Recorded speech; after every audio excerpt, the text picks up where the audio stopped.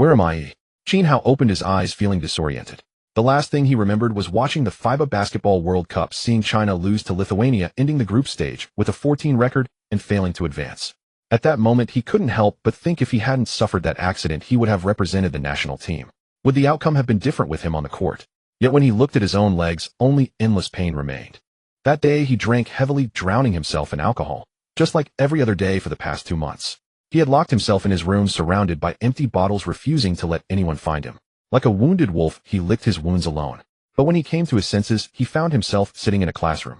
Warm sunlight streamed through the windows, and around him were a group of 15 or 16-year-old teenagers, some with vaguely familiar faces. Qin Hao, a voice sounded beside him. Are you really going to try out for the school team? Qin Hao was taken aback. What school team tryout? Beside Qin Hao sat a chubby boy with a round face and a pair of black-rimmed glasses that nearly hid his squinted eyes. The chubby boy was named Peng Jun, Qin Hao's deskmate. He frowned and said, Qin, how did you sleep yourself silly? Weren't you just saying yesterday that you wanted to join the school basketball team's rookie tryouts? You already forgot. School chubby boy team tryouts. In an instant, countless buried memories surfaced. Qin Hao's eyes widened in disbelief. I've gone back to my high school days. After one heavy drinking binge, he had returned to high school, more precisely to the very beginning of high school. Qin Hao's mind struggled to catch up. It took him a long while to confirm this wasn't a dream. Even though such things often happened on TV, that was fiction. Qin Hao never imagined it could happen to him. Fortunately, having experienced great ups and downs in life, he possessed a resilient mind. Soon he calmed down, ignored the chubby boy beside him, and began to contemplate. I'm back in high school, Yongno. 7 middle school, the place where my basketball dream began. Qin Hao's heart raced with both anxiety and excitement. I've just started high school. Ooh, I haven't even joined the team yet. My basketball path hasn't truly begun. Is this heaven giving me a chance to start over? Starting again from where the dream began. Back then, Qin Hao had started his basketball journey with the Yongno 7 middle school team. At 15, he was not very tall. Though he was fortunate enough to make the team, he was nothing special. However, over the following half year, his height skyrocketed by more than 10 centimeters from 170 meters to 188 meters. His height was no longer a disadvantage, and his talent gradually emerged. Qin Hao possessed excellent physical fitness, especially astonishing speed. With the coach's careful guidance and his own hard work, within a single semester, he leaped to become the ace of Yongno 7 middle school. Under his leadership, Yongno 7 middle school swept through the competitions, advancing to the provincial league and reaching the provincial finals. Unfortunately, they lost the final by only 2 points, missing the national challenge tournament. Though the overall strength of Yongno 7 was insufficient, Qin Hao's individual performance was outstanding, even stunning. He led the team in both average points and assists per game. Despite failing to win the provincial championship and advance to the national tournament, his performance drew widespread attention. Subsequently, scouts from various universities came calling, and even a youth team coach from a CBA professional team approached Qin Hao, seeking to recruit him into their youth squad. The youth team, after all, was the reserve force for professional teams. Joining it meant embarking on a path toward becoming a professional player with the chance to one day become a professional athlete. Although he regretted not being able to lead Yongno 7 to the national finals and challenge for the championship, Qin Hao ultimately chose to leave school and join the youth team for more professional training. His height continued to surge, eventually reaching 195 meters before stopping. Relying on his extraordinary talent and hard work, Qin Hao quickly stood out in the youth team. He rose rapidly, becoming the team's star player. Soon he was selected for the national youth team, competing against youth teams from other countries, and his performance grew ever stronger. Later, he was selected for the national U23 team and played in official tournaments. After that, he seamlessly moved up to the first team, started playing in the professional league, and finally earned a spot on the national team. He represented the country at the Asian Championship and became famous overnight.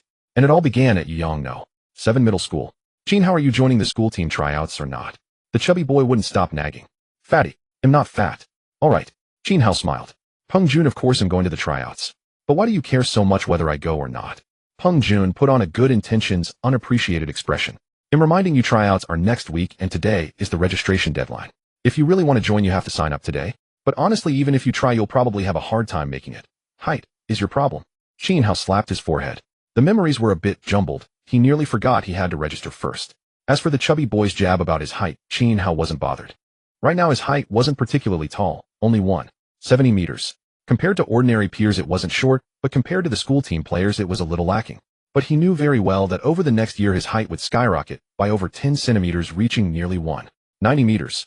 He still remembered the jealous look in the chubby boy's eyes when he grew to 188 meters. Peng Jun even asked him if he had taken some kind of medicine and wanted to get some too.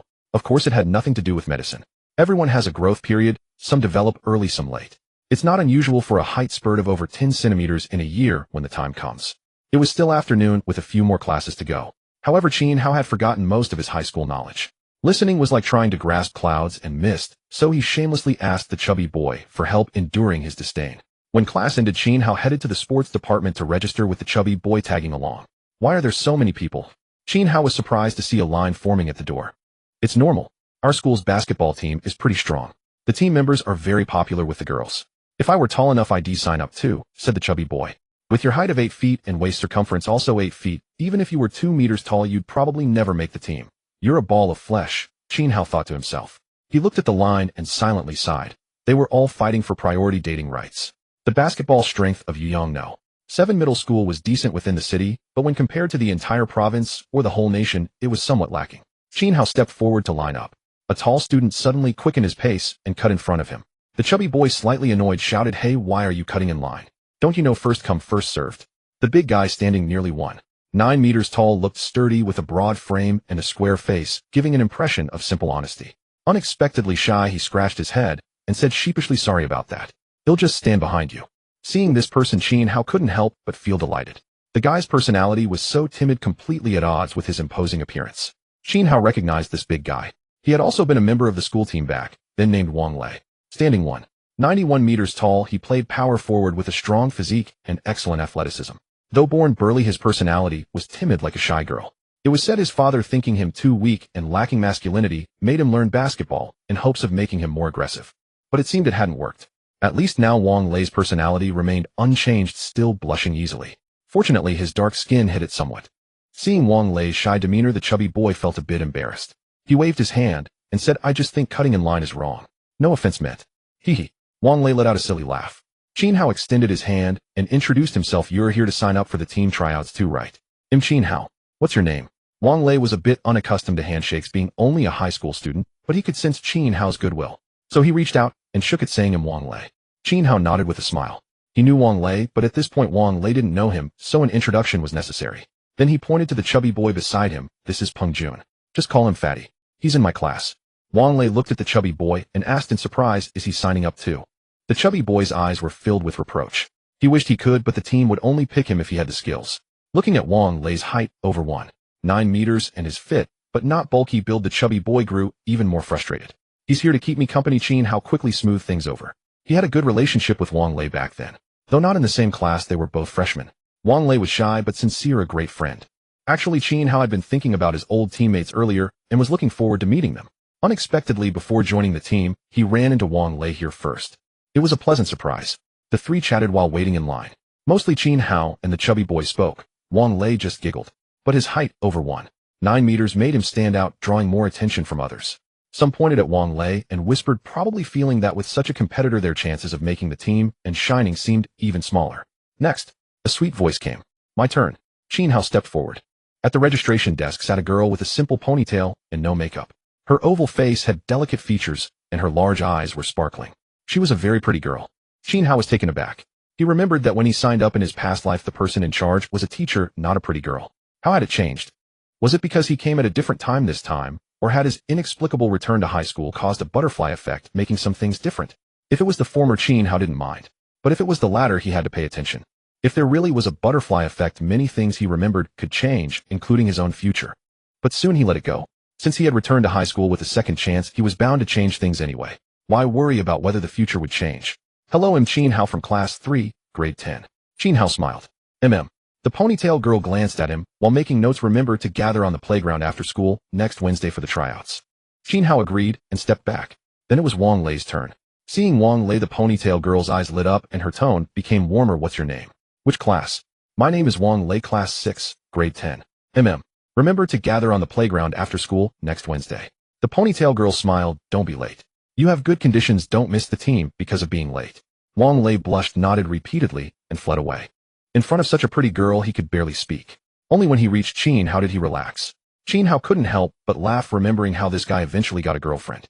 High school had evening self-study. Since Qin Hao's home was not far from school, he didn't board. After evening self-study, he went home, and the next morning, he went to school for morning self-study. Evening self-study ended. Qin Hao cycled under the streetlights, but instead of going straight home, he arrived at the basketball court in the neighborhood. He took a basketball from his bag and began training. This court, unlike the neighborhood, had been built 10 years ago and never renovated. It was very old wooden backboard, potholed cement, floor dim lighting.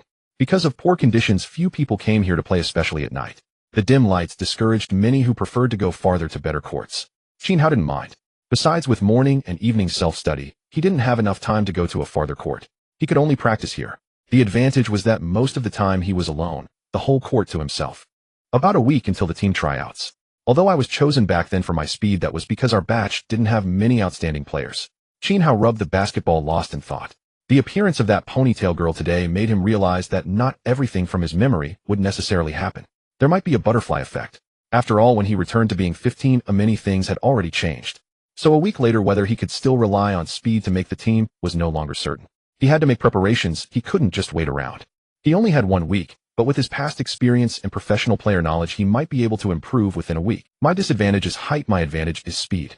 So I need to improve aspects related to speed to further highlight my speed so the coach sees my strength. That way I can make the team. Qin Hao quickly made a decision. Then I'll start with breaking through.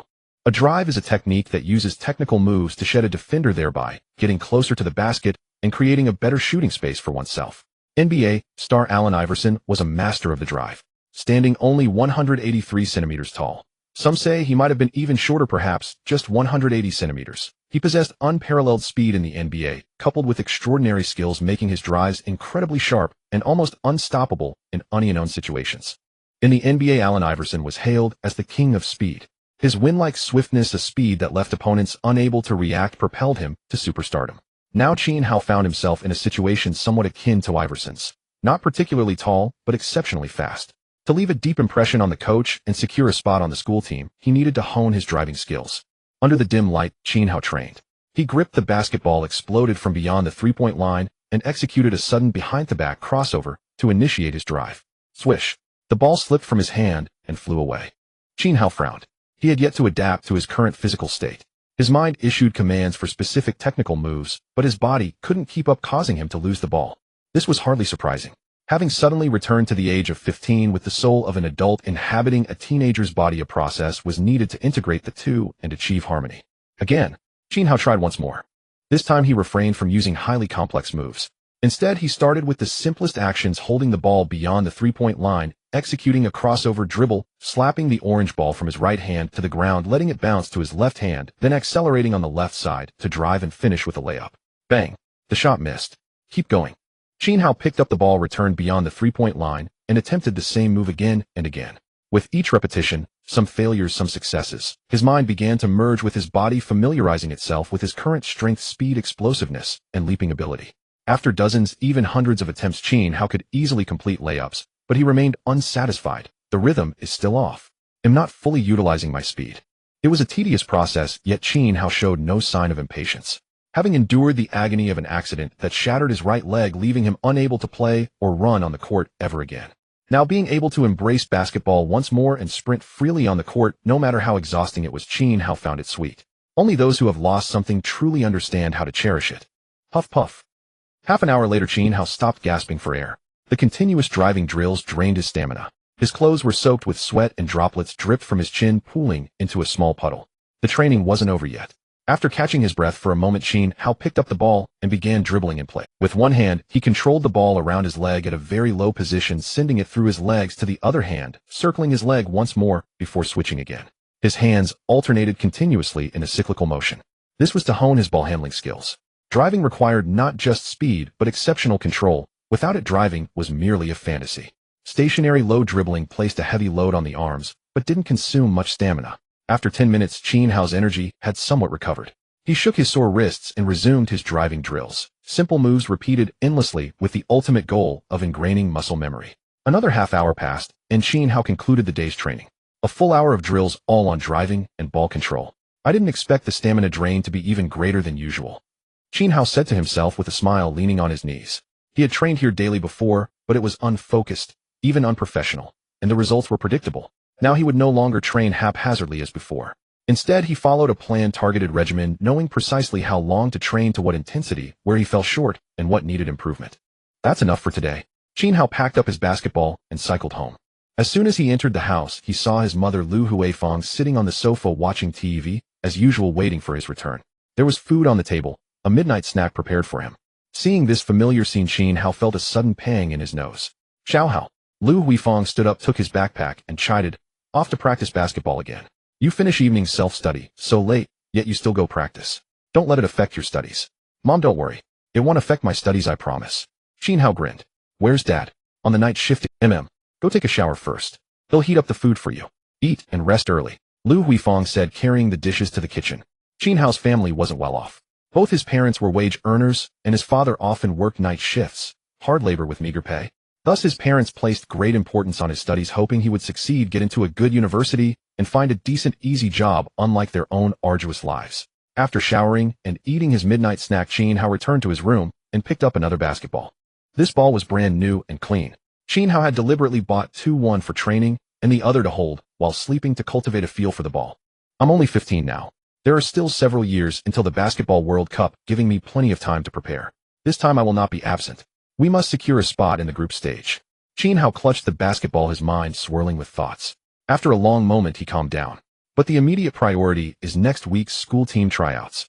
Also, I need to think about how to improve our family situation." A few days passed in the blink of an eye. During these days, Qin Hao did nothing but attend classes and train. He woke up at 6 in the morning to practice, then went to school, and after evening self-study, he trained for another hour. Over the days, Qin Hao made significant progress. His drives became increasingly sharp, his layups after driving grew more assured, and his ball handling skills improved considerably. With several days of training, Qin Hao gradually adapted to his current physical state, and his technical moves no longer felt so stiff. Although his only standout skill at the moment was driving, his basketball IQ, experience, and awareness were enough to qualify him for the point guard position. Meanwhile, the day of the school team tryouts had arrived. Today was the day of the school team tryouts. When Qin Hao and his chubby friend Peng Jun arrived at the sports ground, they saw a large crowd gathered around the basketball court, including both boys and girls. The boys were naturally there to watch the tryouts, while the girls had come for the handsome players, who wouldn't like a good-looking, skilled basketball star. Wang Lei. Qin Hao spotted Wang Lei and waved at him. "Qin Hao." Wang Lei jogged over and greeted the chubby boy as well. Seeing so many people on the court, Wang Lei couldn't help but feel a bit nervous. Qin Hao smiled and reassured him that with his physique, making the school team was a foregone conclusion. Just then a commotion arose. "Jiang Shui is here." Where? Many people turned to look. A girl walked over, her hair tied in a simple ponytail with sparkling eyes and delicate features that were exceptionally beautiful. She was the same girl Qin Hao had seen during registration. Back then she had been sitting down, so he couldn't see her figure. Now Qin Hao noticed she was surprisingly tall, about 1.75 meters. Dressed in a simple sportswear set, her long, slender legs were perfectly outlined, and she had an excellent physique. When the girl arrived, the boys all grew excited while the girls whispered among themselves, their gazes at her ponytail filled with both admiration and envy. "Jiang Shui." Qin Hao couldn't help but frown. Judging by everyone's reaction, her appearance, and her figure, she must be at the level of a school beauty. Yet he had no memory of her at all. This shouldn't be the case. He remembered that the school beauty of No. 7 middle school back then was a girl named Lu Ting, but she wasn't as stunning as Jiang Shui. Was this another product of the butterfly effect? Qin Hao put his arm around the chubby boy's shoulders and asked, "Fatty, who is this Jiang Shui? She seems really popular." "You don't know?" The chubby boy looked at him like he was an idiot. "Jiang Shui is a transfer student who came to our school a while ago. As soon as she arrived, she became the manager of our school's basketball team, and even surpassed Lu Ting to become the recognized school beauty." He then showed his true lecherous nature, staring at Jiang Shui and murmuring, "My goddess." Transfer student. Qin Hao frowned. It seemed like this really was the butterfly effect. Having an extra basketball team manager, especially one as beautiful as a school beauty, wasn't bad in Qin Hao's opinion. But he wasn't sure if more similar changes would follow. Would the teammates he knew from the school team and Coach Jiang still be the same? More people arrived one after another. Most were just there to watch, while only a few like Qin Hao had come for the tryouts. They didn't look particularly impressive, none of them taller than 1.8 meters. As Qin Hao was lost in thought, another stir rippled through the crowd. He turned to look and saw a young man approaching the court. He was wearing a Kobe Bryant No. 24 jersey, stood nearly 1.9 meters tall, and was so handsome, he looked like a prince who had stepped out of a manga. So handsome. Oh my god, how can anyone be this good looking? He's like a manga character. Xiaofeng, I'm done for. I'm in love. I swear this time it's real. I'm really in love. The court buzzed with excitement, and the voices came from the girl. A tall, handsome guy like this was truly rare, completely fulfilling the girls' expectations of a Prince Charming. Their eyes sparkled, turning into hearts. The boys, on the other hand, all had hostile looks in their eyes, radiating 120% malice. A guy like this was their mortal enemy. With him as a comparison, did they even have a future? Feeling the hostility from all the boys in the court, the young man in the Kobe jersey remained utterly calm, his expression unchanged, exuding an air of cool indifference as he completely ignored every other guy present. This cool demeanor only made the girls more infatuated. The chubby boy pouted, his heart full of malice like everyone else, and muttered, "So what if you're handsome? Acting all cool, damn it, do you think you're Rukawa-Kid?" Hearing the chubby boy's words, Qin Hao thought the guy really did resemble Rukawa-Kid from the manga. He just wondered how his basketball skills were. The young man walked toward Jiang Shui, and instantly all the boys and girls in the court felt uneasy. Was this a couple? The chubby boy was furious. "Damn, my goddess is being taken away, and I haven't even made a move yet. On my first love, is it over before it even began?" Qin Hao nearly burst out laughing. "You're such a drama queen." But the chubby boy wasn't the only one thinking this. The other boys felt similarly depressed and disappointed, as if their first love had ended without a chance. Only Wang Lei the simpleton just stood there grinning foolishly. The girls were also upset now. Their love was ruined, their manga prince was gone, and Rukawa-Kid had been snatched away. Everyone stared at Jiang Shui and the handsome young man, their hearts full of resentment. Then Jiang Shui flashed a sweet smile and affectionately took the handsome young man's arm. At that moment, all the boys, excluding Qin Hao and Wang Lei, felt their hearts shatter. "Brother, why are you so late?" The goddess spoke, her voice full of coquettish charm. But what did she just call him? Brother? She called him brother, could it be? Oh, I'm such an idiot. I didn't notice earlier. Jiang Shui and that guy actually look a bit alike. They're siblings. You're right. They do have some resemblance. No wonder they're both so good looking. It's all thanks to their parents' genes. Suddenly, everyone's mood improved. The key point was that the goddess was still a goddess, and they all still had a chance. The manga prince was still a manga prince, and he hadn't been taken by a princess from a neighboring kingdom. Some bold girls even approached the pair to confirm, asking, "Handsome, what's your name? Are you and Jiang Shui biological siblings?" The handsome guy frowned, but Jiang Shui smiled and said, "Yes, this is my brother Jiang Feng." Wow, even his name sounds so nice. The girl's face flushed with a peach blossom hue, and she said shyly, "Jiang Feng, my name is Li Shaoqin. Nice to meet you. I'm not interested in you." Jiang Feng replied. The atmosphere became visibly awkward. The girl named Li Shaoqin looked on the verge of tears. Being rejected in front of so many people was so embarrassing. Jiang Shui, clearly more socially adept than her brother, quickly comforted Li Shaoqin, pulling her aside and saying something that made her laugh. Jiang Feng remained cool as ever, letting his gaze sweep across the crowd before finally settling on their direction. He glanced past Qin Hao and the chubby boy, landing on Wang Lei. Wang Lei responded with a simple, foolish grin. "Looks like I've been overlooked." Qin Hao chuckled, not surprised. After all, Wang Lei was over 1.9 meters tall, with a sturdy build, while Qin Hao was only 1.7 meters. It was obvious that Wang Lei's physique was much better suited for basketball. After all the commotion, the court finally settled down again. Just then a group of people walked over. They were all tall, almost all over 1.8 meters, wearing matching jerseys with a logo embroidered on the right chest, the emblem of Yuyang No. 7 Middle School. As they approached, the court, which had just quieted down, erupted in noise once more. "The school team is here. Isn't this a rookie selection? Why are they here?" the crowd murmured.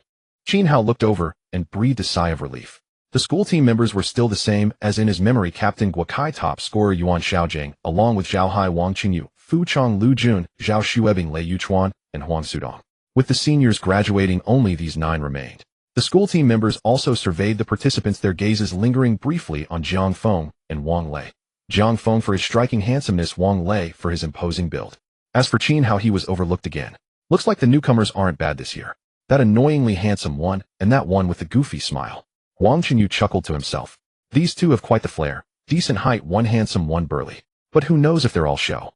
I bet that kid in the Kobe jersey is all show. Genuine jersey AJ's on his feet. If he added a headband, head looked the part even more. Fu Chong chimed in with a grin. Usually anyone decked out in flashy gear with their chin held high was just a poser, playing for fun. But Yuan Xiaojing shook his head, frustrated. Forget whether he's a poser or not, the guy's handsome. He even stole our goddess Jiang Shui away. Nonsense. Zhao Xuebing, the shortest among them at 178 centimeters, played point guard with solid passing and shooting. He had just gathered intel and told Guokai and the others they're siblings. Didn't you notice how much they look alike? Oh really? Also they're brother and sister. I knew that handsome guy was something special. Look at his aura, his gear, definitely a pro. The chatter annoyed Captain Guokai, who frowned and barked, enough nonsense. Get serious. The coach is... A middle-aged man approached and the crowd parted. He wore gold-rimmed glasses, appearing scholarly, but stood nearly 190 centimeters tall. He was the team's coach, Jiang Fangping. Guokai and the others hurried over. "Coach." "Hello, coach." They greeted him in unison. Jiang Fangping nodded, looked at Qin Hao and the other participants, then waved at Jiang Shui. "Jiang Shui, come call out the names. Those not registered leave the court. Those registered come here and line up." Jiang Shui pulled out a notebook and began calling names. Soon Qin Hao, Wang Lei, Jiang Feng, and 6 others, 9 participants total, stood in a row before Jiang Fangping. Jiang Fangping said, "Let me introduce myself first. I'm Jiang Fangping, the coach of our school's basketball team. You can call me Teacher Jiang for now. If you pass the selection and join the school team, you'll call me Coach." Alright, enough talk. Let me explain the selection rules. The selection rules were simple. The participants formed a team, the white team, and played a match against the red team, the school team. Those who performed exceptionally well in the game had a chance to make the school team. This matched Qin Hao's memory. But the others were clearly taken aback, exchanging worried glances, their eyes betraying doubt and mutual distrust. If it were individual tests, layups, shooting, dribbling, they'd be confident. But a team game with strangers, that was troublesome. Basketball was a team sport. Unless someone was so overwhelmingly skilled that they could dominate without support, teamwork was crucial. But looking around, they didn't know each other. How could they coordinate? Maybe we should introduce ourselves, a boy spoke up. I'm Su Kailai, 178 centimeters, class 8, grade 10. It was necessary, at least to get acquainted since they were teammates now. Qin Hao nodded and introduced himself, followed by Wang Lei and the others, Chun Dong, Huang Hao, Zheng Haifeng. The white team had 9 members, 2 more than in Qin Hao's memory. After everyone introduced themselves, it was Jiang Feng's turn. Still cool and aloof, he said flatly, "Jiang Feng, 190 centimeters. That was it. The others rolled their eyes. Su Kailai asked, "So who's starting?" They glanced at Jiang Feng and Wang Lei. Chen Dong suggested, "Let's go by height. We'll rotate, so everyone gets a chance to shine." "Fine," agreed.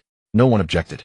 Jiang Feng looked indifferent. At 190 centimeters, he was only slightly shorter than Wang Lei in the white team, a guaranteed starter. Qin Hao didn't mind either. By height, he'd be last, but that suited him. He could observe his teammates' skills first. Qin Hao knew the abilities of Wang Lei, Su Kailai, and Chun Dong from their prior selection together, but Zheng Haifeng and Jiang Feng were unknowns. Moreover, with the butterfly effect, he couldn't rely solely on memory. He needed to see for himself. BZC. The whistle blew. The game was about to start. The players took the court. The red team school team fielded Fu Chong, center, 190 centimeters, Zhao Hai, power forward, 189 centimeters, Lei Yuchuan, small forward, 185 centimeters, Lu Jun, shooting guard, 184 centimeters, and Zhao Xuebing, point guard, 178 centimeters. This wasn't their starting lineup. Captain Guokai, top scorer Yuan Xiaojiang, and starting small forward Wang Qingyu sat out. After all, their opponents were just rookies. Compared to the red team, the white team looked weaker with no clear positions. Just tall players inside, shorter ones outside. The starters were Wang Lei, Jiang Feng, Su Kailai, Chen Dong, and Zheng Haifeng. Wang Lei stood 191 centimeters, Jiang Feng 190, Su Kailai 178, while Chen Dong and Zheng Haifeng were only 175 centimeters. The white team was significantly shorter. The game began. For the jump ball, Wang Lei faced Fu Chong. Similar in height, but Wang Lei's leap and explosiveness were far superior. He easily tapped the ball to the backcourt. Su Kailai grabbed it and pushed forward, dribbling steadily. But when Zhao Xuebing approached, he grew nervous. Seeing Jiang Feng signal for the ball, Su Kailai immediately passed it. At the No. 7 high school basketball court, Jiang Fangping sat on the sidelines beside Jiang Shui, who was recording game data, primarily tracking the stats of several selection participants, including points, rebounds, assists, and steals. Though Jiang Fangping didn't rely solely on data to choose players, it served as a reference. "Jiang Shui," he said, "didn't I tell you to inform your brother that he could skip the selection and join the school team directly?"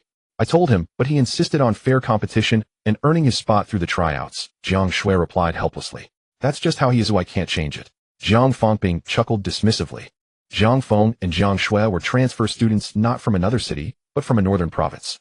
While others remained unaware, Jiang Fangping knew Jiang Feng's prowess.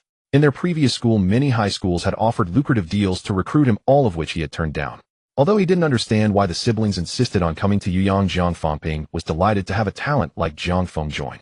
He turned his gaze to the court, focusing on Jiang Feng. On the court, Jiang Feng received the ball and executed a jab step, holding it at his waist to avoid a steal. He extended his right foot, took a wide step forward, kept his left foot planted, and feigned a drive to the right. His defender Zhao Hai instinctively shifted his weight to the right.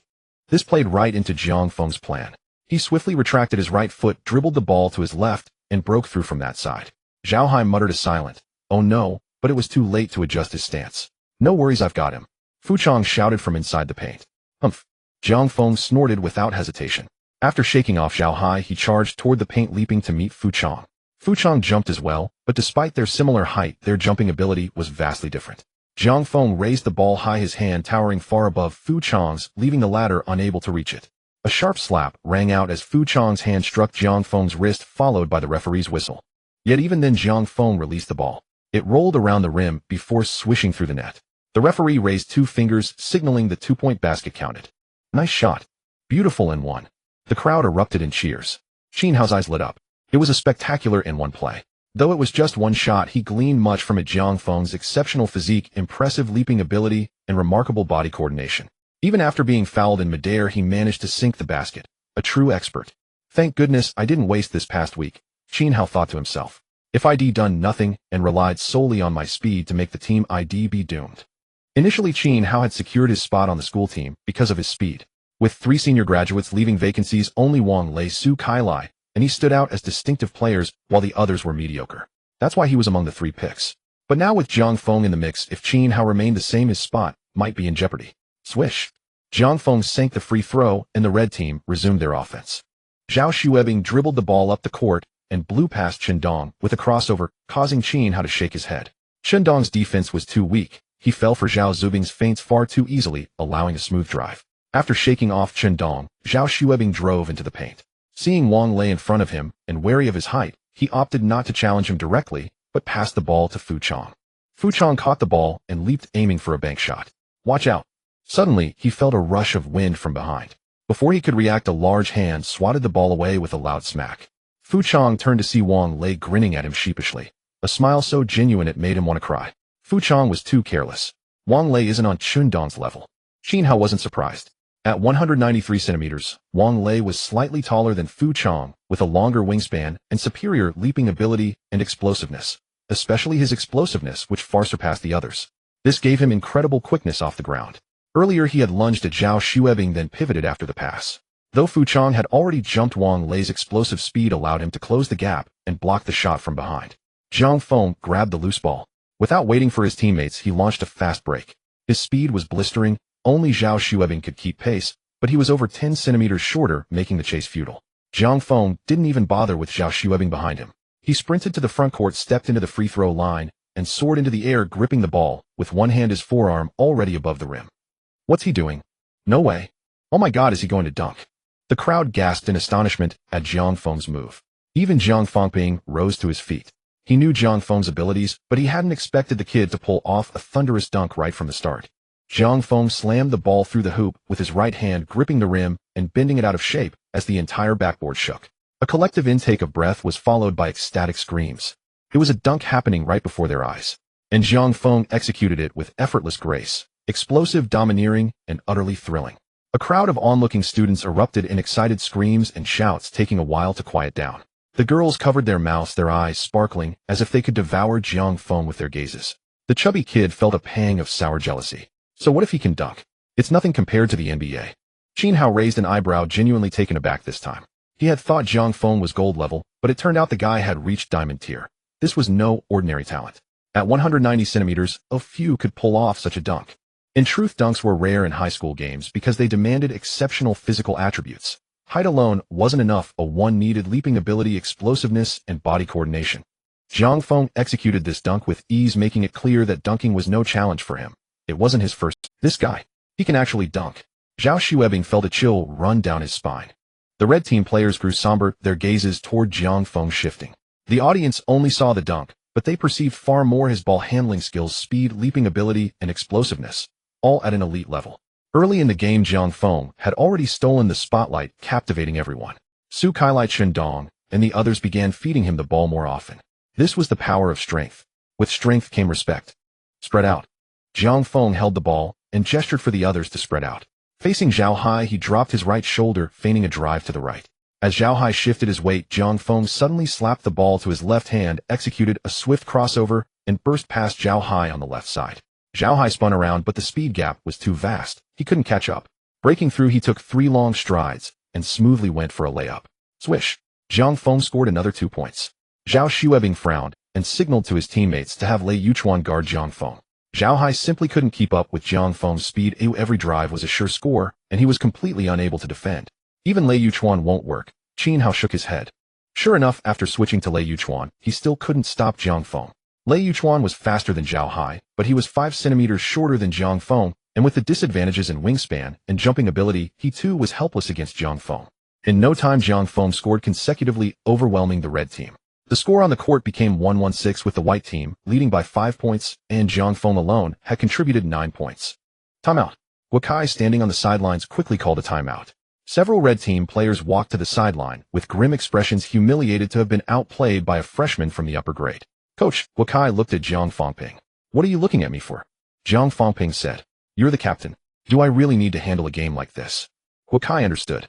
This was just a tryout, and it was already somewhat unfair for the school team to participate. If the coach had to give direct instructions, it would be going too far. He turned to Yuan Xiaojing. Xiaojing, you'll go in next, replacing Lei Yuchuan. Also, we need to strengthen our defense on Zhang Feng. Yuan Xiaojing and the others nodded in unison. On the white team side, everyone gathered around Zhang Feng, discussing excitedly. That dunk of yours was so domineering it got my blood boiling. That and one was beautiful too. Even after a foul you still managed to score. Amazing. Zhang Feng, I never knew you were this good. Zhang Feng's expression remained calm, speaking not a word, maintaining his usual aloofness. The others had grown accustomed to it, and saw no issue. Now it was time for substitutions.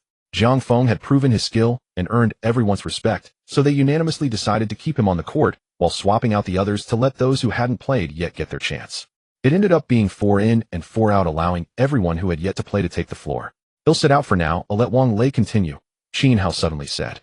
We need someone to grab rebounds, or we'll be at a disadvantage. The others thought it made sense, and since Qin Hao himself proposed it, the decision passed. Wang Lei, however, was reluctant.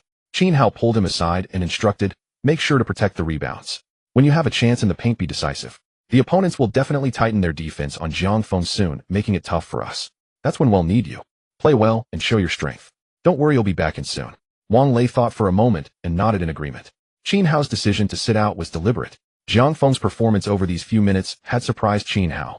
He hadn't expected Zhang Feng to be this strong, not just among the white team, but even against the school team's best. Wakai and Yuan Xiaojing. Zhang Feng might come out on top. There were Zhang Feng and Wang Lei along with Su Kailai. Shen Dong was average and Zheng Haifeng was decent too, having taken 2 3-pointers. Though he missed both, his form suggested he had some 3-point shooting ability. This sparked an idea in Qin Hao's mind, maybe they had a chance to win this game. Generally, freshmen couldn't beat the school team. First, in terms of lineup, only a very few freshmen played well, just 2 or 3 at most, and their overall skill level was below that of the school team players. Second, there was the issue of coordination and tactical system. The freshmen were strangers to each other, lacking chemistry, so tactical plays were out of the question. That's why Qin Hao had never thought the white team could beat the red team. But now the white team had Wang Lei, a formidable inside presence. Qin Hao knew Wang Lei's abilities well. He was definitely superior to Fu Chang and Zhao Hai, and compared to the school team captain Wakai, Wang Lei was only a bit rougher in technique. Additionally, there was the skilled Zhang Feng along with Su Kailai and Zheng Haifeng. If Qin Hao himself joined them, this lineup might not lose to the red team. With me, Wang Lei, Zhang Feng, Su Kailai, and Zheng Haifeng, if we play well enough, we might actually defeat the red team. Qin Hao thought, and the idea took hold. The thought of a freshman team beating the school team in the tryouts is thrilling just to imagine. Regardless, it was worth a try. So Qin Hao voluntarily stepped back, letting Wang Lei stay on. The opponents would undoubtedly tighten their defense on Zhang Feng, so the team needed someone else to step up. Wang Lei had that ability. Qin Hao planned to continue observing, needing to strategize carefully. The white team players all assumed Qin Hao was letting Wang Lei continue because he was too short and weak, afraid of embarrassing himself on the court. No one knew that Qin Hao's plan was something they wouldn't even dare to imagine. BZZ. The timeout ended. The game was divided into 2 halves of 20 minutes each, as it wasn't a formal match, but just a school team tryout, so simplicity was expected. On the white team, aside from Zhang Feng and Wang Lei, everyone else was substituted. The red team also made adjustments, replacing Lei Yuchuan with Yuan Xiaojing, while keeping the other 4 unchanged. Yuan Xiaojing is on. It seems the school team is getting serious. Yuan Xiaojing is their top scorer. Zhang Feng's performance must have gotten under their skin. This is going to be interesting. I wonder who's stronger, Zhang Feng or Yuan Xiaojing. Seeing Yuan Xiaojing step onto the court, the crowd perked up. The red team attacked. Zhao Xuebing dribbled the ball to the front court and passed it to Yuan Xiaojing, then signaled for the others to spread out, letting Yuan Xiaojing go unyielding. Zhang Feng stepped up to guard Yuan Xiaojing, eager to test the school team's top scorer and see if he lived up to it. The two faced off. Yuan Xiaojing wasn't in a hurry to attack. He looked at Zhang Feng and said, "You're really skilled. Why haven't I heard of you before?" Yuan Xiaojing hadn't expected a player like Zhang Feng to emerge in this rookie selection. After the initial surprise, excitement surged through him. Going head-to-head with Zhang Feng was exhilarating. Who would come out on top between him and Zhang Feng? Seeing Yuan Xiaojing's expression as if to say, "I think you're worthy of being my opponent," Zhang Feng frowned. He preferred to let his play do the talking, but he disliked talking with the ball. Without answering, he asked instead, So you're the school team's top scorer. Yuan Xiaojing nodded instinctively, and Zhang Feng said, good. Then after today, once I join the school team, you won't be anymore. This was a provocation. Yuan Xiaojing's expression darkened as he snorted coldly. That depends on whether you have the strength to back it up. Before his words had faded, he was already in motion, suddenly accelerating and breaking through from the right side. Zhang Feng took half a step back while shifting his center of gravity. At that moment, Yuan Xiaojing unexpectedly executed a behind-the-back dribble, switching the ball to his left hand, and with a flick of his body changed direction to break through from the left. A behind-the-back crossover. Did you really think it would be that easy to get past me, Zhang Feng sneered. He had shifted his center of gravity earlier, but held back 30% of his strength to ensure he could adjust instantly. Seeing Yuan Xiaojing's change of direction, he immediately recalibrated, sliding to the right, while stepping back half a pace, blocking the path, and cutting off Yuan Xiaojing's breakthrough route. The first probe ended in failure for Yuan Xiaojing. This only ignited a fiercer fighting spirit within him. He quickly retreated, pulled the ball back, and leaped into a step-back jumper. Zhang Feng sprang into the air, reaching out to block the shot. As Zhang Feng soared, he suddenly froze, realizing the basketball was moving farther away from him. It dawned on him instantly, it's a fadeaway jumper. A hint of a smile curled at the corner of Yuan Xiaojing's mouth as he leaned his body backward. This was more than just a step back. Given Zhang Feng's height and leaping ability, Yuan Xiaojing added a fadeaway, tilting his body back at nearly a 60-degree angle to evade the block. Then with a flick of his wrist, swish. A soft sound, and the ball went in. Nice shot. A fadeaway jumper, such a difficult move. No wonder he's the team's top scorer, truly impressive. People marveled. Qin Hao nodded inwardly. The fadeaway jumper was Yuan Xiaojing's signature move. NBA stars like Kobe Bryant and Michael Jordan, the god of basketball, were masters of the fadeaway, unstoppable even in the NBA. Yuan Xiaojing couldn't compare to them, but it was enough to leave Zhang Feng helpless. Not bad, Zhang Feng muttered, narrowing his eyes as his expression grew colder. Once at the front court, he signaled for the ball from his teammate to go unyielding against Yuan Xiaojing. Yuan Xiaojing braced himself. Though he had just scored over Zhang Feng, he dared not underestimate him. He lowered his center of gravity, locking his gaze on Zhang Feng. Whoosh. Zhang Feng exploded forward, driving to the right. Yuan Xiaojing moved swiftly, stepping back half a pace. But Zhang Feng suddenly slammed on the brakes, halting abruptly, and without waiting for Yuan Xiaojing to react, pulled up for a shot. It was so sudden that Yuan Xiaojing could only raise his hand, not even managing to jump. Swish. A soft sound, and Yuan Xiaojing's heart jolted, knowing the ball had gone in. The two traded blows, each scoring once. Though neither gained the upper hand, the students on the sidelines were thrilled, starting to chant and clamor for more duels between Zhang Feng and Yuan Xiaojing. Later they engaged in two more unknown clashes. While both managed to score, Yuan Xiaojing was gradually losing ground. Zhao Xuebing, sensing trouble, realized that prolonging this unknown battle would hurt their team, wasting the overall advantage of the red team. Zhao Xuebing immediately shouted, "Xiaojing, don't get tangled up with him." Yuan Xiaojing paused, then calmed down, nodding to Zhao Xuebing before turning to Zhao Hai. "Zhao Hai, be ready to help me double team." In the next possession, Yuan Xiaojing stopped going unknown with Zhang Feng. Instead, he kept a close eye on him, while signaling Zhao Hai to come over for help, denying Zhang Feng any chance for a solo play. Zhang Feng frowned.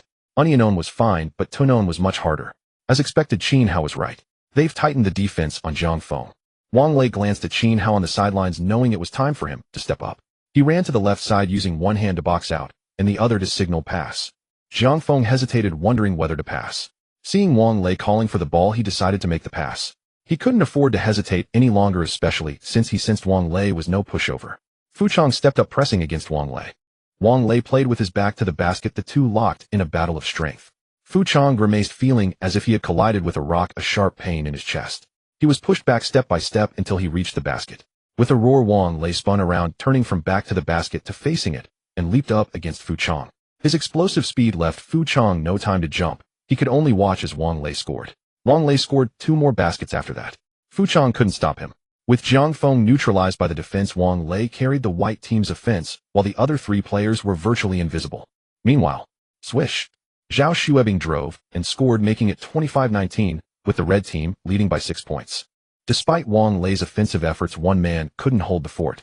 With Zhang Feng stifled and the other three unreliable, his scoring was merely a drop in the bucket. Moreover, aside from Wang Lei and Zhang Feng, the white team's defense was riddled with holes, unable to stop anything. The score quickly turned in the red team's favor, and the gap widened rapidly. "Time to call a timeout," Qin Hao frowned. "Why call a timeout? Aren't we playing well?" Chen Kai looked at Qin Hao. Qin Hao was speechless. "Are you watching? It's 25 for them, not us. We went from leading by 5 to trailing by 6, and you call that playing well? What would you call bad?" Qin Hao forced a dry laugh. Isn't the first half almost over? I haven't even gotten on the court yet. Chen Kai suddenly remembered feeling a bit awkward.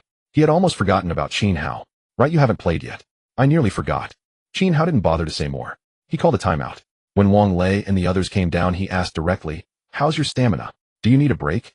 Wang Lei grinned, sheepishly shaking his head. "I'm fine, but I can sit out if you want. You haven't played yet, Qin Hao. How about I come off and you go in?"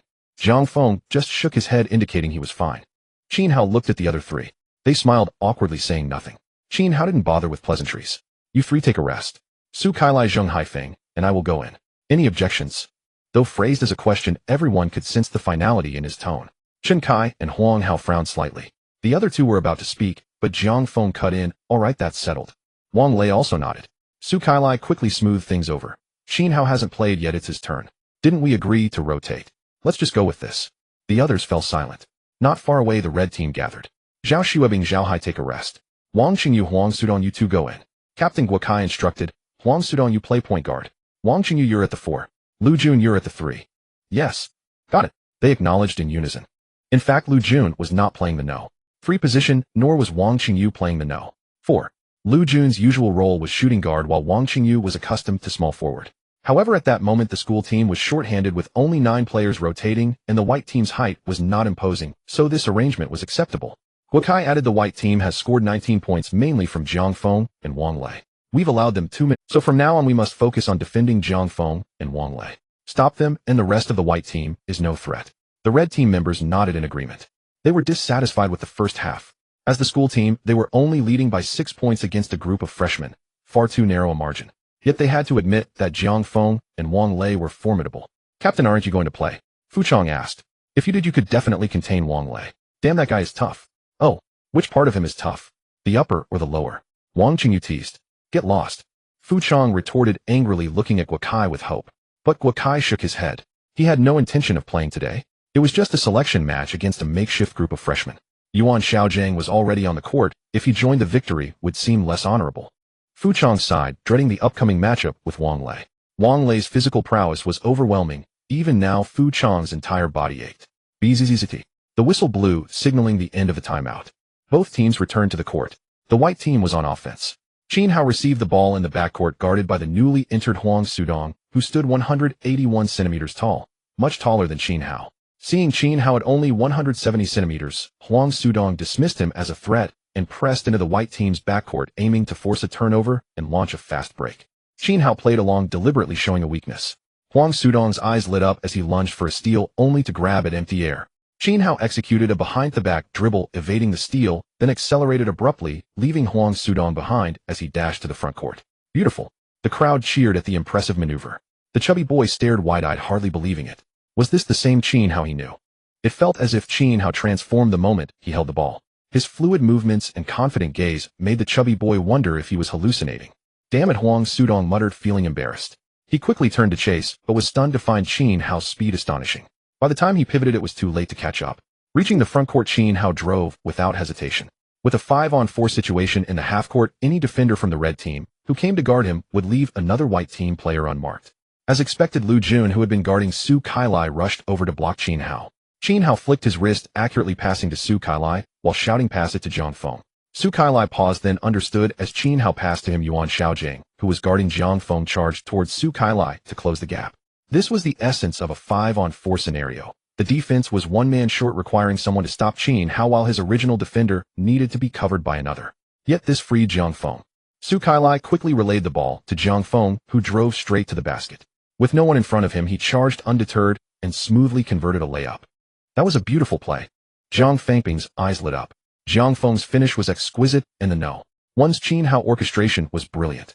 He deliberately lured Huang Sudong into a steal, created a 5-on-4 situation, quickly dished to Su Kailai, and alerted him to Zhang Feng's opportunity. His court vision is superb, and his thinking is crystal clear. No. 1.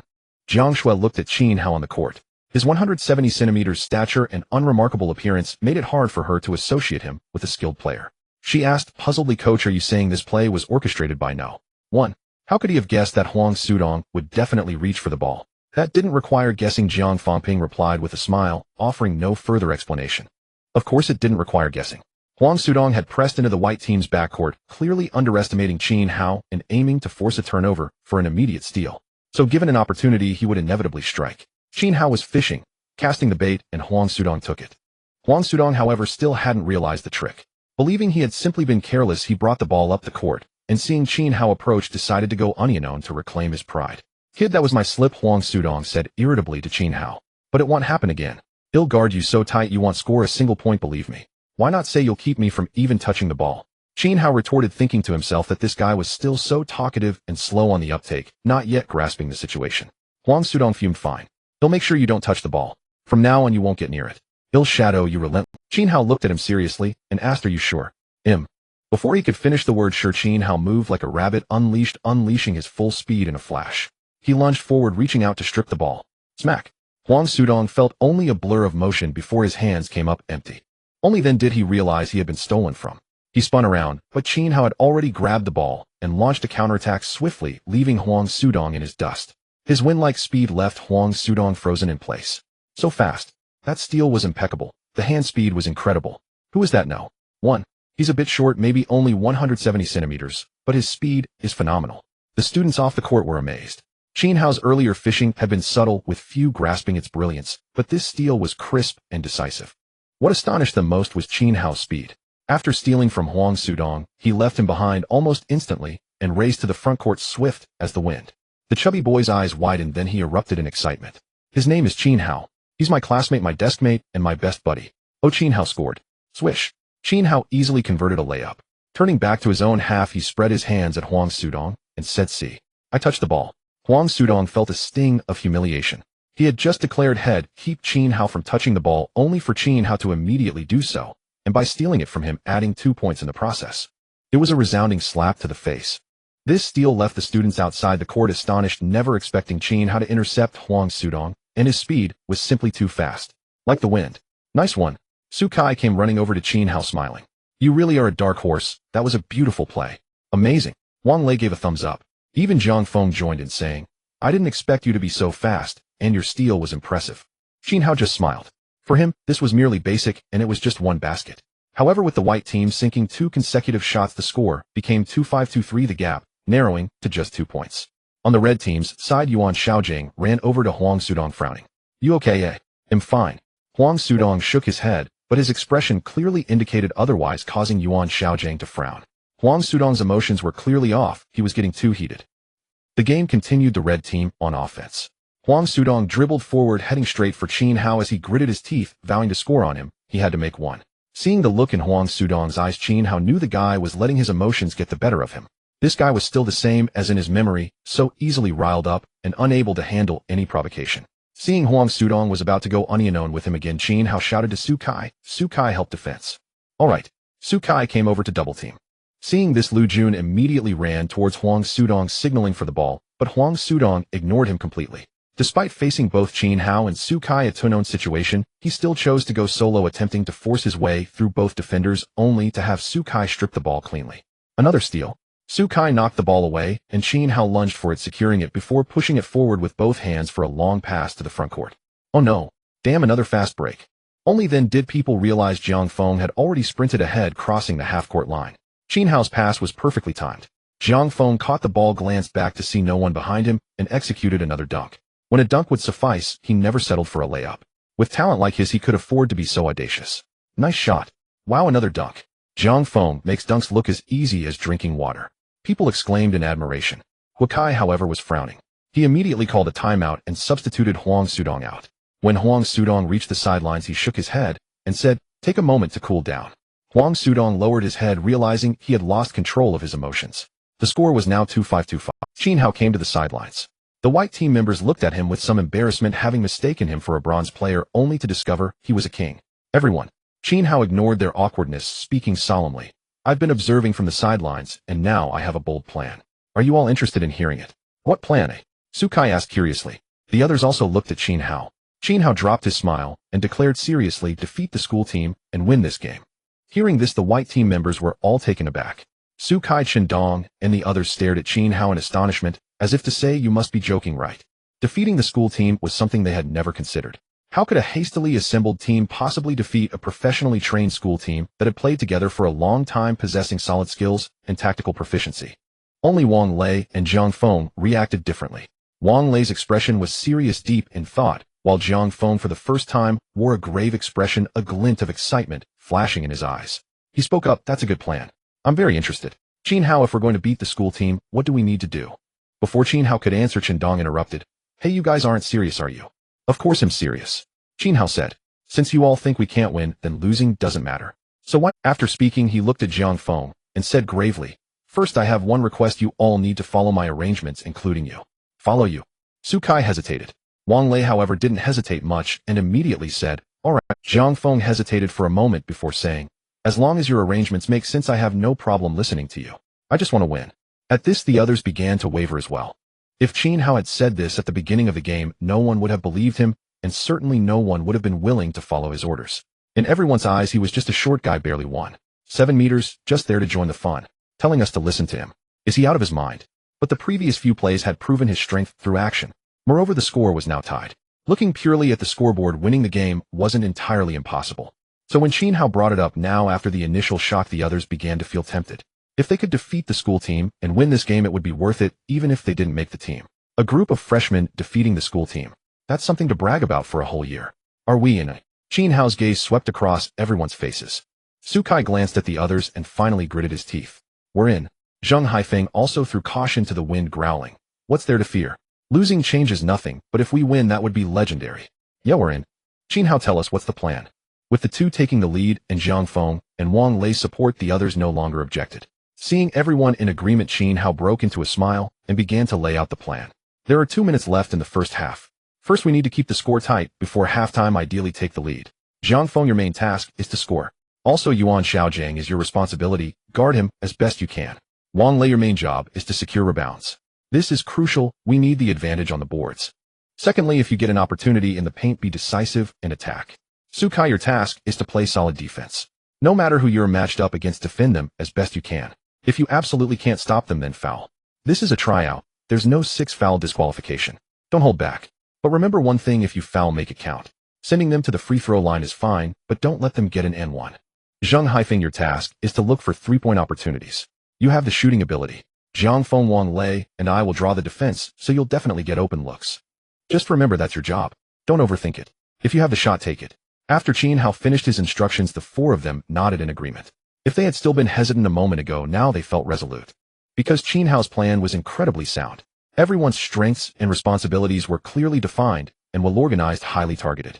Considering he was a stranger to all of them, having only observed from the sidelines for a little over 10 minutes, being able to discern each person's technical characteristics and devise such a strategy was something an ordinary person could not achieve.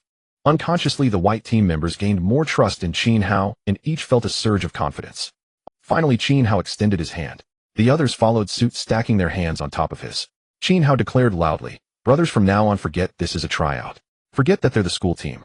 There's only one thing we need to do: give it our all and defeat the opponent. Give it our all and defeat the opponent." They all shouted in unison. The voices reached the ears of the others, startling them as they gazed in astonishment at the white team. The red team players burst into laughter, Lei Yuchuan sneering, "What are these people shouting? Defeat the opponent? Are they referring to us? What a joke. Do they think they can beat us? TCH, they think having a couple of decent players is enough to win against us." Fu Chang scoffed, "How ridiculous. They're so arrogant. Why don't they just fly to the sky?" The slogan infuriated the red team players. Yuan Xiaojing narrowed his eyes, a cold glint flickering within as he asked Guokai, "Captain, are you really not playing? Aren't we going to teach these freshmen a lesson?" Guokai shook his head again. "They'll sit this one out. Using our full starting lineup against them would be bullying. Don't let your guard down. The rest of you should be enough." That made sense. Yuan Xiaojing nodded. Indeed, that would be somewhat overbearing. BZC. The timeout ended. Both teams returned to the court. Jiang Fangping smiled heartily. "Interesting. I didn't expect this to be so interesting." "What's interesting?" Jiang Shui asked curiously. "The freshmen, especially number 1. Jiang Fangping replied, "By the way, what's his name?" Jiang Shui glanced at her notebook and answered, "Qin Hao." Jiang Fangping asked, "Did you hear the slogan the white team just shouted? What do you think gives them the confidence to shout something like that?" Jiang Shui replied, "Because they tied the score." "No." Jiang Fangping shook his head. "It's because from now on they are no longer a scattered bunch. They have truly become a team." "Who do you think brought them together?" "Qin Hao." Jiang Shui's heart stirred, her eyes widening in disbelief. Could it be that unremarkable Qin Hao standing just 7 meters tall on the court? With only 2 minutes left in the first half and the score tied at 25-25, the red team was on offense. Huang Sudong was substituted off, replaced by Zhao Xuebing. The other four remained Fu Chong, Wang Qingyu, Lu Jun, and Yuan Xiaojiang. The white team fielded Wang Lei, Jiang Feng, Su Kailai, Zheng Haifeng, and Qin Hao. Zhao Xuebing advanced the ball to the front court. Seeing Qin Hao approach, he frowned. Huang Sudong had clearly underestimated Qin Hao, which had thrown him off his game. Zhao Xuebing had no intention of repeating that mistake. He remained cautious while signaling to Fu Chong, "Come set a screen." Using the screen, Zhao Xuebing shook off Qin Hao and drove. Wang Lei quickly stepped up to delay him. Zhao Xuebing smirked and executed a bounce pass. Simultaneously, Wang Qingyu made a backdoor cut, shaking off Su Kailai and slashing from the wing. As Wang Lei moved to delay Zhao Xuebing, Wang Qingyu caught the pass, took a dribble, and was already under the basket. Just as he prepared to lay the ball up, a fierce gust of wind came from behind, followed by a sharp pain in his wrist and a loud smack. "Bzzz." The referee blew his whistle, pointing at Su Kailai and calling a reaching foul, signaling Wang Qingyu to the free throw line for 2 shots. Qin Hao ran over to Su Kailai and instructed, "Good job, keep defending like that. But be careful, try to avoid injuries. Go for the ball, not the person." "Got it." Su Kailai nodded. In a game, coaches often demand hard fouls to prevent an and-one opportunity. If you simply foul and send them to the line, the worst-case scenario is 2 made free throws. If they miss one or both, the foul is beneficial. But allowing an and-one not only results in a foul, but also turns a 2-point play into 3, making it worse than just letting them score 2 points. However, playing hard and playing dirty are 2 different things. A hard, clean foul is a good one, or a dirty, malicious foul is despicable. Damn, that was a hard hit. Wang Qingyu rubbed his wrist as he stepped to the free throw line. Perhaps affected by his wrist, he missed the first free throw and made only the second. 1 of 2, making the score 25-26, with the red team leading by 1 point and just over a minute left in the half. The white team advanced. Qin Hao brought the ball up with Zhao Xuebing guarding him. Qin Hao signaled to Wang Lei, who came up to set a screen. Qin Hao quickly shook off Zhao Xuebing and drove into the paint. "Stop him," someone shouted. The red team players instinctively collapsed into the paint, converging on Qin Hao. That was exactly what Qin Hao wanted. He whipped a pass to Jiang Feng. Because the red team had collapsed inside, Yuan Xiaojiang was a bit too far from Jiang Feng. Jiang Feng caught and shot immediately. His job was to score regardless of his teammates' positions. If he had a good look, he had to take it decisively, and that's exactly what he did. In such a state, his shooting percentage was often higher. Swish. The ball went in. Score 2,726. Neither team scored in the next 2 possessions. With only 40 seconds left in the half, the red team had the ball. Zhao Xuebing advanced to the front court and raised his hands, signaling to slow down the pace. He waited until the 24-second shot clock was nearly expired before passing to Yuan Xiaojiang. Yuan Xiaojiang took the ball, matched up against Jiang Feng. Jiang Feng's expression was icy as he stared intently at Yuan Xiaojiang. Yuan Xiaojiang also looked serious, making a jab step, but Jiang Feng didn't bite. "Screen." Yuan Xiaojiang called for a screen, using it to shake off Jiang Feng and drive into the paint.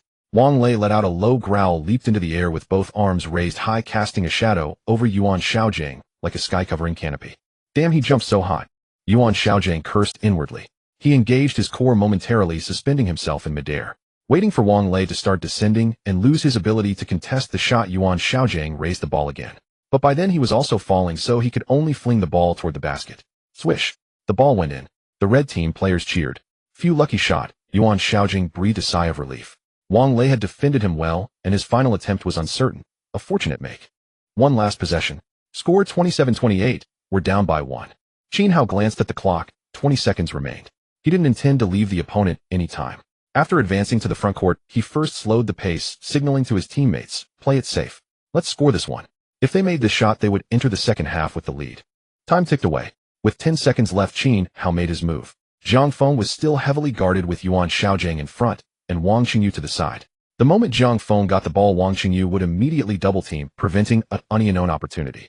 Wang Lei was in the post, while Su Kailai and Zheng Haifeng were spread out on the wings. Seeing that Jiang Feng was covered, Qin Hao chose to drive himself. Facing Zhao Zubing's defense, he suddenly executed a crossover. Zhao Xuebing reacted, instantly sliding and taking a half step back to cut off Qin Hao's driving lane, sneering inwardly, "I'm not Huang Sudong. You won't get past me that easily." The next moment, Zhao Zubing's expression changed. Qin Hao did not slow down, but charged straight at him.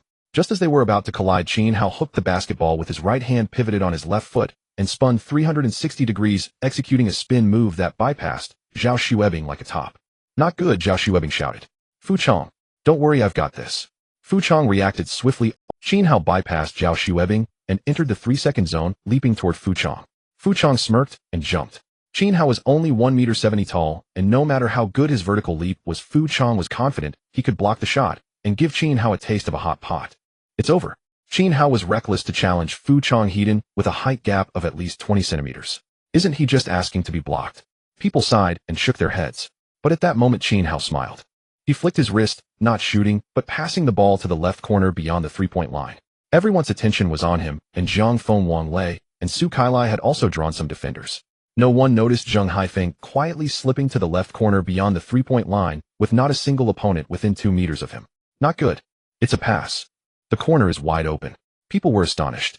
The red team players on the bench shouted warnings to their teammates on the court, but it was too late for them to close in. Whoosh. An orange phantom flew toward Zheng Haifeng. He caught the ball, recalling Qin Hao's instructions. His task was to shoot threes, nothing else. Just focus on 3-pointers. Zheng Haifeng jumped, flicked his wrist, and released a 3-point shot. Swish. A soft sound, and the net billowed. At the same time the clock ran out, ending the first half. It went in. Su Kailai leaped with excitement. That shot was beautiful. Wang Lei also shouted. Zheng Haifeng roared, waving his arms in exhilaration. This was his first basket of the game, and it was crucial and splendid, narrowing the gap to 3-0 to 8. At the last moment of the first half, he helped the white team take the lead. The first half was over. Other white team players rushed over, excitedly high-fiving Zheng Haifeng in celebration. Even though they hadn't made the shot, they were overjoyed. Qin Hao extended his hand. I knew you'd make it. Zheng Haifeng grinned. Thanks for your trust. Your pass was brilliant too. Without it I wouldn't have had such a good chance to shoot. They exchanged smiles. Yeah, the white team is amazing. The red team is the school team, yet they're trailing by 2 points at halftime. Our freshman class is incredible. Honestly, I never expected them to hold their own against the school team like this. Zhang Feng, Wang Lei, Qin Hao, Su Kailai, and Zheng Haifeng are all impressive. Remember their slogan earlier. Defeat the opponent, win the game. Everyone thought they were joking, but now it seems they might. Various murmurs reached the ears of the red team players. Zhao Xuebing and the others wore grim expressions. Even they hadn't expected the first half to end this way, with a buzzer-beating 3-pointer from the opponent reversing the score, leaving them down by 2. Playing against a group of freshmen and trailing at halftime. Lu Jun, Fu Chong snapped in frustration. How are you defending? You're so good, you do it then. Letting Wang Lei score so many points, and you blame me. Lu Jun retorted. You? Fu Chong glared. Seeing this, Guokai frowned and barked. Both of you. The captain spoke, and both fell silent. Guokai glanced at them and said, what's all the fuss about? It's only a 2-point deficit. There's still the second half. Zhao Xuebing, Yuan Xiaojiang, Wang Qingyu, Zhao Hai, and Fu Chong. You 5 will play together in the second half. He paused and continued. Wang Qingyu, you guard Zhang Feng. Stick to him tightly. Zhao Xuebing, you handle number 1 Qin Hao. Don't underestimate him. He may not be tall, but his playmaking is excellent, and he's fast. Yes. Wang Qingyu and Zhao Xuebing nodded in unison. Guokai continued. Yuan Xiaojiang and Zhao Hai, you 2 cover the other 2. Their strongest are Wang Lei, Zhang Feng, and number 1. As long as we shut them down, the rest of the white team are no threat. As for Wang Lei in the paint, Fu Chong, push him out as much as possible. Don't let him get deep position. He's a big threat under the basket, but once away from there he shouldn't be as dangerous. Yuan Xiaojiang and Zhao Hai acknowledged while Fu Chong's eyes lit up. In a flash the second half began. The white team fielded Qin Hao, Zheng Haifeng, Su Kailai, Zhang Feng, and Wang Lei again. This was their best lineup. To win they needed these players. The red team sent out Zhao Xuebing, Yuan Xiaojiang, Wang Qingyu, Zhao Hai, and Fu Chong. Seeing the red team's lineup, the students on the sidelines worried for the white team. Even though Captain Guokai isn't playing, this red team lineup is still formidable. 4 starters are on the court. The white team is in trouble. After the first half, the red team has to field a stronger lineup. I wonder how the white team will fare against this. I hope they don't lose too badly. Some steadfastly supported the white team, including the chubby kid. He adjusted his glasses and shouted, so what if it's the school team's main lineup? If the white team is no pushover. So what if they're freshmen? Freshmen can have talent too. In backing the white team. Go white team. Some girls joined in. Go Jiang Feng. Jiang Feng, I like you. The handsome guy's exclusive cheer squad. On the court. Since the white team had the first possession in the first half, the red team got the ball to start the second. Zhao Xuebing advanced to the front court and passed to Yuan Xiaojiang. Yuan Xiaojiang faced Zhang Feng, and Fu Chong came up to set a screen. Yuan Xiaojiang used it to shake off Zhang Feng and drove to the basket. On the white team side, Zhang Feng was blocked by Fu Chong. Wang Lei moved to delay Yuan Xiaojiang, and Su Kailai ran back to help Wang Lei with the rotation. This left Wang Qingyu open. Whoosh. Yuan Xiaojiang passed to Wang Qingyu, who released a 3-pointer from the right 30-degree angle beyond the arc. With his swish, the ball swished through the net. The score was 3-1-3-0, and the red team had taken the lead. They're starting to run plays. Qin Hao frowned. In the first half, the opponent had mostly relied on individual skill to score, but this play showed they were now running set plays to leverage their overall strength. Aside from himself, Jiang Feng and Wang Lei, Su Kailai, and Zheng Haifeng were mediocre defenders, and the team lacked chemistry, making it hard to stop them. So to win, they had to rely on offense. Qin Hao advanced to the frontcourt and gestured. Wang Lei and Jiang Feng understood and moved simultaneously, but Wang Lei was not setting a screen for Qin Hao. Instead, he was screening for Jiang Feng. At that moment, Jiang Feng did not have the ball, with only Yuan Xiaojing guarding him. However, once he received the ball, two defenders would converge on him, making it difficult to break free. During halftime, Qin Hao had devised a few simple tactical plays. Wang Lei stepped forward as Jiang Feng moved left, then suddenly reversed direction and sprinted right. Yuan Xiaojing, defending him, turned swiftly but collided with a human wall. Looking up, he saw Wang Lei blocking his path with a simple, honest smile. "It's a pick," Yuan Xiaojing realized, and his gaze shifted to Jiang Feng. Jiang Feng had already shaken him off and was charging toward the paint. Fu Chang attempted to block him, but was too slow, and Jiang Feng blew past him in a single step. Simultaneously, Qin Hao led Zhao Xuebing to the right side of the court, deliberately clearing the left side to create space for Jiang Feng's cut. Seeing Jiang Feng shake off Yuan Xiaojing, Qin Hao immediately delivered a bounce pass. Jiang Feng caught the ball, took a stride, and finished with a layup. 3-2-3-1. "Oh, the white team actually has such coordination," Jiang Shui exclaimed in surprise. "Hee hee," Jiang Fengping chuckled, not surprised, and said with a smile, "Now do you understand what I said earlier? The white team is no longer a scattered bunch, they have tactical plays too." Jiang Shui's heart stirred as she looked at Qin Hao, still finding it hard to believe that this unremarkable number one truly possessed such ability. Wakai frowned as well.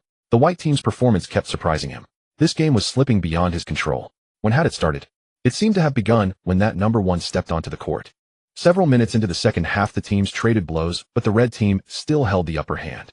Although individually Yuan Xiaojing and Fu Chang might not match Jiang Feng and Wang Lei, the red team had an overall advantage, while the white team's Su Kailai and Zheng Haifeng were somewhat weaker. Thus, after a few minutes, the score became 4-0-3-6, with the red team leading by 4 points. The gap was not large, but the momentum was gradually shifting toward the red team. As the game continued, the red team would grow stronger, while the white team's morale would wane. "We must close the gap," Qin Hao narrowed his eyes. "With our lineup's chemistry, we can't handle an uphill battle. If we keep the score close, everyone can hold on with grit. But once the lead widens, our morale will collapse, and the deficit will only grow." Now holding their own against the red team relied on Jiang Feng and Wang Lei's individual skills, Qin Hao's organization and threading of passes, and a collective spirit. If that spirit broke, the white team would be finished. Advancing to the front court, Qin Hao signaled again. Wang Lei and Jiang Feng understood and repeated the tactic. However, this time Qin Hao did not pass to Jiang Feng, as the opponent was prepared with early help defense, and Jiang Feng's opportunity was not good. Qin Hao had anticipated this and never intended to execute the play fully. He used it only to mislead the defense, creating a chance for himself to shoot. With a burst of power, Qin Hao executed a sudden crossover. Zhao Xuebing moved to respond, but at that instant Qin Hao performed a behind-the-back dribble, changing direction. Not good. Zhao Xuebing scrambled to shift, but could not stop him. "This guy is too fast." Qin Hao's speed was overwhelming. With consecutive crossovers, he left Zhao Xuebing in the dust, drove into the paint, and as Zhao Hai lunged toward him, Qin Hao lifted the ball with a resolute gaze. Instead of shooting, he flicked it with one hand. Zhao Hai lunged into empty air. With a soft swish, the ball went in. What a floater! That was beautiful. The drive, the floater, so clever. The crowd cheered in admiration. Zhao Xuebing shook his head, forced to admit that despite his short stature, Qin Hao possessed exceptional basketball IQ, organizational skills, and remarkable speed. The score was 4-0-3-8, with the red team leading by 2 points. Qin Hao turned and retreated on defense, shouting, "Stay tight on defense. We're only down by 2. Only 2 points behind." The white team players felt a surge of energy, nodding in unison with a fiery gleam in their eyes. A 2-point deficit. If they could stop this possession and score, they could tie the game. However, the red team was indeed formidable. They repeatedly exploited the defensive weaknesses of Su Kailai and Zheng Haifeng, isolating them for unknown plays.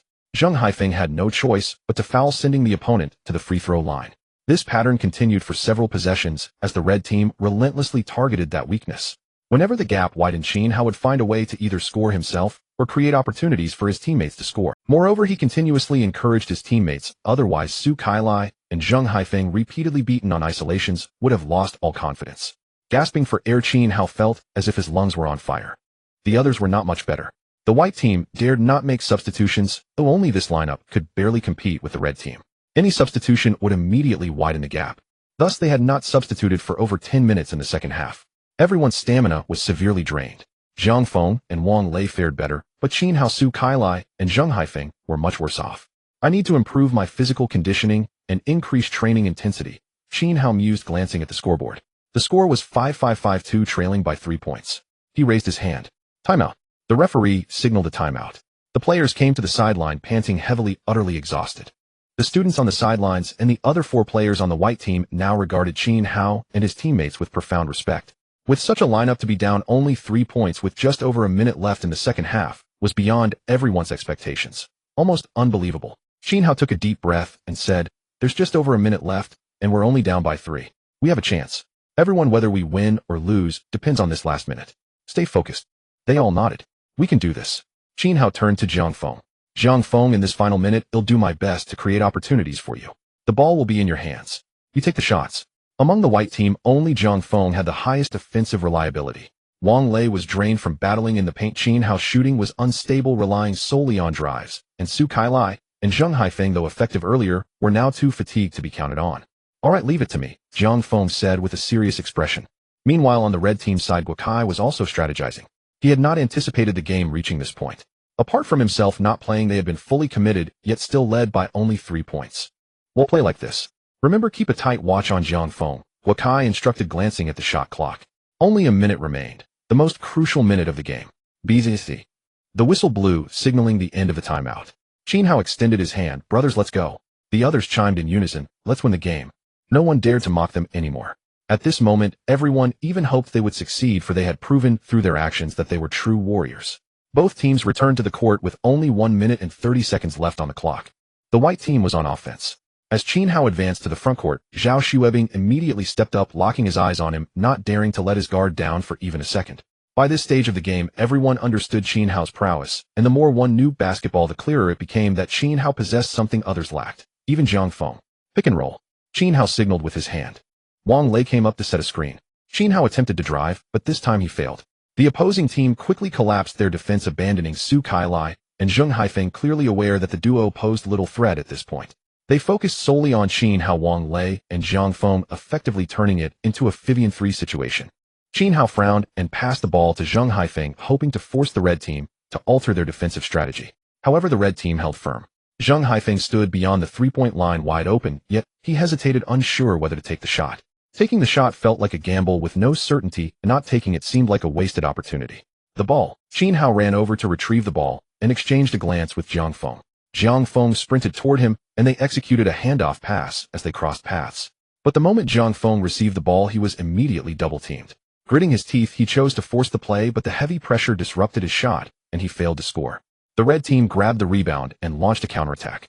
The ball moved swiftly among several red team players as the clock ticked under 1 minute. Eventually, it reached Wang Qingyu, who was matched up against Su Kailai. Wang Qingyu caught the ball as the others cleared out. With a sudden burst of speed, he blew past Su Kailai, whose stamina was waning.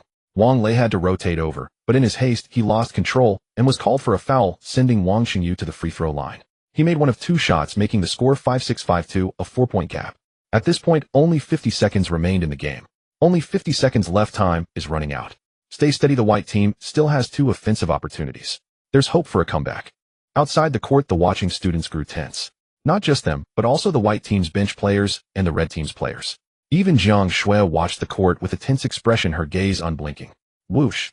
Qin Hao gasped for air as he arrived at the front court, signaling for Zheng Haifeng and Su Kailai to keep moving. Wang Lei came up to set a screen, and Qin Hao resolutely drove to the basket. "I have to break through. I must create a threat at the rim. Only then can I open up opportunities for Zhang Feng or Wang Lei." In that instant, Qin Hao forgot everything else, as if he had returned to his prime. The basketball felt like a lovable sprite, a loyal companion, obeying his every command. Zhao Xuebing scrambled to move, stunned. So fast. How can this guy still be this quick? There were no flashy moves. Both players were drained from the intense exertion. Qin Hao didn't need them. With a simple crossover, he exploded with maximum speed and blew past Zhao Xuebing in an instant. Cradling the ball, he charged toward the paint. Fu Chang quickly stepped up, and Yuan Xiaojiang, along with the others, instinctively collapsed into the lane. Swish! Qin Hao dished the ball out to Zhang Feng. Zhang Feng caught and released the shot in one motion. The ball arced through the air and nestled perfectly through the net. He landed, pumping his fist. Even someone as stoic as him couldn't contain his emotions. 5-6-5 the gap was now just 2 points. The red team players frowned and quickly launched their counterattack. With just over 30 seconds left, Zhao Shuebing first ran down the clock, waiting until only 10 seconds remained on the shot clock before initiating their offense. For their final possession, they fed the ball to Yuan Xiaojiang. Yuan Xiaojiang went unknown against Zhang Feng. After a series of crossover dribbles, he suddenly rose up for his signature fadeaway jumper. But fatigue had taken its toll. Bang! The shot missed. Wang Lei grabbed the rebound and passed it to Qin Hao. With only 10 seconds left on the game clock, Qin Hao shouted, "Go!" The players sprinted toward the front court as the entire arena held its breath. A 2-point deficit, the white team executing their final play. What would be the outcome? The red team hustled back on defense, immediately locking onto Zhang Feng and Wang Lei. Zhang Feng in particular was shadowed by 2 defenders. He couldn't even get the ball. Qin Hao silently counted the seconds in his mind, glancing at his teammates, knowing how difficult this situation was. Down by 2, Zhang Feng was smothered. Wang Lei was battling Fu Chong in the post, and Su Kailai and Zheng Haifeng were visibly nervous. Even if the ball reached them, it was uncertain if they'd have the nerve to shoot. Zhao Shuebing stood in front of him, while Zhao Hai guarded the paint. The red team had essentially abandoned Su Kailai and Zheng Haifeng, using 2 players to defend Zhang Feng. Zhao Hai and Fu Chong kept an eye on Wang Lei in the interior, ready to rotate and double-team Qin Hao the moment he drove. What should I do? Qin Hao pondered, quickly arriving at a decision. All right, for this last offensive possession, he'll have to roll the dice. In truth, the more critical the moment, the calmer Qin Hao became. He possessed a clutch mentality. When he was first selected for the national team and represented the country in the Asian Championship, his outstanding performance earned the coach's trust. In the final, with just over 2 minutes left and the team trailing by 7 points, it was Qin Hao who scored 6 consecutive points through drives and free throws. While everyone else panicked, believing a comeback was impossible, he remained eerily composed, turning the tide for his team. After that, the Chinese team successfully staged a comeback, winning the final by a single point to claim the Asian Championship and a ticket to the Basketball World Cup. Qin Hao's contribution was monumental, and that game made him a household name. At this very moment, Qin Hao felt as if he had returned to that time. With only seconds left, he became incredibly calm, clearly assessing the situation on the court, his eyes fixed unwaveringly on the basket. "Pick and roll," Qin Hao shouted. "Stay on Zhang Feng." Zhao Shuebing yelled back, while guarding Qin Hao. Earlier, Qin Hao had repeatedly used screens to drive and kick the ball out to Zhang Feng, creating shooting opportunities for him. They had to be wary of that. But this time he guessed wrong. Wang Lei came up to set a screen, and Qin Hao moved laterally. Wang Qingyu stuck to Zhang Feng, while Zhao Hai prepared to rotate if Qin Hao drove.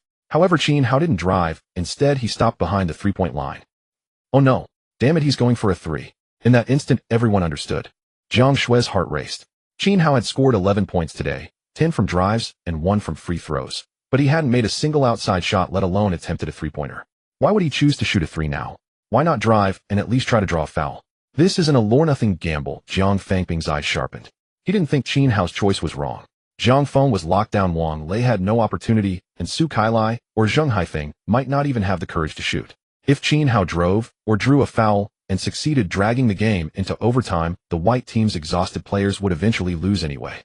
The white team didn't have the stamina for overtime, so there was no choice but to bet everything and fight with reckless abandon. Everyone's eyes were on Qin Hao as he leaped from beyond the 3-point line, his gaze resolute. Time seemed to freeze until he flicked his wrist and released the ball. Bang! A dull thud echoed as the basketball hit the rim and bounced up. The players of the red team breathed a collective sigh of relief, with Fu Chong, Zhao Hai, and Wang Lei all poised to grab the rebound. Meanwhile, the white team couldn't help but feel a pang of disappointment for if that shot had gone in. "Look!" someone exclaimed. In an instant, everyone was stunned. The basketball, instead of bouncing outward, shot straight up half a meter into the air before plummeting down, swishing through the net. The red team players were dumbfounded. "Yeah, it's in, the ball's in." The white team players erupted in ecstasy. Screams and cheers erupted outside the court. No one had anticipated such a turn of events. The ball, after striking the rim, still managed to fall through. Earlier they all thought it wouldn't go in, but in the end it did. The emotional roller coaster was enough to give anyone a heart attack. Zhang Shui covered her mouth, her large watery eyes wide with disbelief. The ball had actually gone in, allowing the white team to overtake the score and win. Theoretically, the white team had indeed won. With this shot, the score became 5-7-5-6, giving the white team a 1-point lead. With only 1 second left on the clock, for a group of high school players, a comeback was nearly impossible. "Qin Hao, you're amazing. Damn, that was an incredible shot." Su Kailai, Zheng Haifeng, and Wang Lei all pounced on Qin Hao. Even Zhang Feng cracked his first smile, his teeth gleaming, and said to Qin Hao, "Nice one." It was luck, sheer luck. Qin Hao laughed heartily. His shooting wasn't very reliable now. Although he had been accurate in the past, he lacked practice these days. That last shot was a gamble, but he had no choice but to take it. But luck is also part of skill. An ordinary person might not have dared to try it. There's still 1 second left. Stay tight on defense. Qin Hao suppressed his excitement and shouted loudly. Yeah. The white team responded in unison. Although victory seemed almost certain, they still had to hold the line for that final second. The red team inbound the ball, and the white team applied full pressure. Zhao Xuebing passed the ball to Yuan Shaojiang, who shot it as soon as he caught it, only to miss completely the ball, not even touching the rim. BZC. The game ended with the score at 5-7-5-6. The white team had won. In an instant, the white team players rushed together in excitement. Su Kailai Zheng Haifeng and the others embraced, laughing and celebrating freely, forgetting even their chances of making the school team. They had won, defeating the red team, the school team. A group of freshmen had managed to beat the school team. How impressive was that? It was something they could brag about for a whole year. It was worth it. Unbelievable. Holy crap, that's incredible, truly incredible. They actually beat the school team. This year's team tryouts are absolutely insane. The students were thrilled too. This game felt like a miracle to them, and they were fortunate enough to witness it firsthand. The chubby boy was so happy his eyes disappeared into slits. He kept saying, Qin Hao is amazing. He's my classmate, my deskmate, my buddy. At that moment, only the red team players were crestfallen. They had lost to a bunch of freshmen. We lost, just 1 point short. Too bad the captain didn't play. If he had, we definitely wouldn't have lost. The red team players gritted their teeth. Yuan Shaojiang and Guokai exchanged glances and shook their heads in unison. A loss was a loss, everything else was just an excuse. What was the point of saying such things now? Besides, they were just a group of freshmen. Even as opponents, they had to admit the white team played exceptionally well today. Guokai suddenly broke into a smile. We should be happy instead. Having such outstanding players join the team is a good thing for us. Yeah. Yuan Shaojiang nodded. With Jiang Feng Wang Lei and that number 1. Oh, his name is Qin Hao, right? Joining us, we might have a shot at the city championship this year. The city championship.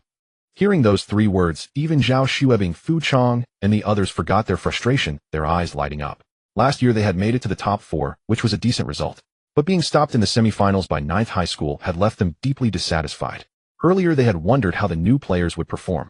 If there were a couple of good ones, they might have a chance to go further this year, reaching the finals and competing for the city championship. Although the odds of winning the championship were slim. After all, Yuyang City had a powerhouse team, Yuyang No. 3 High School, which had won the city championship for 2 consecutive years. Last year, No. 3 easily defeated their finals opponent, Yuyang No. 9 High School, successfully defending their title. But now, everything was different. Qin Hao, Jiang Feng, and Wang Lei had proven their abilities in today's game, winning over many. Their skills were on par with, or even surpassed, those of the school team members. With them joining, the team's strength had greatly increased, and reaching the semifinals was no longer just a dream. Perhaps, they even had a chance to rival the giant that was Yuyang No. 3 High School. For a moment, the red team players looked at Qin Hao and the others with hopeful eyes. Compared to the city championship, today's loss seemed insignificant. I didn't expect these kids to actually pull it off. Jiang Fangping chuckled as he took the notebook recording the game data from Jiang Shui. Glancing at it, he raised an eyebrow. Oh, without realizing it, that kid Qin Hao has already racked up double-digit assists. The notebook contained detailed game statistics. Jiang Shui had been meticulous, recording not only the white team's data, but also the red team's.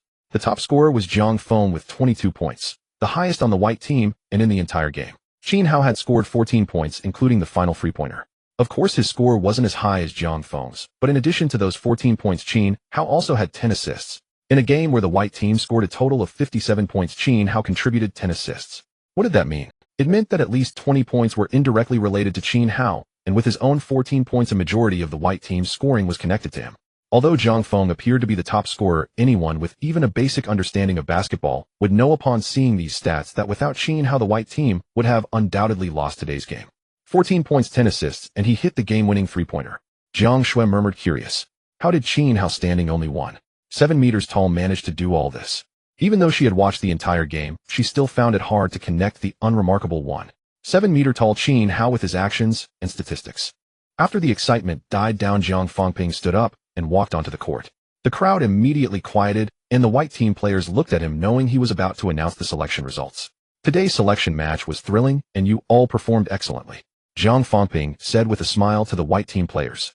Now I'm going to announce the results of the selection. Without any suspense, Jiang Fangping stated directly, the most outstanding performers today were Jiang Feng, Wang Lei, and Qin Hao. Therefore, they have passed the selection and will become members of the school team. He then looked at Qin Hao and the other 2, nodding with a smile. Welcome to the team. This result was hardly surprising, everyone had already anticipated it. After all, everyone's performance was evident to all, and the gap between the others and Qin Hao's trio was clear. With only 3 spots on the school team, naturally, they were the ones chosen. Although they had known this outcome all along, Su Kailai, Zheng Haifeng, and the others still felt a pang of disappointment. Yet since they had won the match today, they pulled themselves together and offered their congratulations to Qin Hao's trio. Zhang Fangping nodded inwardly at this scene. He cleared his throat and added Su Kailai, Zheng Haifeng. His gaze fell upon the white team players. Su Kailai and the others were taken aback, looking at him in unison. Zhang Fangping continued, "You all performed quite well too. If there were more than 3 spots, you would have had a chance to be selected." Su Kailai and the others felt a pang of sorrow. Zhang Fangping then said, "The selection for this year is over, but as long as you love basketball, there will be opportunities next year." Huh. Su Kailai looked up in surprise. The others exchanged bewildered glances, their expressions a mix of shock and uncertainty.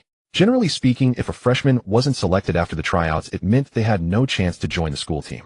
By the next year, a new batch of freshmen would participate in the selection.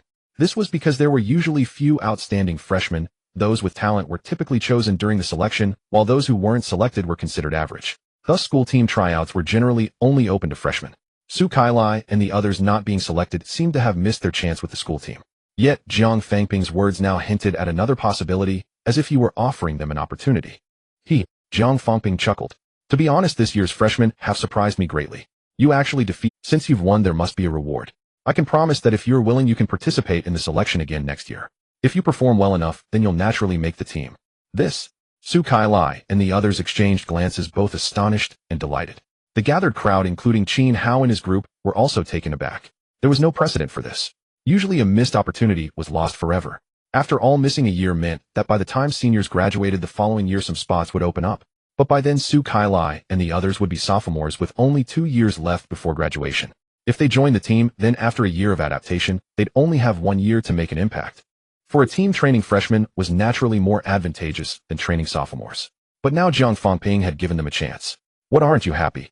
Zhang Fangping asked with a smile. No. Zheng Haifeng quickly waved his hands. "We're happy, of course we're happy." The others snapped out of it, expressing their eagerness and thanking Zhang Fangping in unison. Particularly Su Kailai and Zheng Haifeng, as others might be limited by their talent and might still fail to make the team even with this opportunity. But Su Kailai and Zheng Haifeng had decent talent. As long as the next batch of freshmen didn't produce players like Qin Hao, Jiang Feng, and Wang Lei, they had a good chance of being selected. Initially, Qin Hao was selected alongside Wang Lei and Su Kailai. But with Jiang Feng now in the picture, Su Kailai had missed out. "Good. I hope to see you all as members of the school team next year," Zhang Fangping said with a smile. "As long as you truly love basketball and never give up, there will always be opportunities. Keep it up. Thank you, Teacher Jiang." Su Kailai and the others nodded excitedly, brimming. Afterward, Zhang Fangping went over to Qin Hao and the other two, praised them briefly, and finally gave Qin Hao a deep look. But he didn't say much more, as they were now part of the school team, and there would be plenty of time ahead. The crowd dispersed. Qin Hao also encouraged Su Kailai, Zheng Haifeng, and the others before turning to Jiang Feng and Wang Lei. The three exchanged glances, and everything was understood without words. From today onward, they were teammates. "Welcome." Guokai approached, greeting Qin Hao and the others with a smile. "From now on, we're teammates. Come on, let's get acquainted first." He called over Zhao Xuebing and the others for introductions. Qin Hao already knew them, but they didn't know him. Wang Lei grinned foolishly while Jiang Feng remained as cool as ever, introducing himself with just 2 words, "Jiang Feng." When he came face to face with Yuan Xiaojing, he suddenly said, "Dare to go onion with me?" Yuan Xiaojing's mouth twitched. If he hadn't known that Jiang Feng was just like that, he would have been furious. His expression darkened as he said, "Humph, why wouldn't I dare? But not today. Once you're on the team, there will be plenty of time. Then I'll show you my strength." Jiang Feng simply shook his head, a serious look on his face. "You're no match for me." Yuan Xiaojing's expression stiffened. Zhao Xuebing quickly stepped in to smooth things over, then looked at Qin Hao. A competitive spark ignited in his heart as he said, "You play the point guard very well. Let's exchange some pointers sometime." The words were polite enough, and Qin Hao nodded with a smile. The atmosphere was quite pleasant. The school team members were in high spirits as the team was now complete with 3 strong newcomers. Wang Qingyu pulled Qin Hao and the others aside, voicing their shared aspiration. "With you joining us, we might have a chance to make it to the city finals this year and compete for the championship." City championship. Wang Lei's eyes lit up. Jiang Feng remained expressionless. Qin Hao just smiled faintly. The city championship wasn't his goal, but he didn't say it out loud as no one would believe him, and it might even scare the others. After all, the national championship was a distant dream for Zhao Xuebing and the others, something they had never even considered. Yet that was Qin Hao's sole ambition. During evening self-study, when Qin Hao returned to his classroom, he immediately noticed that his classmates' gazes had changed. Some boys gathered around trying to get close to him, while the girls were more reserved, stealing curious glances at him, as if they were meeting Qin Hao for the first time. Little fatty Peng Jun stared at Qin Hao without blinking, which made Qin Hao uncomfortable. Fatty, why are you staring at me? I know I'm handsome, but I'm not interested in guys. If you're not handsome at all. The little fatty pouted, then added, Qin Hao, I feel like you've changed somehow. Have I? Qin Hao laughed. Is it because you didn't expect me to be so good at basketball? Don't be jealous, it's useless. It's all about talent. The little fatty refrained from cursing, scrutinizing Qin Hao again. It's not just that. It's a feeling, feeling that you're different from before. Qin Hao chuckled. This was perfectly normal. Even though Qin Hao's appearance hadn't changed, his aura radiated from within. What the little fatty sensed was a difference in his temperament. After evening self-study ended, Qin Hao as usual made his way to the community basketball court to begin his nightly training. Over the past week, he had trained every morning and evening. Initially, the intensity was overwhelming and hard to adapt to, but now he had gradually grown accustomed to it. Swish. Qin Hao stood at the free throw line practicing his foul shots. Having passed the school team selection and successfully joined the squad, he could no longer focus solely on driving to the basket. Shooting, along with other aspects of his game, needed to be prioritized. I got lucky today making that three-pointer, but there's no guarantee next time. So I need to improve my shooting as soon as possible. Relying solely on drives for scoring is too one-dimensional. Qin Hao muttered to himself, picked up the basketball, and returned to the free throw line. He adjusted his form, flicked his wrist, and sent the ball soaring toward the hoop, but it missed. Qin Hao let out a wry smile, then sprinted off to continue his training. For Qin Hao, his shooting ability was still far too weak. Although he had practiced before, it hadn't been systematic. His form wasn't standard, and the training intensity was insufficient to build muscle memory, making his shooting inconsistent and unable to guarantee a reliable percentage. Now he was starting from scratch. For a novice, moves like the pull-up jumper, fadeaway, or step-back jumper weren't necessary yet. He just needed to master the set shot. The priority was form training. With proper form, results would come naturally. So Qin Hao chose to start with free throws. The distance wasn't too far, and he could take his time focusing on making each movement as standard as possible. Shot after shot, some went and some missed. Dribbling, shooting, driving, passing, defense, rebounding. Every move on the basketball court is actually a combination of these fundamental skills. From now on, I need to train systematically and not rely solely on driving. But relatively speaking, I still need to focus. Driving and passing remain the top priority, followed by free throws and three-point shooting. After half an hour of training, Qin Hao stopped to rest, still planning in his mind. Now that he had made the school team, the city league would start soon. He couldn't afford to improve slowly. He still needed to prioritize playing to his strengths and avoiding weaknesses, because time waits for no one, and he had to prepare for the city league. To remain competitive on the court, driving was still Qin Hao's greatest asset. His self-positioning was primarily as a playmaker, but due to his lack of height, scoring directly on drives wasn't easy. So drawing fouls became essential. Therefore, mastering free throws was a must. The same applied to three-pointers. For the same reason, being too short, mid-range shots were easily blocked. Stepping out to the three-point line made it harder to get blocked, so three-point training was also crucial. Driving, passing, free throws, three-pointers, and ball handling skills. These were the top items on Qin Hao's plan, with everything else taking a back seat. Let's continue. After a 10-minute break, Qin Hao resumed his training. It wasn't just free throws, he also worked on driving, passing, and three-pointers, though some drills lasted longer than others. As for mid-range shooting, defense, rebounding, and positioning, there was no rush since the school team would cover those in daily practice. The morning and evening sessions were just his personal targeted extra training. After training, Qin Hao headed home. Today his father wasn't working the night shift. He sat on the sofa with his mother watching TV and waiting for Qin Hao. As soon as Qin Hao entered, he saw his father Qin Jinghua, who was just over 30, not yet 40, but his face already bore the marks of hardship. Due to frequent night shifts, his complexion was poor. Dad, Qin Hao called out. Xiao Hao, you're back. You must be hungry. They'll have your mom heat up some food. Go take a shower first, Qin Jinghua said with a smile, taking Qin Hao's backpack. Lu Huifeng noticed Qin Hao's sweat-soaked clothes and couldn't help complaining. You play basketball every day. Aren't you tired? By the way, didn't you mention a few days ago that you were going to try out for the school team? When is it, eh? Qin Jinghua also looked at Qin Hao. Qin Hao laughed. It was this afternoon.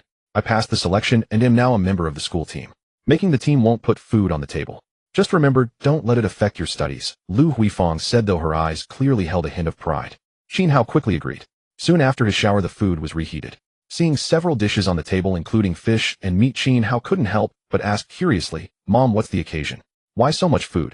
Lu Huifeng smiled. What occasion? Your uncle came by this morning, so I made a few extra dishes. Eat up. I saved the fish and meat for you. Qin Hao's heart stirred. He remembered his uncle worked at a real estate agency. It was still the early 2000s, and the property boom hadn't fully taken off yet, though it was imminent. Housing prices were about to skyrocket. In the following years, even a decade, prices would soar relentlessly, causing countless people to dread the mere mention of real estate.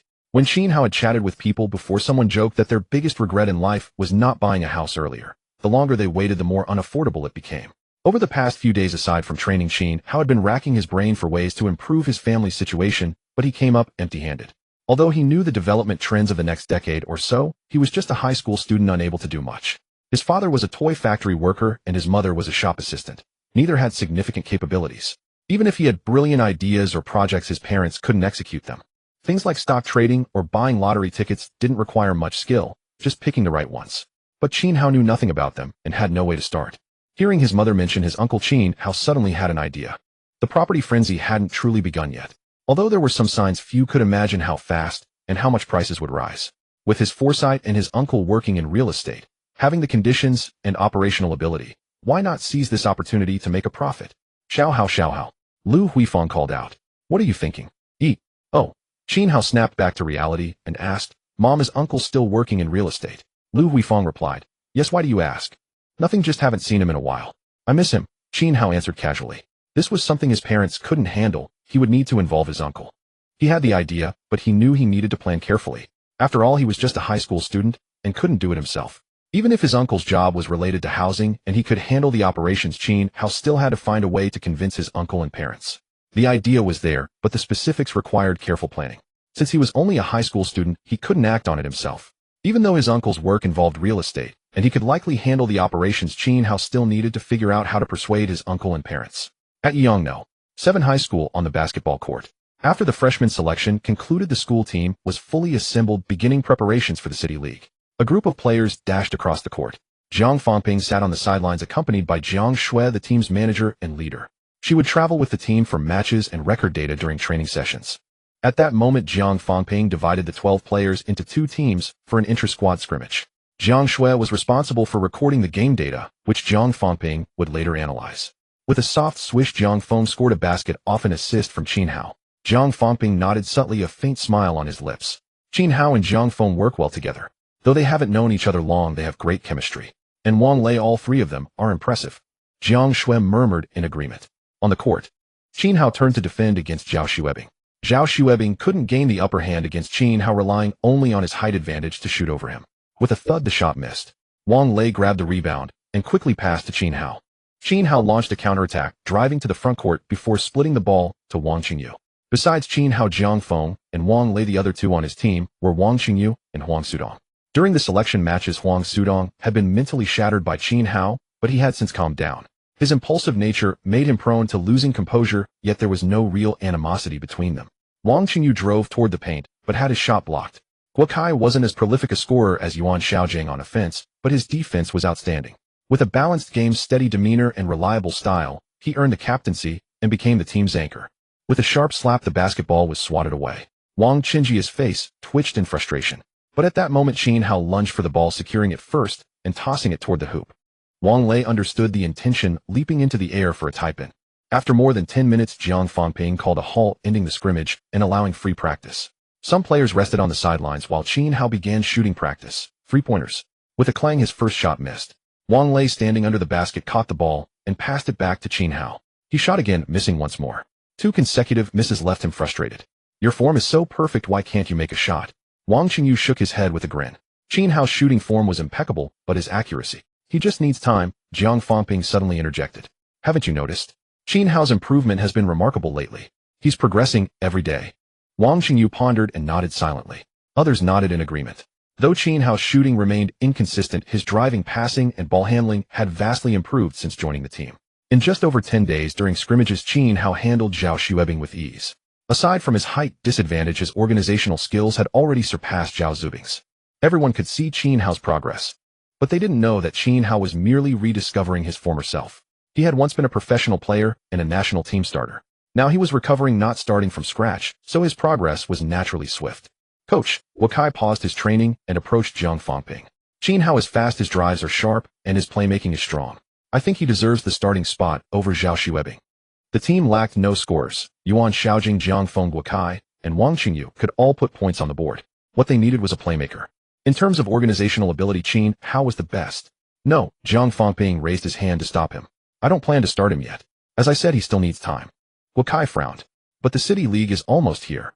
Zhang Fangping's expression grew serious. Yes, only half a month left. We must make the most of this time and train hard. He looked at the court, his gaze sweeping over Qin Hao, Jiang Feng, and Wang Lei. But we're a different team now. Over 10 days had passed since the freshman selection. Qin Hao, Jiang Feng, and Wang Lei had integrated into the team, with Jiang Feng even promoted to the starting lineup as the small forward. Qin Hao and Wang Lei, however, came off the bench. With the addition of these three, the team's strength had surged, and Zhang Fangping looked forward to the upcoming City League with anticipation. With a soft swish, Qin Hao nailed a three-pointer. Zhang Fangping smiled, but Qin Hao shook his head, dissatisfied with himself. His touch was off today, his three-point shooting dismal, a mere 30% accuracy. This was only practice. During a game, how much would his percentage drop? With the City League approaching, he felt the pressure. After more drills, Zhang Fangping announced the end of practice. It was the weekend, and school was out. Qin Hao said goodbye to his teammates and rode his bike home, skipping the community court because he had something to take care of. Mom, where's Uncle? Qin Hao called out as soon as he entered. Lu Huifang shot him a reproachful glare. You're never this eager to see your uncle normally. The first thing you do is ask about him. Sitting on the sofa, a medium-built man with tan skin and a crew cut. Qin Hao's uncle Lu Jiarong rose with a smile. A nephew doting on his uncle is only natural.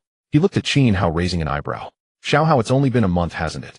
You've bulked up and even grown taller. Qin Hao said, I joined the school basketball team and train every day. Indeed, he had gained muscle over the past half-month, and his height had increased from 170 meters to 172 meters. Though it was merely 2 centimeters, his sturdier frame made the difference obvious compared to Lu Jiarong's last visit. Qin Hao's father hadn't returned from work yet, while Lu Huifang headed to the kitchen to cook. Qin Hao and Lu Jiarong sat on the sofa. Uncle, Qin Hao began. How's your job? Are you selling mini houses? Lu Jiarong was taken aback, puzzled by Qin Hao's sudden interest in his work. It's okay, I guess. But where I work, we mostly rent properties, not sell them. Why not sell? Qin Hao chuckled inwardly, beginning his subtle guidance. Isn't selling houses really profitable now? My classmate Lu Hua's family sold a house recently and made 100,000 from it. 100,000? That much? Lu Jiarong's eyebrows shot up. As a real estate agent, he was intrigued, especially by the mention of such a profit. Without stopping to wonder why Qin Hao's classmate would share such details, he pressed, where's their house? The real estate market was just beginning to stir, not yet entering the period of explosive growth. In Yuyang, a third-tier city, a house in the city center cost no more than 300,000. Selling one for a profit of 100,000. This piqued Lu Jiarong's interest. Seeing his uncle take the bait, Qin Hao promptly said, it's over on Donghua Road. He bought it last year, I think. Back then it was less than 3,000 per square meter. Now he's selling it for over 3,000. That's nearly 100,000 in profit. Lu Jiarong chuckled in realization. A house on Donghua Road, bought last year. It must not have been renovated or lived in yet. Basically a new second-hand property. Buying then was indeed a good deal. The unit price went up by several hundred, so even one house would net you tens of thousands. But that's just Donghua Road. Other areas haven't risen that much. Last year nobody knew they were going to redevelop Donghua Road, or I would have bought too. Qin Hao teased, you have the money. Lu Jiarong felt awkward. He had no money. Working as a real estate agent for someone else, he spent lavishly and had less than 20,000 in his savings account. Buying a house. Ridiculous. Qin Hao knew this well. It was precisely because his uncle was broke that this plan was feasible. Uncle, do you think housing prices will keep rising? Lu Jiarong thought for a moment. They'll probably rise, but not as much as Donghua Road. That was because of the now that prices on Donghua Road have already gone up, they probably won't increase much further. Too bad. If you'd bought last year, you'd have made a fortune. Now it's too late. Not necessarily. Qin Hao thought to himself. He knew Donghua Road would still rise. Even buying now would yield profits, but his target wasn't there. Ever since his mother mentioned his uncle's visit that day, Qin Hao had been scheming, a plan forming in his mind. His parents weren't particularly capable. He had plenty of ideas, but they might not believe him, and he couldn't do it himself. Asking them to open a shop or something was out of the question, and other ventures were even less feasible. So Qin Hao set his sights on real estate. It was a perfect opportunity. The real estate market was taking off, about to experience a surge, but since it had just begun, few realized it. Seize this wave. No special skills or technology needed. Just ride the trend for massive profits. Uncle, Qin Hao said. If prices are going to rise, wouldn't buying now and selling later make money? It would. Lu Jiarong nodded instinctively, then caught himself. Hey, you're just a kid. Why are you so interested in this? Focus on your studies. Don't dwell on such nonsense. Qin Hao smiled wryly. Uncle, I'm just seeing my classmates' family making money. I thought if we could too, Dad wouldn't have to work night shifts all the time. It's so hard. Lu Jiarong laughed. But it's not that simple. Your classmates' family got lucky. They bought on Donghua Road last year, and it went up by several hundred. Of course they made money. But such opportunities are rare. Who knows where prices will rise, and by how much? Take your classmates' family. If Donghua Road hadn't gone up, they'd probably have lived in that house themselves. Even with a small rise, it wouldn't matter much because other areas would have risen too. Sell it, and you'd have to buy a similar-sized place elsewhere. What's the difference? Besides, where's the money? Property speculation is for the rich. I'm broke. Your family might have some savings, but not much. A house costs hundreds of thousands. If it doesn't appreciate, that money's stuck. You're still young, not in a hurry to get married. No need to drain your family's assets for a house. These were indeed valid, but for Qin Hao there was no risk. He didn't know tomorrow's lottery numbers or which stocks would skyrocket, but he knew which properties would appreciate. Just as Qin Hao was about to steer the conversation further, the door opened and Qin Jinghua returned. Dad, Qin Hao called. Qin Jinghua nodded, then looked at Lu Jiarong. Jiarong, you're here. What were you talking about with Xiao Hao? Lu Jiarong found it amusing and recounted what Qin Hao had said. Qin Jinghua's interest was piqued. He worked at a toy factory with a low salary and frequent night shifts due to non-stop machines. The prospect of making money was irresistible. Looking at Qin Hao, Qin Jinghua said enviously, your classmate's family is really lucky. Lu Jiarong nodded in agreement. Yeah, anyone who bought on Donghua Road last year struck gold. A flip nets at least tens of thousands. That's 2 years' salary for me. But that ship has sailed. And the risk is huge. If prices don't rise, you're stuck. Qin Jinghua concurred. If you're buying just to flip and it doesn't appreciate, hundreds of thousands are tied up. Too risky. Qin Hao interjected at the right moment. But Uncle just said prices will definitely rise. Qin Jinghua shook his head. Even if they do, who knows by how much? The risk is too great. Besides, our family can't afford a house. We could borrow or get a loan, Qin Hao said. If the house appreciates in a few months, we can sell it. The interest is nothing compared to the profit. Both Qin Jinghua and Lu Jiarong stared at Qin Hao, amazed that a high schooler knew so much. Qin Hao feigned innocence, scratching his head. I heard it from my classmate. He said his dad sold the Donghua Road house and plans to take out a loan to buy a better one. In a year or so, when prices rise, he'll sell for even more. The reasoning had flaws, but Qin Jinghua and Lu Jiarong didn't suspect him. After all, Qin Hao was only 15. They figured he couldn't have made it up. Still, Lu Jiarong, knowledgeable about the market, couldn't help scoffing. Your classmate's dad is too naive. How does he know which areas will rise and which won't? If he's unlucky and buys a property that drops, he'll have nowhere to cry. Qin Hao said innocently, but Lu Hua told me his grandfather told his dad that the city's one middle school is moving to Puyuan Road, so prices there will rise. Qin Jinghua just smiled, but Lu Jiarong's expression changed. What does your classmate's grandfather do?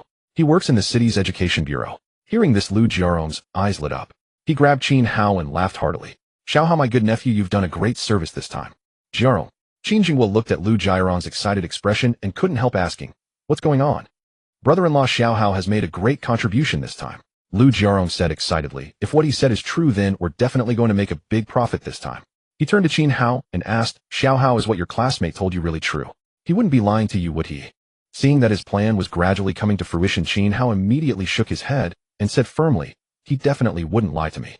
Lu Hua said his dad is going to buy property on Puyuan Road and buying 2 houses at once. When they sell them later, they'll make a huge profit. Lu Jiarong's eyes lit up. Qin Jinghua, however, was hesitant. Although he understood the situation, he felt the risk. Even if Qin Hao's information was correct, who knew when the city's one high school would actually relocate or when housing prices there would rise? What if it dragged on for 3 to 5 years? Jiarong, you're not tempted, are you? Planning to buy a house on Puyuan Road just like Zaiheo's classmate's dad? Qin Jinghua asked. Lu Jiarong chuckled. It's not just me buying a well buy together. I don't have that much money. Even with a loan, ID need a down payment, and ID have to rely on you and my sister. Seeing Qin Jinghua frown, Lu Jiarong explained, brother-in-law, what Xiao Hao heard might be true. I caught wind of something similar a while back, but I wasn't sure. You know, last year the city's one high school was upgraded to a national key school. Its old campus has been around for decades and was poorly planned. It's long overdue for a relocation. Once the school moves to Puyuan Road, those houses will instantly become school district properties and prices will soar. Brother-in-law, this is a rare opportunity. You work hard at the factory. If this works out, you'll make some money and you can do anything you want then. Qin Hao watched from the sidelines, not interrupting. His part was mostly done. Saying more might backfire, especially since he was still just a high school student. Seizing the real estate boom and the soaring housing prices to speculate. This was the idea Qin Hao had come up with. The surge in prices on Donghua Road was just the beginning of the real estate frenzy, and he remembered clearly that the most insane price hikes weren't on Donghua Road, but on Puyuan Road. Because it was a school district area, within less than a year, housing prices on Puyuan Road had risen by nearly 1,000 yuan per square meter. An ordinary 3-bedroom apartment about 100 square meters would have appreciated by 100,000 yuan in just a few months. Of course, 100,000 wasn't a huge amount, but Lu Jiarong was a real estate agent. He knew how to operate, how to use limited funds to secure as many properties as possible. Making 100,000 per property, what about 2 or 3? Of course, everything depended on the school relocating and Puyuan Road's prices rising within a year or so. Otherwise, it would be a disaster. And this was precisely what Qin Hao knew best. He not only knew the school would move and prices would rise, but he also knew it would happen within a few months. In 3 to 4 months the announcement of the relocation to Puyuan Road would be made. There was even a new development under construction right now. Perfect timing. He knew this because of a classmate though not Lu Hua. That name was made up. Her name was Xiao Lin. Her family had bought a property on Puyuan Road at this time in a development called Iha Jingyuan. The initial phase sold for just over 3,000 per square meter, but within a few months, when the second phase launched, the price had already risen to 4,000, a full 1,000 yuan increase. Xiao Lin's family bought in the first phase, so they got a good deal. She often boasted about it, so Qin Hao knew that. Just then Lu Huifang came out of the kitchen, carrying 2 dishes. Sensing the odd atmosphere, she asked what was going on. After Lu Jiarong explained, she looked at Qin Hao in surprise, then turned to Qin Jinghua. Jinghua, what do you think about this? Though not particularly shrewd, Qin Jinghua wasn't foolish. After thinking it over, he said, Jiarong, you definitely know more about real estate than we do. How about this, you go look into it further and see if it's really true. If it's really a Xiaohao herd, then let's do it. Lu Jiarong nodded. Alright, I'll investigate further. There's a new development nearby that's about to launch its first phase of commercial housing. I think it's feasible. Even if prices don't skyrocket, they probably won't drop. Buy it now and hold it for a year or two. We definitely won't lose money. No need for a year or two, it would be clear in just a few months. Qin Hao thought to himself, knowing this was almost certain. He could see that his uncle and parents were already tempted. With this topic on the table, Lu Jiarong and Qin Jinghua and his wife discussed it throughout dinner, leaving Qin Hao as an afterthought. He ate happily unconcerned. After the meal, Lu Jiarong couldn't wait to get to work. Qin Jinghua and Lu Huifang were still worried, but Qin Hao comforted them with a smile. There was really nothing to worry about. In the following days, Qin Hao focused on training. As the city league approached, the atmosphere in the No. 7 high school basketball team grew tense. Even the players' training became much more serious. Coach! Coach! Everyone called out. Jiang Fangping walked over, nodded to the group, and said, Stop for a moment. I have something to announce. Everyone stopped and looked at Jiang Fangping. He said, I attended the draw today. Our first-round opponent has been decided. Murmurs erupted. I wonder which team it is. As long as it's not No. 3 high school. It's only the first round. Besides No. 3 No. 4 and No. 9 are no pushovers either. Whispers spread among the players. Yuyang City had a total of 15 high schools. The City League used a single elimination format with matches determined by a draw. Since there were only 15 schools, one team would get a bye in the first round and advance directly to the second, while the others would compete in pairs with the winners entering the top 8. Then came the quarterfinals, semifinals, and finally the championship. Quiet. Jiang Fangping called out sternly, his face serious. Look at you. Even if we faced No. 3 in the first round, so what? Our goal is the championship. Are we afraid of No. 3? The team fell silent. Jiang Fangping paused before announcing. Our first round opponent is No. 6 high school. No. 6. At least it's not No. 3. Lucky us. Last year most of No. 6's starters were seniors. With them graduated, their strength will definitely drop. The players all breathed a sigh of relief. Among Yuyang City's 15 high schools, No. 3 was the powerhouse, followed by No. 4, No. 9 and No. 7, all strong teams. No. 6 was above average among the 15 schools, but since most of their key players from last year were seniors who had now graduated, unless their new recruits included talents like Jiang Fengwang Lei or Qin Hao, their strength would definitely be less than last year's, posing no real threat to No. 7. Yet Qin Hao couldn't help but frown. No. 6 middle school, Qin Hao murmured. He remembered that their first match had also been against No. 6 middle school. It seemed the butterfly effect wasn't omnipresent. Some things changed while others remained the same. Here they were again facing No. 6 middle school in the opening game. But No. 6 middle school was a troublesome opponent. Back when he first faced No. 6 middle school, Qin Hao had just joined the school team and was not particularly strong, merely average. He recalled that the match had been grueling not because of No. 6 middle school's superior strength, but because they played dirty. In fact, No. 6 middle school had always been known for their aggressive style of play. However, in the past, it was merely aggressive. No one expected that after hiring a new coach this year, their style would devolve from aggressive to dirty. When No. 7 middle school had faced No. 6 middle school back, then the latter had resorted to all sorts of underhanded tactics and dirty tricks. If not for Guokai stepping up and scoring the crucial shot, they would have lost that game. After the match, Fu Chong was covered in bruises and Yuan Xiaojiang had sprained his ankle. Fortunately, it wasn't a serious injury. Since the City League had a long schedule to avoid disrupting student studies, with only one game per weekend, Yuan Xiaojiang had ample time to recover. Otherwise, it would have affected subsequent games. Facing such a team was indeed troublesome. What made it even more problematic was that his current teammates, including coach Jiang Fangping, were still unaware of No. 6 middle school's current situation. They were bound to suffer for it. Immediately, Qin Hao spoke up to warn them. No. 6 middle school isn't weak, and their playing style is very aggressive. Everyone needs to be careful and avoid getting hurt. Ha, aggressive. We're not pushovers either. What's there to fear? Exactly, it's not like we haven't played against No. 6 middle school before. Fu Chong, Wang Qingyu, and the others laughed dismissively. Having faced No. 6 middle school before, they thought the team was aggressive, but nothing special. They themselves were no pushovers. Qin Hao could only shake his head helplessly, knowing that further persuasion would be futile. Fu Chong, Wang Qingyu, and the others had faced No. 6 middle school the previous year, while he had only just joined the school team. In their eyes, he certainly didn't know No. 6 middle school as well as they did, so they wouldn't take his word seriously. Huakai, however, nodded solemnly, but that was simply because he was always cautious by nature. Afterward, Jiang Fangping gave some additional instructions, introducing the situation of No. 6 middle school, mainly for the benefit of the newcomers, Qin Hao, Jiang Feng, and Wang Lei. When the session ended, Qin Hao approached Jiang Fangping and once again mentioned the need to be wary of No. 6 middle school, claiming that a friend had told him No. 6 middle school had changed coaches and now played very dirty. Really? Jiang Fangping frowned. Yes, definitely. My friend wouldn't lie to me, Qin Hao replied. I understand. He'll remind Fu Chong and the others. Jiang Fangping nodded, patting Qin Hao on the shoulder. It's better to be safe than sorry. You did well. Keep training hard. Although you're still on the bench for now, they'll make sure you get enough playing time. Qin Hao's eyes lit up, and he repeatedly promised not to slack off. At Yang No.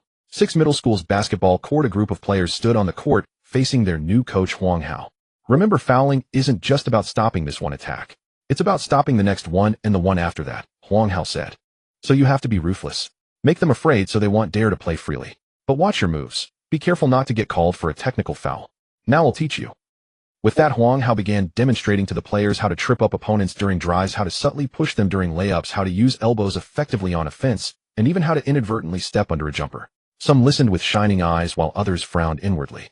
After Huang Hao finished teaching, he instructed the team. Zhou Xiaojuan, the team's starting shooting guard, frowned and pulled aside the team captain and starting power forward Qi Bing, whispering, "Captain, isn't this wrong?" Qi Bing glanced at him and sneered. "You mean it's dirty, right? While the coach has a point, history is written by the victors. The means don't matter, only the result counts. The City League is a single elimination tournament. One game decides everything. Our first opponent is No. 7 middle school. Last year they made it to the semifinals. Guokai, Yuan, Xiaojing. They're all tough to deal with. Without these tactics, do you think we can beat No. 7 middle school? But enough, Qi Bing waved. If we don't do this, how can we compete with schools like No. 3 No. 4 0 and No. 9. How can we win? Did we join the City League just to be stepping stones for other teams, watching them trample over us to reach the quarterfinals, semifinals, and finals? No, I won't accept that. Zhou Xiaojuan opened his mouth, but could only manage a bitter smile. When you lack strength, but refuse to lose, what else can you do? Yet watching his teammates rack their brains for dirty tricks instead of training properly, Zhou Xiaojun felt a heavy weight in his heart. Basketball shouldn't be like this. At Qin Hao's home, when he returned, his uncle Lu Jiarong was also there. Lu Jiarong had spent the past few days investigating, further verifying what Qin Hao had said. Today he had come to discuss it with Qin Hao's parents. Although he saw this as a money-making opportunity, he didn't have the capital himself. Even with loans or borrowed money, he wouldn't have enough for a down payment. He needed to ask Qin Hao's parents for help.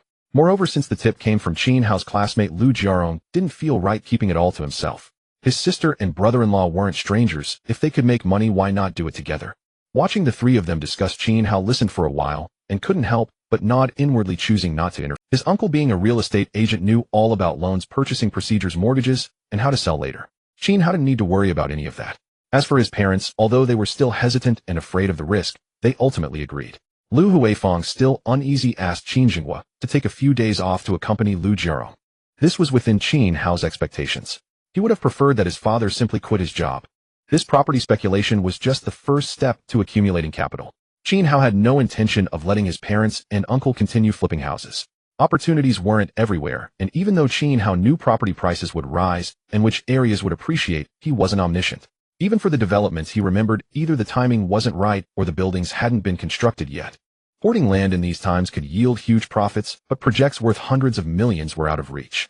Not only did Qin Hao lack the capital, but even if he had it, his parents and uncle lacked the expertise to handle such ventures. Property speculation was just the first step, a one-time deal. With this initial capital, Qin Hao would guide his parents toward the next step at the right time. In the following days, Qin Hao was busy with training, occasionally asking his parents about the property matters. Everything went smoothly, which put him at ease. Time passed quietly, and the City League officially kicked off. Since neither No. 7 High School nor No. 6 High School had indoor courts, their game was scheduled at No. 2 High School, which had built a new gymnasium just 2 years ago. The match was set for the afternoon on the weekend. Qin Hao arrived early at No. 2 High School with his teammates. Glancing at the stands, he saw quite a few students from No. 7 high school, including the chubby Peng Jun. There were even many girls clearly there for Jiang Feng, who was currently the heartthrob of the female students at No. 7 high school, though he was a bit aloof. But the colder he was, the more the girls flocked to him. Besides students from No. 7 high school, there were also those from No. 6 high school. The two groups sat on opposite sides, clearly separated, while students from No. 2 high school sat in the middle looking curious, yet somewhat disgruntled. After all, this was their gymnasium, but the No. 2 high school basketball team's performance was lackluster. They were eliminated in the first round every year. Watching other schools' teams shine on their home court, while the No. 2 team had nothing to do with it, made them feel like they were playing away, even on their own turf. Couldn't that be frustrating? That one is Qi Bing, number 10. He's the captain of No. 6 high school, plays power forward, and he's pretty good. Wakai called Qin Hao, Jiang Feng, and Wang Lei over to introduce the players from No. 6 high school. Jiang Fengping had previously briefed them on No. 6 high school situation, but since the three hadn't seen it firsthand, Guokai's introduction now helped them match names to faces. Of course, Qin Hao already knew them. He looked across the court, his gaze sweeping over the No. 6 high school players. Shaking his head, he couldn't help, but side basketball isn't played like this. Both teams finished their warm-ups and returned to the sidelines. Jiang Fengping clapped his hands, and the players gathered around him. He pulled out a tactical board and began assigning positions. Guokai, Zhaohai, Jiang Feng, Yuan Xiaojing, Zhao Xuebing. You 5 will start. Then he started drawing up plays, instructing Guokai, Zhaohai, protect the rebounds. Jiang Feng, Yuan Xiaojing, your job is to score, be decisive. Zhao Xuebing, you organize the offense. Don't hold the ball too long. Alright, that's it. Play well. Play exactly how we practiced. Defeat No. 6 high school, and win the game. Victory. The team shouted. The sound echoed throughout the gym, reaching the ears of the No. 6 high school players. Ho Yong, the center for No. 6 high school, couldn't help but sneer him. Do they think we're weak? It won't be that easy to beat us. They'll be crying soon enough. Qi Bing clapped his hands. Enough with the tough talk. Just play hard when the time comes. Remember, this is a single elimination tournament. One game decides everything. Don't hold back. He got it. Why hold back? Look at them all cocky. I can't wait to see them cry. The No. 6 high school players sneered one after another. Only Zhao Xiaojun frowned quietly, but said nothing. The team wasn't his to command. There were the coach and the captain. At that moment, No. 6 high school's coach Wang Hao cleared his throat and spread out his tactical board, beginning to set up plays. Their core is Guokai and Yuan Xiaojing. First, take out Yuan Xiaojing. Shortly after the game began, Qin Hao pulled Guokai and the others aside and reminded them one more time, be careful. Guokai nodded. Jiang Feng frowned slightly, but the others didn't care and laughed as they walked onto the court. With No. 7 high school's strong lineup, even stronger than last year, what was there to fear? The whistle blew and the game officially started. No. 7 high school's starting lineup: Guokai center, Zhao Hai power forward, Jiang Feng small forward, Yuan Xiaojing shooting guard, Zhao Xuebing point guard. No. 6 high school's starting lineup: Ho Yong center, Qi Bing power forward, Deng Xianhai small forward, Zhao Xiaojun shooting guard, Zhao Liang point guard. No. 7 high school's players are so tall. Those 3 are all around 1.9 meters, right? Ye Guokai and Zhao Hai are both about 1.9 meters. The other one I don't recognize, probably a freshman. He looks like a pretty boy, but if he's starting as a freshman, he must be good. No. 6 high school probably can't beat No. 7. They played last year too, and I watched that game. No. 7 won. Now that several of No. 6's key players are gone, they're even less likely to win. In the stands, people were discussing the match. Except for the students from No. 6 high school, no one favored them. After all, the lineup alone put No. 6 at a disadvantage. The only returning starters from last year were Qi Bing and Zhao Xiaojun. Among the 5 starters, Ho Yong and Zhao Liang were substitutes last year, and not particularly outstanding, while Deng Xianhai was a freshman. Moreover, No. 7 high school had the height advantage, especially in the interior and forward positions. Guokai, Zhao Hai, and Jiang Feng were all around 1.9 meters, whereas No. 6 only had Ho Yong at 190 centimeters, Qi Bing at 187 centimeters, and Deng Xianhai's Zhao Xiaojun and Zhao Liang were even shorter, none exceeding 185 centimeters. The height advantage showed immediately in the jump ball. Guokai at 193 centimeters easily tipped the ball to the backcourt. Zhao Xuebing grabbed it and quickly advanced to the front court. Seeing Zhao Liang approach, Zhao Xuebing chuckled. He had faced Zhao Liang last year and come out on top. But his job was to organize the offense, so instead of engaging Zhao Liang, he passed the ball to Yuan Xiaojing. Go Qi Bing signaled Zhao Xiaojun with a glance. Zhao Xiaojun stepped forward to guard Yuan Xiaojing. Yuan performed a series of crossover dribbles, then suddenly accelerated and drove past Zhao Xiaojun. Zhao turned to chase, but Yuan charged into the paint and jumped facing the defender. Zhao Xiaojun reached out, hesitated for a moment, and only gave a gentle push instead of a hard foul. The whistle blew and the ball went in. The referee pointed at Zhao Xiaojun, calling a foul, and signaled that Yuan Xiaojing's basket counted with an additional free throw. No. 6 High School's coach Qin Hao frowned on the sidelines. What are you doing? Qi Bing walked over to Zhou Xiaojun and glared at him, and lowered his voice. The coach said, if you foul, make it count. Never let them get an N1. Have you lost your mind? Zhou Xiaojun was speechless. Qi Bing snorted and didn't bother to say more. He knew what Zhou Xiaojun was thinking, but complaining off the court was one thing. This was a game. If he kept this up, he'd be benched. Qin Hao kept his eyes on the court, his gaze fixed on Zhou Xiaojun. He nodded to himself. Not everyone on No. 6 High School was bad. He just wondered if there were others like him. Yuan Xiaojing made the free throw, drawing cheers from the No. 7 High School students. Then No. 6 High School attacked. Zhao Liang advanced to the front court and called for a pick. Ho Yong came up, turned sideways to block Zhao Xuebing. Zhao Xuebing tried to move around Ho Yong, but suddenly felt his foot trip, stumbling and nearly falling. Guokai, who was about to step up and delay Zhao Liang, instinctively looked over. Heh! Zhao Liang seized the opportunity, blew past Guokai in one step, and drove in for a layup. Swish! The ball went in, making the score 3-2. The referee did not notice Ho Yong's sneaky footwork under the basket, so he did not call a foul. However, Qin Hao, who had been paying close attention, saw it clearly. Just as Zhao Xuebing was about to bypass Ho Yong stuck out his foot and tripped him, nearly causing Zhao Xuebing to fall. On the court, Guokai, unconcerned about Zhao Liang's score, looked at Zhao Xuebing and asked, "Are you okay?" Zhao Xuebing shook his head. "I'm fine, just tripped." Yet he sensed something amiss, recalling Qin Hao's words, and grew inwardly vigilant. No. 7 Middle School went on the offensive. Zhao Xuebing advanced to the front court and passed the ball to Yuan Xiaojing. Having easily scored against Zhou Xiaojun earlier, Yuan decided to attempt it again. Zhou Xiaojun, standing at 184 centimeters, was not at a disadvantage in height, but his slender frame lacked the strength to match Yuan's physical play, and he was forcefully pushed aside. Yuan Xiaojing drove past Zhou Xiaojun, charging toward the basket. He leaped against the defender, only to see Ho Yong jump from the inside and bring down a slap that missed the ball but struck Yuan Xiaojing squarely in the face. Slap! A sharp crack echoed, painful even to hear. Yuan Xiaojing cried out in pain, landing with his hand covering his face. The referee blew his whistle and called a foul on Ho Yong, who remained nonchalant, even flashing a cold sneer at Yuan. "You bastard!" Zhao Hai roared, shoving Ho Yong. "Do you even know how to play? Were you aiming for the ball or the man?" "I didn't mean to." Ho Yong immediately put on an innocent expression, looking at the referee. The referee hesitated but decided not to give Zhao Hai a technical foul, only warning him to stay calm. Guokai quickly pulled Zhao Hai back, and Yuan Xiaojing lifted his head, enduring the searing pain on his face, and urged, "I am fine. Don't act rashly." Yet Yuan Xiaojing's face bore distinct red finger marks. How could he be fine? Damn it! Is this a fight or a game? Seeing the marks on Yuan Xiaojing's face, the No. 7 players erupted in anger. They glared at Ho Yong, who wore a smug, infuriating expression, mouthing silently, "Come on, hit me if you dare. You son of a..." The No. 7 players were furious. Seeing the situation spiral out of control, Jiang Fangping immediately called a timeout. The No. 7 players returned to the bench in anger, while the No. 7 students in the stands, unrestrained, erupted in curses.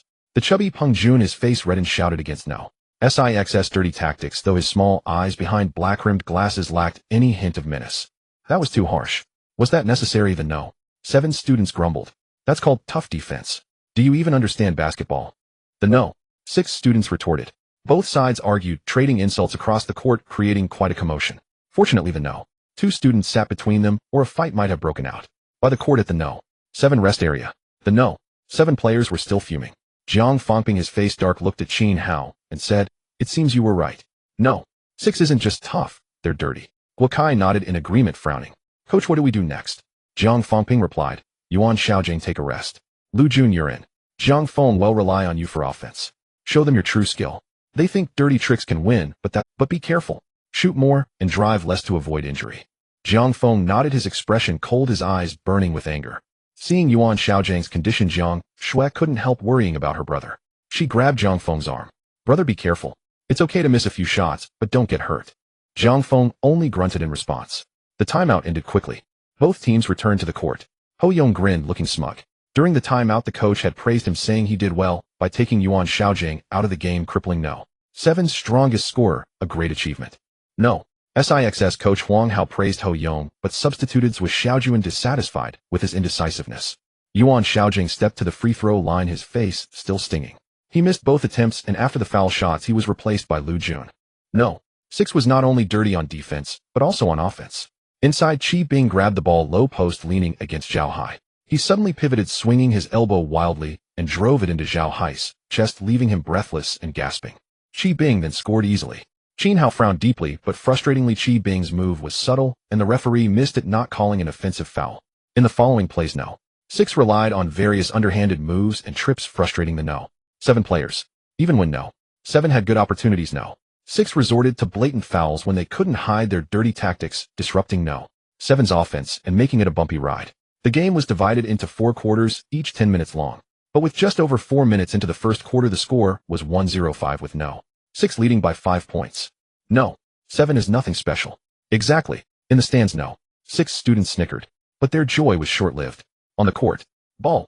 Zhang Feng cut away from Deng Xianhai, calling for the pass from Zhao Xuebing, who immediately delivered it. Zhang Feng took the shot without any hesitation. Deng Xianhai chased behind him, unimpressed, smirking. Zhang Feng was just a freshman like him. He didn't believe Zhang Feng could be that good, especially on a three-pointer. But the next moment. Swish. A soft sound, and the ball swished through the net. Deng Xianhai's smirk froze, staring in disbelief at the basket.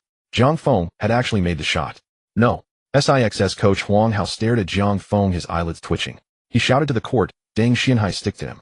A bad feeling crept over him. This freshman from No. 7 was no ordinary player. Deng Xianhai tightened his defense, shadowing Zhang Feng closely. But at 190 centimeters, Zhang Feng towered over Deng's 183. Zhang Feng caught the ball, made a jab step, and as Deng instinctively backed off, he rose for a jump shot, flicking his wrist. Swish. Another shot went in. The score was suddenly tied at 1-0-1-0. Qin Hao's expression darkened, his unease growing. He watched the court intently, his face souring as Deng Xianhai proved utterly unable to guard Zhang Feng. Zhang Feng's shooting was too accurate. He simply used his height advantage for jump shots, and the ball was in before Deng could react. Unnoticed, the first quarter neared its end with the score at 1-7-1-5. No. 7 had taken the lead by 2 points. Damn it. Qin Hao cursed, calling a timeout. He fixed his gaze on Zhang Feng. I thought taking Yuan Xiaojing out would cripple No. 7, but now this guy pops up. No. 7 sure got lucky. A freshman this strong. Just you wait. Timeout. The players from No. 7 high school returned to the sidelines. A few minutes earlier, Jiang Fangping had substituted Lu Junin and later replaced Zhao Hai with Fu Chong. Now Fu Chong was rubbing his chest, wincing in pain and cursing. Damn it, those guys keep elbowing me. My chest hurts like hell. If the coach didn't forbid it, I'd fight back. Enough. Zhao Hai had suffered the same treatment, wrestling under the basket and taking numerous covert elbows. His chest still ached. He said irritably, You're not the only one. The captain and I haven't even complained yet. Fu Chong looked at Guokai and fell silent. Guokai had been on the court the entire quarter and was the primary target of the opponent's dirty tactics. He endured just as many covert elbows and back pushes as Fu Chong and Zhao Hai. It was only his composed nature that prevented him from cursing, or worse, starting a full-blown brawl out of rage. The other players from No. 7 weren't much better off, all deeply frustrated by No. 6's underhanded methods. Watching his players' incessant complaints, Zhang Fangping's face darkened. The opponent's tactics were insidious, a continuous stream of dirty tricks, sometimes blatant. For instance, when a player finally got an opportunity to lay up through a tactical play, they would be brutally yanked down with excessive force. The referee wasn't entirely inactive. When Zhang Feng was violently knocked down by Deng Xianhai during a jump shot after a fake, the referee immediately called a technical foul on Deng. Several other players from No. 6 also had fouls against them. Yet despite this, No. 6 continued to play with extreme viciousness and aggression. Coach, Guokai approached Zhang Fangping. This can't go on. Zhang Fangping nodded. This situation was certainly unsustainable. Either their team would lose their temper and start a fight. In fact, if he hadn't been holding them back, a conflict would have erupted already, or his players would become intimidated by the opponent's brutality, hesitating to make plays and playing timidly on the court. Neither outcome was good for No. 7. Zhang Fangping pondered for a moment, then looked at Qin Hao. It was Qin Hao who had first warned them to be wary of No. 6, showing his foresight, which the facts had now validated. Seeing the coach's gaze, Qin Hao said, Coach, let me go in next. Zhang Fangping raised an eyebrow, scrutinizing Qin Hao seriously. Do you have a way to deal with their tactics? Qin Hao replied, I'll give it a try. He certainly had ideas, but the situation on the court could change in an instant. Besides, his current strength was less than 30% of his peak, so he dared not make any guarantees. However, he knew clearly that something had to be done. They couldn't continue like this. The opponent had already realized Zhang Feng's threat. Deng Xianhai had just targeted him. Luckily, Zhang Feng wasn't injured. Yuan Xiaojing still had vivid red finger marks on his face. If Zhang Feng were to get hurt, No. 7 would be in a passive position. Moreover, the morale of No. 7 was somewhat low. Despite leading on the scoreboard, the players were simmering with anger and unstable. Continuing to play like this would spell trouble. All right. Zhang Fangping gave Qin Hao a long, hard look. You'll go in next, replacing Zhao Xuebing. But be careful, don't get hurt. He then added, Jiang Feng, you'll come off. Lei Yuchuan will take your place. Fu Chang, rest up. Wang Lei, you're in. Coach. Jiang Feng protested, wanting to keep playing. Jiang Fangping waved his hand, brooking no argument. Not far away, Huang Hao was furiously berating his players, furious that they had let Jiang Feng score so many points. After his tirade, a cold glint flickered in his eyes. He said in a low voice, take out that kid Jiang Feng next. Get him off the court. The fact that a freshman from No. 7 was this strong filled him with burning jealousy. Yes. Leave it to me. The players from No. 6 responded in unison. But when the timeout ended, the eager No. 6 players fully prepared to target Jiang Feng were stunned to see he wasn't on the court. He had been substituted. It felt like they had built up a huge momentum only to punch a cloud of cotton. Frustrated, they glared viciously at Qin Hao and the others, intending to take their anger out on them. At this moment, the 5 players on the court for No. 7 were Wang Lei, Zhao Hai, Lei Yuchuan, Lu Jun, and most of No. SIXS starters had been pulled, leaving only Zhao Liang. Was Xiaojuan, who had been substituted earlier, was sent back in. It was 2 starters with 3 substitutes. On the court, No. 6 was on offense. Zhao Liang advanced to the front court. Qin Hao moved to guard him. Zhao Liang called for a pick. The substitute center Wang Dong stepped up, intending to trip Qin Hao like Ho Yong had. However, Qin Hao didn't fall for it. He nimbly jumped, avoiding the dirty trick, and quickly caught up to Zhao Liang, preventing him from getting free. Wang Dong was taken aback. He muttered to himself, you got lucky this time. Zhao Liang couldn't shake Qin Hao, but he didn't care. He sneered and slowed down, waiting for Qin Hao to get close so he could land an elbow. But Qin Hao refused to close the distance. This delay allowed Wang Lei to pounce, blocking Zhao Liang's path. Zhao Liang cursed under his breath, damn, and had to pass the ball. After a few passes, the ball ended up with Wang Dong. With the shot clock running down, Wang Dong had to force a shot. But he underestimated Wang Lei's explosiveness and leaping ability. A loud smack echoed as Wang Lei swatted the ball away. Nice one. Qin Hao praised, silently grabbing the ball and launching a fast break. Damn it. Zhao Liang yelled, not expecting Wang Dong to get blocked. Seeing Qin Hao with the ball on a fast break, he spun around and chased after him. Qin Hao glanced back. He didn't use his full speed, deliberately slowing down so Zhao Liang could catch up. The 2 ran one after the other into No. SIXS half. Qin Hao stepped into the paint, gathered the ball, and feigned a jump. A murderous glint flashed in Zhao Liang's eyes. He leaped immediately, his arms swinging viciously towards Qin Hao's head and face. Oh no! Gasps erupted from the audience. Look out! Jiang Shui covered her eyes, unable to watch. But the next moment, a loud thud sounded, followed by shouts and screams. Jiang Shui tremblingly uncovered her eyes, only to be stunned. Qin Hao was standing there perfectly fine, while Zhao Liang was writhing in pain on the ground.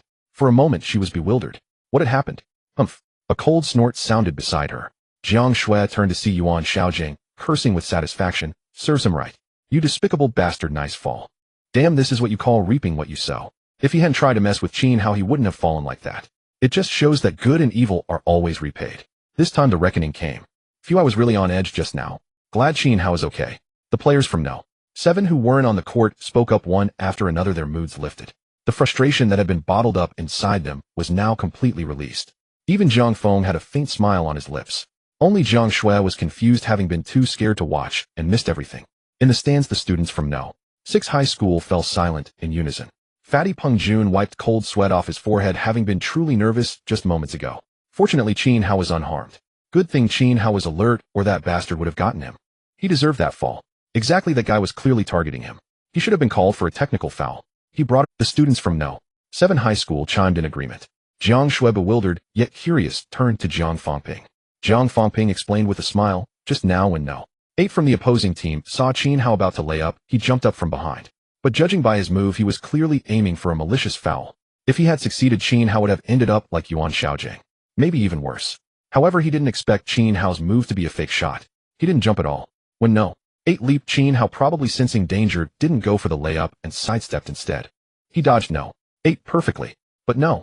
8 put too much force into his jump and didn't anticipate Qin Hao's dodge. Losing control in a hurry, he fell from midair. After hearing this, Jiang Shui patted her chest, still shaken. Jiang Fangping looked at Qin Hao with a beaming smile. He actually suspected that Qin Hao had deliberately lured Zhao Liang into this trap, waiting for him to ensnare himself, much like when Qin Hao tricked Huang Sudong into lunging for the ball during the team tryouts. But such matters were best left unspoken. In any case, Qin Hao was fine, and Zhao Liang deserved what he got. On the court, players from both No.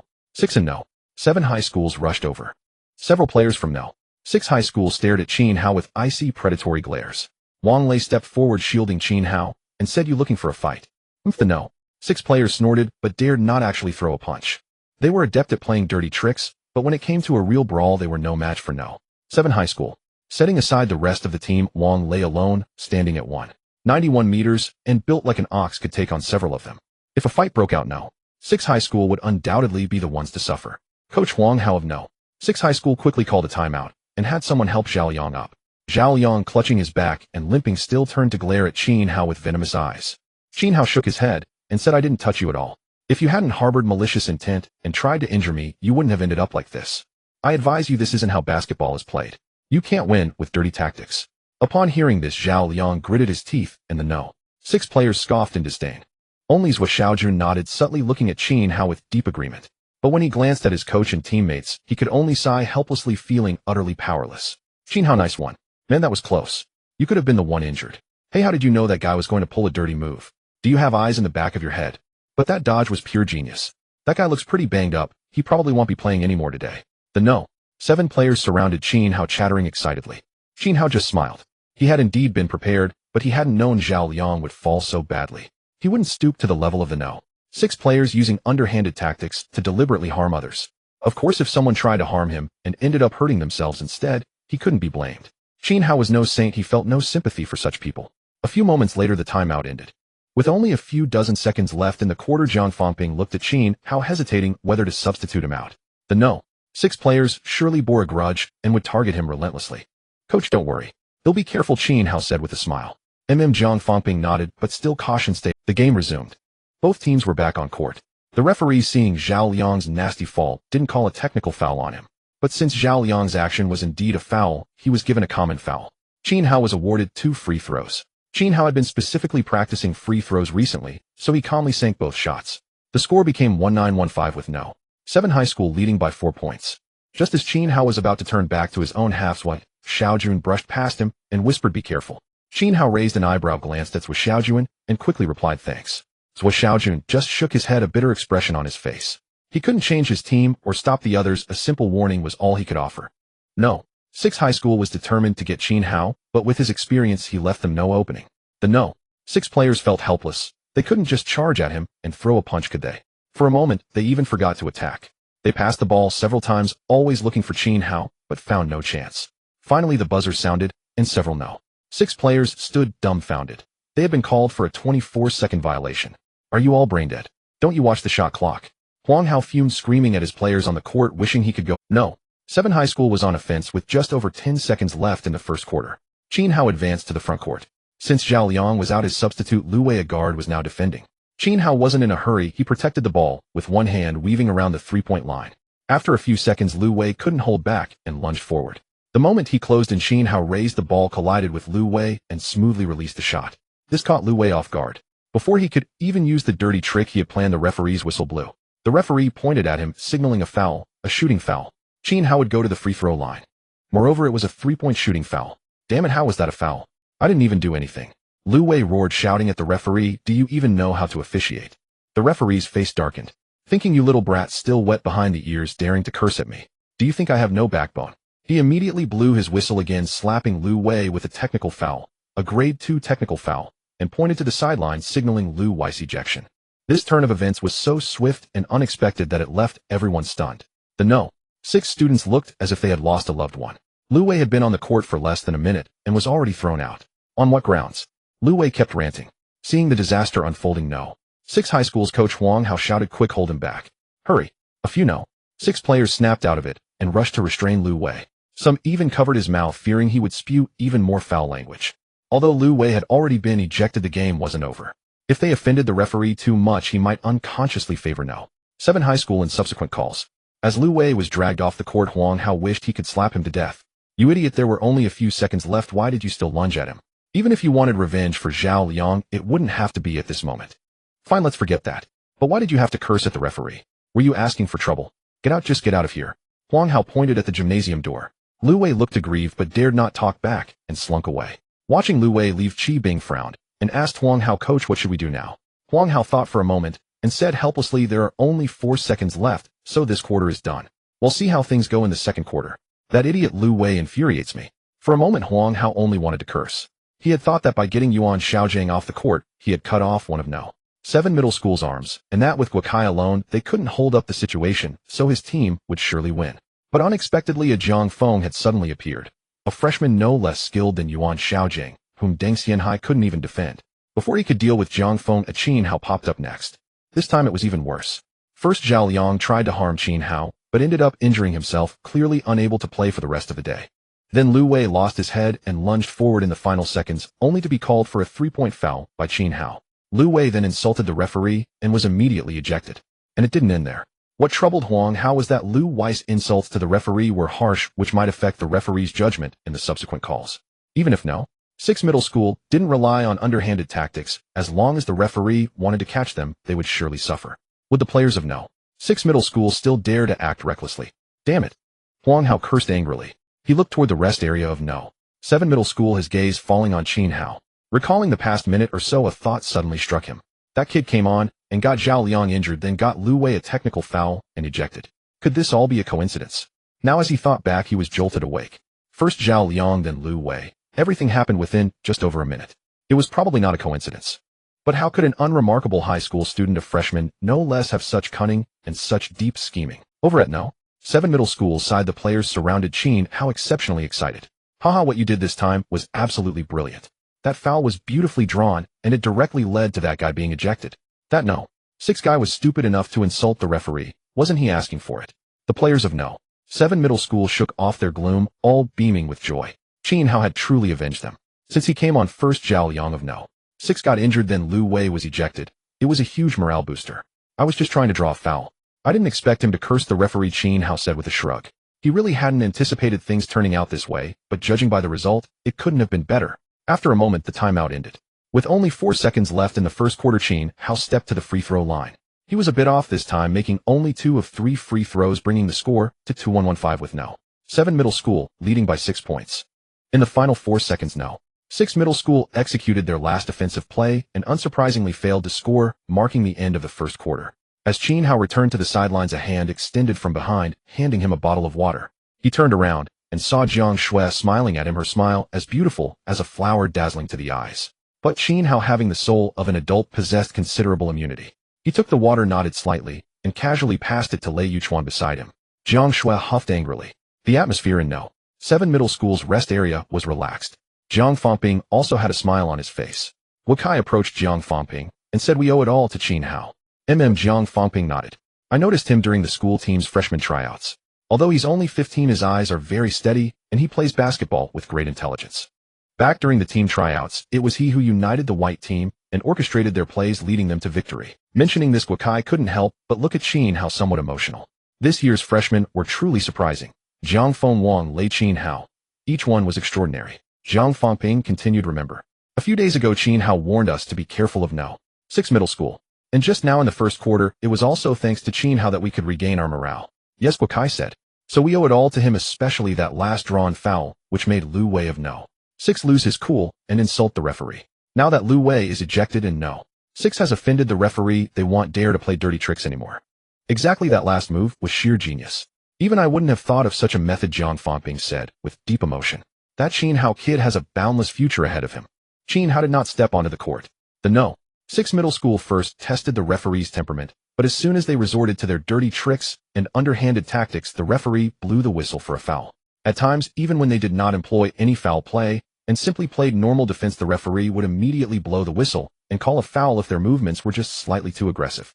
This was an official match. The 5-foul elimination rule was no joke.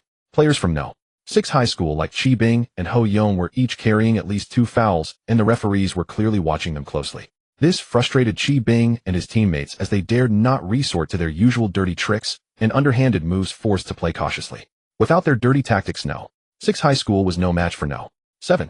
On the no 7 side, Yuan Xiaojing had returned to the court, of fire burning within him that now erupted fully. He went on a scoring rampage on offense, netting 7 points in just a few minutes, hitting 3 out of 4 shots. In an instant, the gap widened further, reaching double digits. BZC. No 6 high school. Huang Hao's face darkened, his eyes as if ready to devour someone. His players hung their heads, dejected and deflated, their previous arrogance completely gone like frostbitten eggplants. Coach Qi Bing called out, "What do we do now? The referees are calling it too tight. We can't use many of our moves. If this keeps up, we'll lose the game." "Nonsense, you think I can't see that?" Huang Hao glared, fuming. But what can I do about it? He then turned his gaze to the no. 7 rest area, fixing his eyes on Qin Hao. It's all that bastard's fault. If not for him, we wouldn't be in this mess. Even if we lose this game, I won't let you off easy. Qi Bing. Coach, what are your orders? Hey, race the plan. At the no. 7 high school rest area, Jiang Fangping began to make substitutions. He glanced at Qin Hao, a hint of hesitation in his eyes. The opponents were surely filled with hatred for Qin Hao, and sending him onto the court would inevitably make him a target. If he got injured, the consequences would be dire. Qin Hao understood the coach's look at a glance. A smile spread across his face as he said, "Coach, let me play. It's fine, I'll be careful." Since Qin Hao had spoken, and given his usual steady and measured nature, Jiang Fangping hesitated no longer. He nodded and said, "All right, you'll go in next." Yet, Jiang Fangping resolved in his heart to immediately pull Qin Hao out if the situation turned unfair. With Zhao Liang from no. 6 injured, Lu Wei ejected, and the rest burdened with fouls while the referee kept a close watch, the game's outlook had become clear for no. 7. Even without Qin Hao, the situation was manageable. Qin Hao was well aware of this. He also knew that no. 6 now harbored a deep grudge against him, yet he had to take the court. At this juncture, backed into a corner, no. 6 might resort to desperate measures. With no hope of victory, what would a cornered no. 6 do? If I go up, they'll target me. If I don't, they'll go after. Qin Hao narrowed his eyes. Desperate measures. Then they'll break their legs first. The timeout ended. As both teams returned to the court, the players from no. 6 shot icy glares at Qin Hao.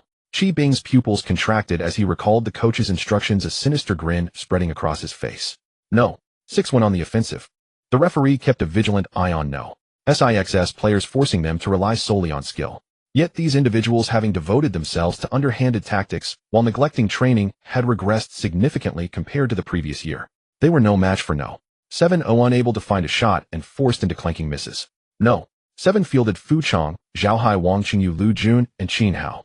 Fu Chong grabbed the rebound and passed to Qin Hao. As Qin Hao advanced to the front court, no. 6 guard Su Xiangjie stepped up to meet him. Qin Hao glanced at him briefly before looking away, catching the malice in Su Xiangjie's eyes. But he sensed another gaze as well, one from no. 6 Captain Qi Bing. Come on, whoever comes will regret it. Qin Hao sneered, calling for a screen to shake off Su Xiangjie. An opponent moved forward to delay him, but Qin Hao dished the ball to Wang Qingyu. Wang Qingyu drove immediately, and no. 6, now hesitant to foul, could only watch as he scored. The lead widened further. Over the next few possessions, no. 7 sank 2 more baskets while no. 6 managed just 1. The gap had swelled to 16 points, and with the half not yet over, the game was slipping away. This game is over. It was over from the start. What do those no. 6 guys have besides dirty tricks? Exactly. In the stands, the no. 7 students relaxed. Just then on the court, Qi Bing shot Su Xiangjie a meaningful look. Su Xiangjie understood, a savage gleam flashing in his eyes. Seeing Qin Hao drive, he lunged at him. He had tried several times before to target Qin Hao, but found no opportunity. Now, with his captain's signal, the fury within him could no longer be contained. He cared not whether he would be called for a technical foul. His only thought was to make Qin Hao pay. Here it comes. Qin Hao's sharp eyes, always on alert, caught Qi Bing's glance. With experience far surpassing Su Xiangjie's, he saw through the latter's intentions instantly. As Su Xiangjie charged in, arms flailing with ferocity, Qin Hao swiftly bent low, ducking. Su Xiangjie swung his arms, feigning a steal, but aiming squarely at Qin Hao's head and face, intending to bloody him. Instead, he grabbed nothing but air. In that instant, Qin Hao ducked and evaded the attack. Su Xiangjie stood dumbfounded, his body carried forward by momentum. Suddenly, his foot caught on something, his eyes widening as he pitched forward. A dull thud echoed as Su Xiangjie slammed face first into the floor, then bounced up. He saw stars, his head spinning. A collective gasp swept through the stands. Su Xiangjie's fall was no less severe than Zhao Liang's. His face had met the floor in an intimate embrace, whether he had lost any teeth was unclear, but the sight alone was painful. The referee paid him no mind, not even blowing his whistle. Qin Hao glanced back, then smoothly executed a floater, sinking it cleanly for another 2 points. Damn it! Ho Yong roared, charging at Qin Hao. You tripped him. He'll kill you. Ho Yong. Zhou Xiaojun quickly grabbed him. From no. 7, Wang Qingyu, Fu Chong, Zhao Hai, and the others surged forward, forming a protective wall in front of Qin Hao, glaring at no. 6 players ready to brawl at the slightest provocation. Qin Hao parted his teammates and stepped forward. What proof do you have? Hai didn't trip him on purpose. He came charging like a madman and didn't watch his own step. Besides, you all know damn well what he was trying to do. Was that a steal or an assault? You? Ho Yong glared, rendered speechless by the retort. Su Xiangjie had clearly been aiming for the man, but the outcome had been unexpected. Ho Yong stared at Qin Hao, a chill creeping up his spine. There was something uncanny about this guy. Zhao Liang, Lu Wei, and now Su Xiangjie. Everyone who tried to mess with him ended up worse off than the last, while he hadn't lost a single hair. Qin Hao saw through Ho Yong's bluster at once. all bark and no bite. He curled his lip. You little brats think you can take me on. I've seen more tricks than you've ever heard of. Su Ziangji's faceplant was indeed Qin Hao's doing, but if the former hadn't lunged at him with such force, a simple trip wouldn't have sent him crashing so hard. Who else was there to blame? The game was interrupted once more, and the referee assessed Ho Yong a technical foul, though he wasn't ejected. The referee then glanced at Qin Hao, a twitch at the corner of his mouth, finding the whole situation bizarre. The game had been halted multiple times, all somehow linked to Qin Hao. He almost felt sympathy for No. 6, 3 players down, and anyone who crossed Qin Hao met misfortune. Su Xiangjia was helped off the court, and the game paused. Qin Hao returned to the sidelines surrounded by his teammates. This time, there was no boisterous laughter. They just circled him, studying him with curious expressions. What's up? Qin Hao asked, touching his face. Qin Hao, Fuchang called out. Are you a porcupine? A snort of laughter escaped Jiang Shui, who quickly covered her mouth, her shoulders shaking with mirth. The others joined in the laughter. Indeed, Qin Hao was like a porcupine. Whoever touched him came off worse. No. SIXS players were probably on the verge of a mental breakdown. No. SIXS players were indeed close to cracking. Their faces were twisted as if in pain, looking from Zhao Liang to Su Xiangjia, whose mouth was full of blood and front tooth nearly knocked out. They were at a loss for words, silently grateful they weren't the ones who had suffered. Huang Hao's face was as dark as a pot's bottom. He barked, Qi Bing, you take care of him next. Qi Bing shuddered, agreeing with a bitter expression. In his heart, he too trembled. If he went after that guy, would he end up like Su Xiangjia and the others? Beep. The timeout ended. Both teams returned to the court. Qi Bing glanced at the No. 7 high school players and couldn't help but breathe a sigh of relief. Qin Hao had been substituted off. 3 teammates, 2 injured, 1 ejected. Though he hated Qin Hao, he always felt there was something uncanny about him, fearing he might share their fate. With Qin Hao off the court, he could at least justify himself to the coach. Even without Qin Hao, No. 7 high school maintained a steady advantage, keeping the gap at over 10 points. Under the referee's watchful eye, No. 6 high school restrained themselves, their moves no longer so aggressive. By the end of the second quarter, No. 7 high school led by 15 points. Several players from No. 6 high school returned to the sidelines, heads bowed, avoiding the coach's gaze. Initially, they had followed the coach's orders, playing rough and dirty. Seeing teammates injured, they wanted revenge to strike hard at Qin Hao. But Lu Wei's ejection and Su Ziangji's injury left them all with uneasy feelings, as none had escaped unscathed. Now with the gap stretched to over 10 points, and the referee constantly watching, everyone knew the game was likely lost. What was the point of playing dirty? If they couldn't win, why keep courting disaster? Zhou Xiaojun let out a quiet sigh of relief, glancing involuntarily at Qin Hao in the distance. His emotions were mixed. He never imagined that what he couldn't achieve with his teammates, no matter how he tried to persuade them, would be accomplished by a player from No. 7 high school. On No. 7 high school's side, Qin Hao sat on the bench, high-fiving each teammate as they came off. The atmosphere was relaxed given their lead of over 10 points, and everyone could sense that No. 6 high school had lost their fighting spirit. All right, get ready.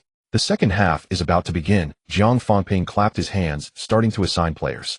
Guokai Zhaohai Jiang Feng Lu Jun Zhao Xuebing. You 5 are up. He then spread out the tactical board and made some arrangements. As the second half began, he watched the players take the court, then sat down beside Qin Hao and explained, barring any surprises, we've got this game in the bag. So there's no need for you to play again. Though it seems they won't dare to provoke you anymore, ha. He chuckled to himself. But just in case, you'll sit out the remaining 2 quarters. Qin Hao nodded. They'll follow your arrangements. 3 consecutive players from No. 6 high school had suffered at Qin Hao's hands, yet his actions were flawless. He hadn't even used any underhanded tactics. But that only made it more inspiring. Now that No. 6 high school's players had clearly lost their will to fight, Qin Hao wasn't worried they'd resort to reckless violence. Whether he played or not no longer mattered. By the end of the third quarter, No. 7 high school led by 20 points. The final quarter had become pure garbage time. No. 6 high school's players moved listlessly, eager to end the game. No matter how much Huang Hao yelled, their morale could no longer be rallied. Qin Hao remained on the bench for the last 2 quarters, leaving the No. 6 players with a mix of regret and relief. No one wanted to follow in the footsteps of Zhao Liang or Su Xiangjia. Beep. Finally, the game ended with a score of 7-8-6-1. No. 7 high school triumphed over No. 6 high school by 17 points, securing their first victory in the City League. After the game came the customary handshake. When they reached Qin Hao, every No. 6 player wore a pained expression. Only Zhou Xiaojun smiled sincerely, secretly giving Qin Hao a thumbs up and praising impressive. Qin Hao smiled unfazed. The No. 6 players were just misguided high school kids, while he possessed an adult soul and the experience of a professional athlete. Dealing with a few teenagers gave him no sense of achievement.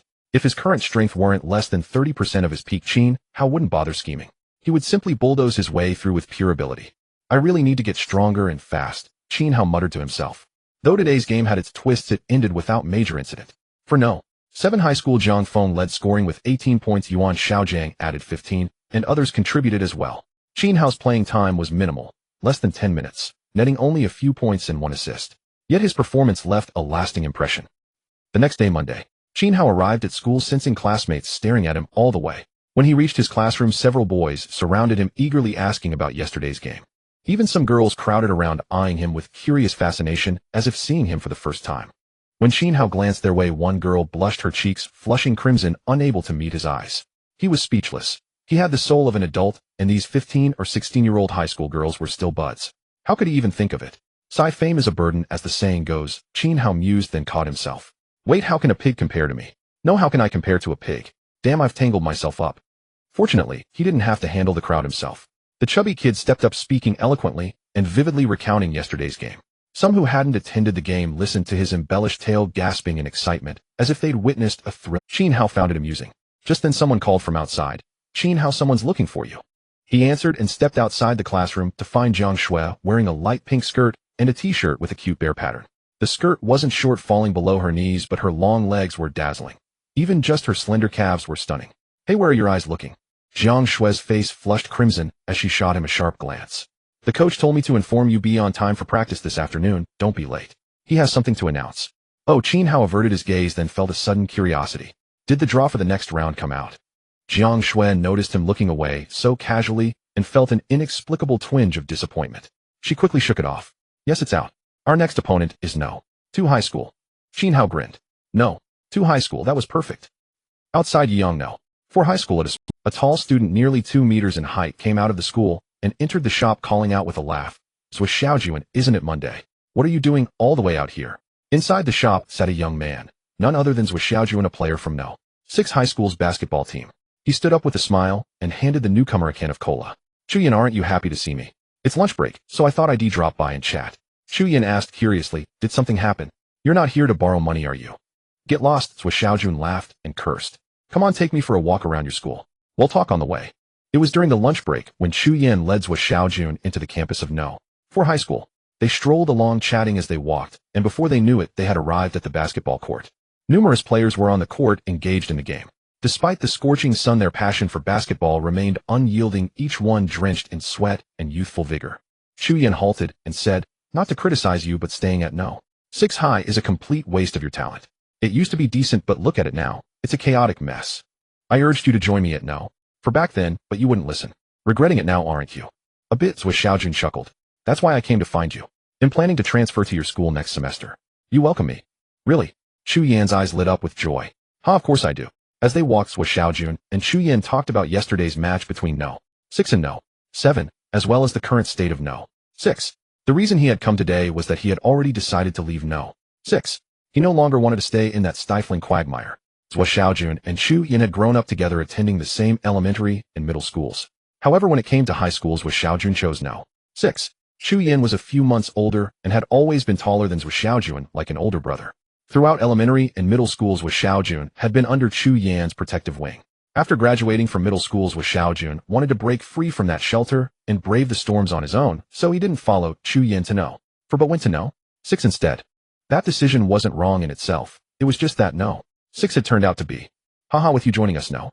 4 we'll become even stronger. We're the golden duo. But you've promised now. They'll go talk to the coach later. Chu Yan was overjoyed, then suddenly remembered something. By the way, you said yesterday you lost to No. 7 by over 10 points. Didn't No. 6 use their dirty tricks? I'll forget it. Swiss Xiaojun wasn't sure whether to laugh or not, so he explained, we were leading at first and used plenty of dirty tricks, which really frustrated No. 7. Their top scorer Yuan Xiaojiang got taken out not long after the game started. But then a freshman from No. 7 suddenly exploded. Even though he was new, his scoring ability was incredible, no less than Yuan Xiaojiang's. He kept scoring and the lead was overturned. Oh, Chu Yan's interest was piqued. A freshman as good as Yuan Xiaojiang. What's his name? Swiss Xiaojun shook his head. That's not who I want to talk about. It's someone else. Someone else. Yeah, Swiss Xiaojun couldn't help but marvel. Man, No. 7 is really lucky. They've got Zhang Feng and Qin Hao, 2 freshmen who are both incredibly talented. They've struck gold. He paused, deliberately waiting for Chu Yan's curious expression, then continued. You might not believe this, but No. 6 was planning to take Zhang Feng down. Instead, he was substituted, and Qin Hao came on. As soon as Qin Hao got on the court, Zhao Liang suffered a major setback. The two stood by the basketball court as Zhuo Xiaojun recounted yesterday's game, especially how anyone who tried to mess with Qin Hao ended up in trouble. Chu Yin listened utterly fascinated. After Zhuo Xiaojun finished, Chu Yin laughed. From what you've said, this Qin Hao is quite something. Sly as a fox. What kind of analogy is that? Zhuo Xiaojun chuckled. He's just smart. Honestly, I never expected he could pull it off so perfectly. It's like that move from Jin Yong's novels, returning the opponent's own move against them. He seemed to do nothing, yet always made those who tried to harm him reap what they sowed. Listening to you, I'm actually looking forward to facing No. 7. Chu Yin grinned. But our next opponent is No. 1 city high and No. 7's opponent is No. 2 high. Well, it's almost certain they'll beat No. 2. If they make it to the semifinals, we might just get a chance to play them. So Xiaojun teased, don't be too cocky. No. 7 is really strong. Chu Yin pouted, pride evident. We're not weak either. Just then a basketball rolled to their feet. As if to prove his point, Chu Yin picked up the ball, dribbled a couple of times, then suddenly sprinted toward the hoop. The players on the court parted ways as Chu Yin stepped into the free throw line. He clutched the ball, bent his knees, leaned forward, and leaped with explosive power. Spinning 180 degrees, he swung the ball behind his head, arriving at the rim for a reverse slam dunk. Bang! The thunderous sound drew gasps from the crowd. Chu Yin released the rim, struck what he thought was a cool pose, and winked at a few girls on the sidelines, brimming with arrogance. Enough, Zhuo Xiaojun said, covering his face. You're just showing off. Haha. Chu Yin replied, unashamed and even proud. He lifted his head and shamelessly recited, showing off is like the wind, always by my side. Zhuo Xiaojun pretended to vomit, but inwardly, he wondered if transferring to No. 4 would make playing basketball more enjoyable than at No. 6. At least Chu Yin would be there. Still, he couldn't help but think about whether No. 4 would face No. 7 this year. Rumor had it that No. 4's freshmen were also strong. How would they compare to Zhang Feng and Qin Hao? At No. 7 high school. After school in the afternoon, Qin Hao arrived at the court. Zhang Fengping announced their next opponent. Hearing it was No. 2 high, the players were overjoyed. No. 2 had been the bottom of the 15 teams for years. This round seemed like an easy win. Don't let your guard down, Zhang Fengping warned sternly. I know No. 2 doesn't have any standout players and only made it to the second round because of a bye. But even a lion uses its full strength when hunting a rabbit. No matter the opponent, we must never be complacent. Understood. Yes, coach. The team responded with smiles. But Qin Hao was taken aback. He remembered that No. 2 hadn't gotten a bye in the past. They had beaten No. 14 to advance to the second round, marking their first time in years. That victory was thanks to a freshman named Lu Gui. But according to the coach, No. 2 had no one remarkable. Was Lu Gui not considered one? Coach, who are the key players on No. 2? Qin Hao quickly asked. I was just about to say that, Zhang Fengping replied, smiling as he outlined No. 2's roster. But there was no mention of Lu Gui. Where had Lu Gui gone? Qin Hao frowned. It seemed some things had deviated from his memory. It wasn't entirely surprising given the precedent set by Zhang Feng and Zhang Shui. But if Lu Gui wasn't at No. 2, where was he? Could he have simply vanished? Moreover, he remembered that after defeating No. 2, they would face No. 4 in the semifinals. Since No. 2's situation was different from his memory, what about No. 4? Would they really meet No. 4 in the semifinals?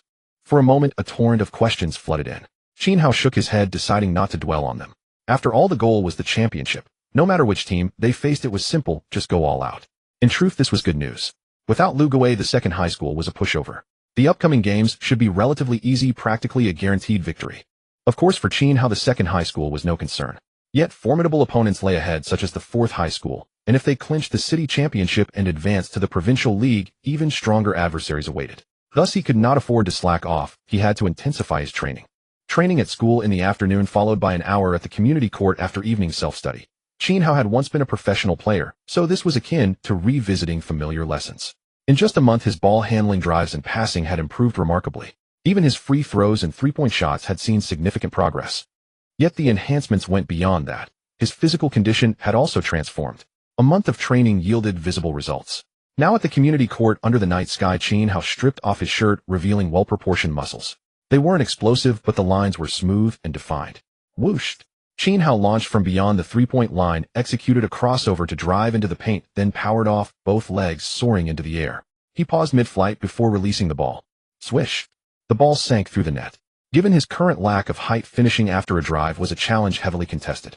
He had to rely on finesse, using rhythm, timing, and hang time to evade defenders, all to avoid the defense and score the basket. In the darkness, Qin Hao moved like a phantom, indistinct to the eye. Under the dim light, his astonishing speed grew even more ghostly. If a defender were present, they would be utterly unable to stop him. The hour-long session ended. Qin Hao panted heavily as he packed his bag and clothes, pulling out his saved allowance. I need to buy some training gear tomorrow. Good equipment will double the results. When Qin Hao returned home, he found his parents still awake. Seeing him enter, Qin Jinghua and Lu Huifeng both stood up. Qin Hao paused, recalling that a couple of days ago his parents mentioned his uncle had finished his research and was ready to act, buying a property at Yihejingyuan on Puyuan Road, where the first phase had just launched.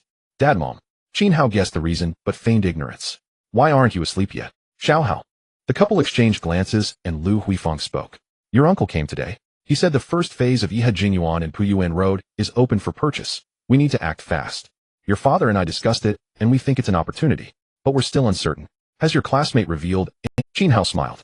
Actually, yes. Lu Hua said his father already bought 2 units in one go. Dad, Mom, I think this is a solid move. We can't miss the chance. Hearing this, Qin Jinghua and Lu Huifeng relaxed. Qin Jinghua smiled. All right, well, follow your advice. We'll provide the funds, and your uncle will handle the procedures. Qin Hao added, Dad, buying a house is no small matter. It costs hundreds of thousands. I think you should take a few days off and handle it personally with uncle. That would be safer. Originally, Qin Hao wanted his father to quit his job. All his efforts were to improve the family situation, to free his father from the toy factory and the endless night shifts. Now he had the perfect excuse.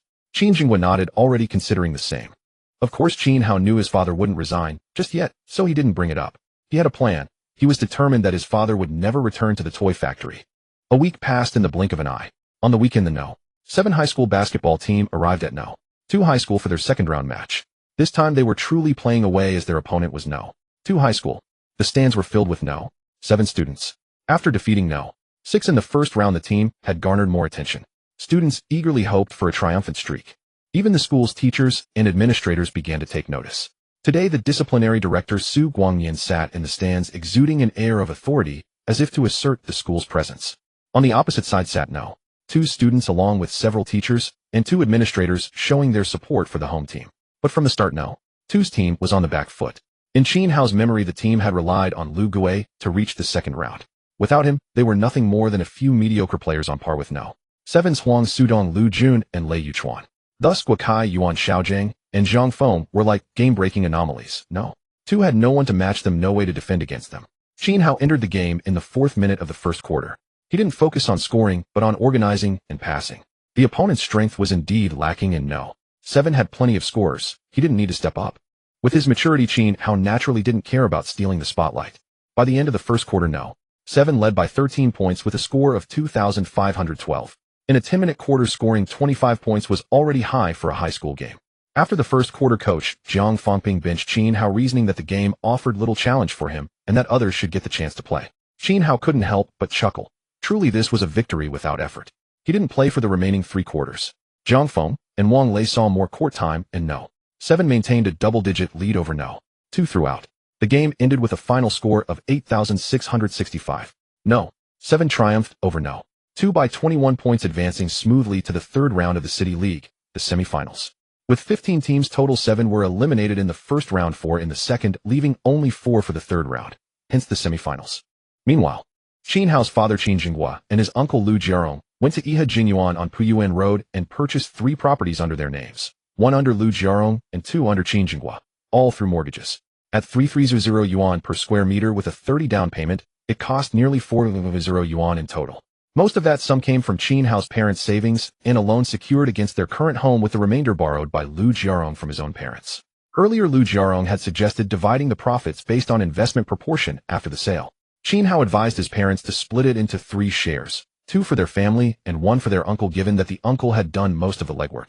His parents agreed, and the decision was finalized. Now, as they left the sales office after completing the formalities, Qin Jinghua, Lu Huifeng, and Lu Jiarong felt a heavy weight in their hearts. The houses were bought. Now they could only hope for a quick rise in value. At 6 in the morning, the community basketball court. Qin Hao was training. In the previous victories against No. 6 middle school, he hadn't played long, and against No. 2 middle school, it was an effortless win. Over those 2 games, he hadn't exerted much effort, while Zhang Feng and Wang Lei stole the spotlight. Zhang Feng scored 18 points against No. 6 and an impressive 27 against No. 2, threatening to surpass Yuan Xiaojiang as the team's top scorer. Wang Lei also shone on defense. With his explosive speed and impressive leaping ability, he contributed numerous blocks. Anyone who challenged him without knowing his capabilities would likely regret it. After 2 consecutive decisive victories, the No. 7 middle school basketball team was jubilant. Even the students, teachers, and school administrators held high hopes for the team, expecting them to win the championship. Yet Qin Hao knew that winning the championship would not be easy. During this period, he had not slackened his training in the slightest, instead he had increased its intensity. Although his daily training duration remained unchanged, the effort required had grown. What delighted him was the vitality of his young body. Even after such grueling training, which left him exhausted like a dead dog, every day a single night's rest would have him brimming with energy once more. Swish! A soft sound echoed as the basketball flew from Qin Hao's hand, precisely piercing the net. He picked up the ball, returned to the free throw line, and shot again. Another swish. The best way to train your shooting is to start with free throws. Any player with accurate free throws will generally have good shooting. Qin Hao recalled his coach's words and deeply agreed. NBA players with precise free throws, like Ray Allen, J.J. Redick, Steve Nash, Chris Paul, and Stephen Curry, all have excellent shooting. After all, free throws are the most basic form of shooting. Its fundamentals seemingly simple, yet profoundly significant. Continue. Qin Hao resumed his training. With each shot, the basketball obediently pierced the net like a well-trained spirit. He had bought a net specifically to hear that crisp sound, which he found immensely satisfying. After half an hour, Qin Hao stopped. Following a 10-minute rest, he moved on to other drills. This routine repeated daily, solitary and monotonous. Yet to Qin Hao, nothing could be more captivating. Many disliked training and preferred games, especially amateur players who never trained seriously, opting instead for casual 3-on-3 matches on the court. Thus their skill level stagnated, for it was precisely this tedious training that was the only true path to improving basketball prowess. Real games were crucial, but without training, practice without a solid foundation was like a mirage, yielding. The higher the level of play, the greater the emphasis on training and fundamentals. It was often said that what set NBA players apart beyond their natural physique was their mastery of the basics. Qin Hao wholeheartedly agreed. Now, with a fresh start, he placed immense importance on fundamental training, striving to perfect every movement and detail with meticulous precision. An hour of training concluded. Qin Hao sat by the court, removing the weighted straps from his legs and waist. These straps, similar to sandbags, were filled with lead blocks instead of sand, more compact, yet heavier. He had bought these a few days ago along with 2 dumbbells and resistance bands. With limited pocket money, he couldn't afford professional equipment, so he made do with what he had. After removing the lead blocks, Qin Hao jumped a couple of times, feeling light and agile. A smile spread across his face. A week of wearing them and the effects are starting to show. The lead blocks on his legs and waist were meant to enhance his jumping ability and explosive power. Most coaches wouldn't recommend this, as it kept the leg muscles constantly under tension, leading to stiffness and loss of elasticity over time. However, it wasn't entirely inadvisable. As long as the blocks were removed periodically and the muscles massaged, stiffness could be prevented. Now Qin Hao took off the sandbags to massage his muscles, allowing them to relax. He knew exactly how to manage the timing of wearing the lead blocks and the massage techniques, so he had no concerns. The advantage of this method was that it could improve jumping and explosive power faster and more effectively than simply jumping to touch a high point. After more than 10 minutes of massage, Qin Hao refastened the sandbags, slung his backpack and basketball over his shoulder, and headed home. The next day in the afternoon, at the No. 7 middle school basketball court, the players stood in a row. Jiang Fangping opened his notebook, his expression stern. The draw for our semifinal opponent is out. This time well faced No. For middle school. No. For middle school. That won't be easy. The players all grew serious, their hearts heavy with No. 4 middle school was one of the strongest teams in Yuyang City. Last year, they had even reached the finals, ultimately losing to No. 3 middle school. Their strength was not to be underestimated, far surpassing teams like No. 6 or No. 2. So it is No. 4, Qin Hao said without surprise.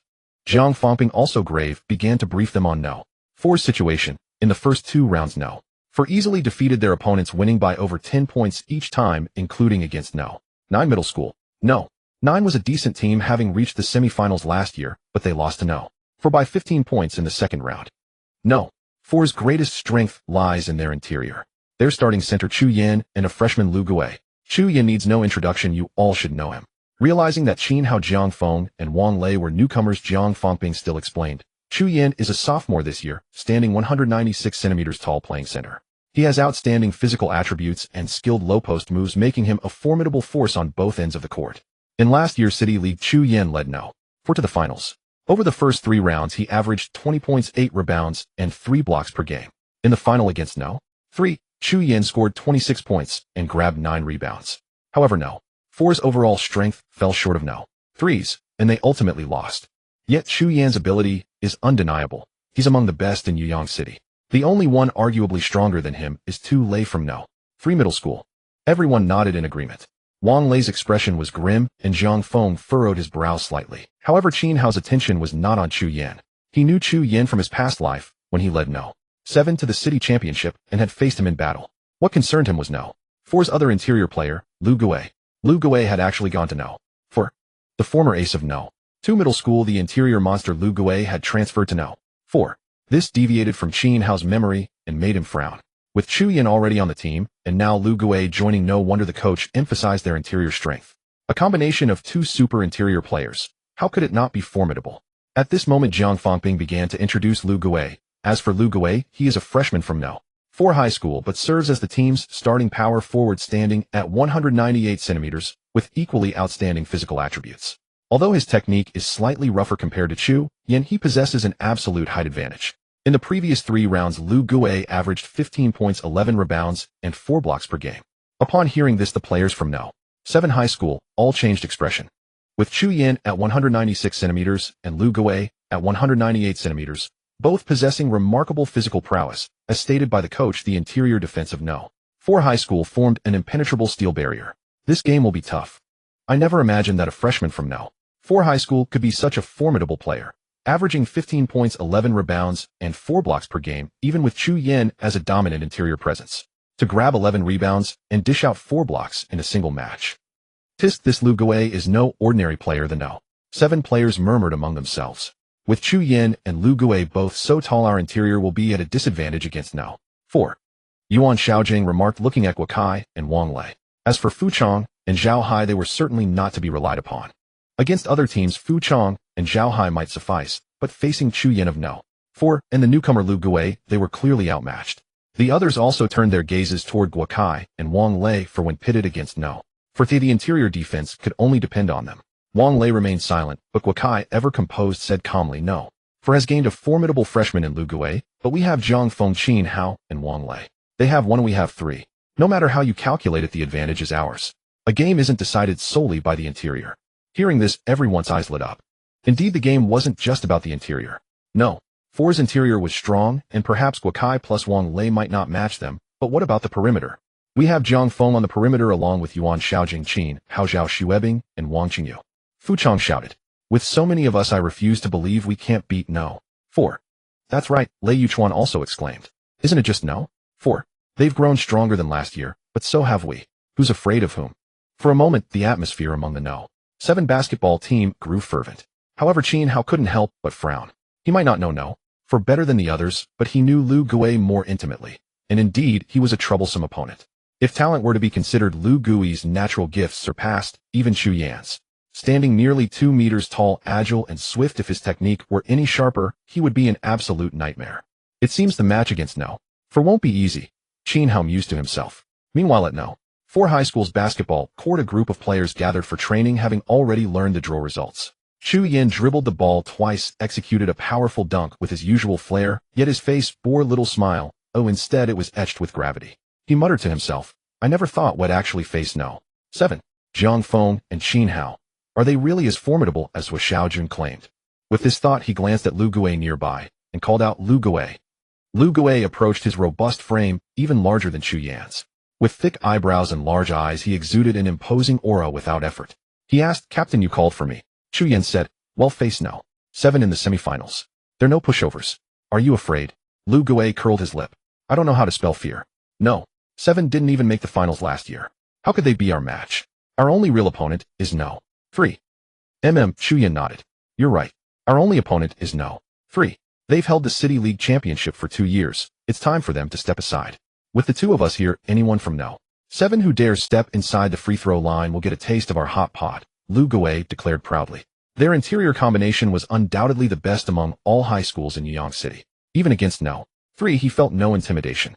Seeing Lu Gui's unwavering confidence, Chu Yan was infected by his spirit and laughed heartily. You're right. What is No. 7? Even against No. 3, we can make them cry. Yet recalling Zhu Zijian's words, a trace of gravity lingered in Chu Yan's heart. Finally, the semifinals commenced.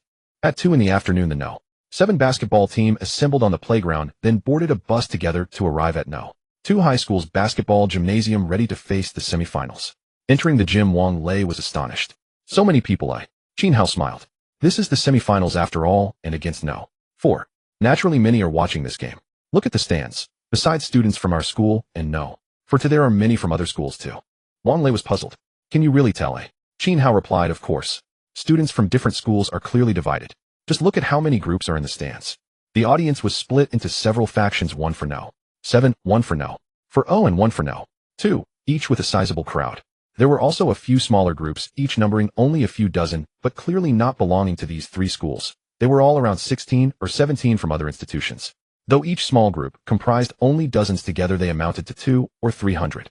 Adding the students from no. 7 no. For oh, and no. 2, the stands were packed with a sea of nearly 1,000 people. This spectacle far surpassed the previous 2 rounds.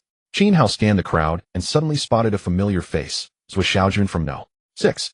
Zhou Xiaojun nodded and smiled at him in greeting. Qin Hao reciprocated with a nod, curious as to why Zhou Xiaojun was attending a match between no. 7 and no. 4.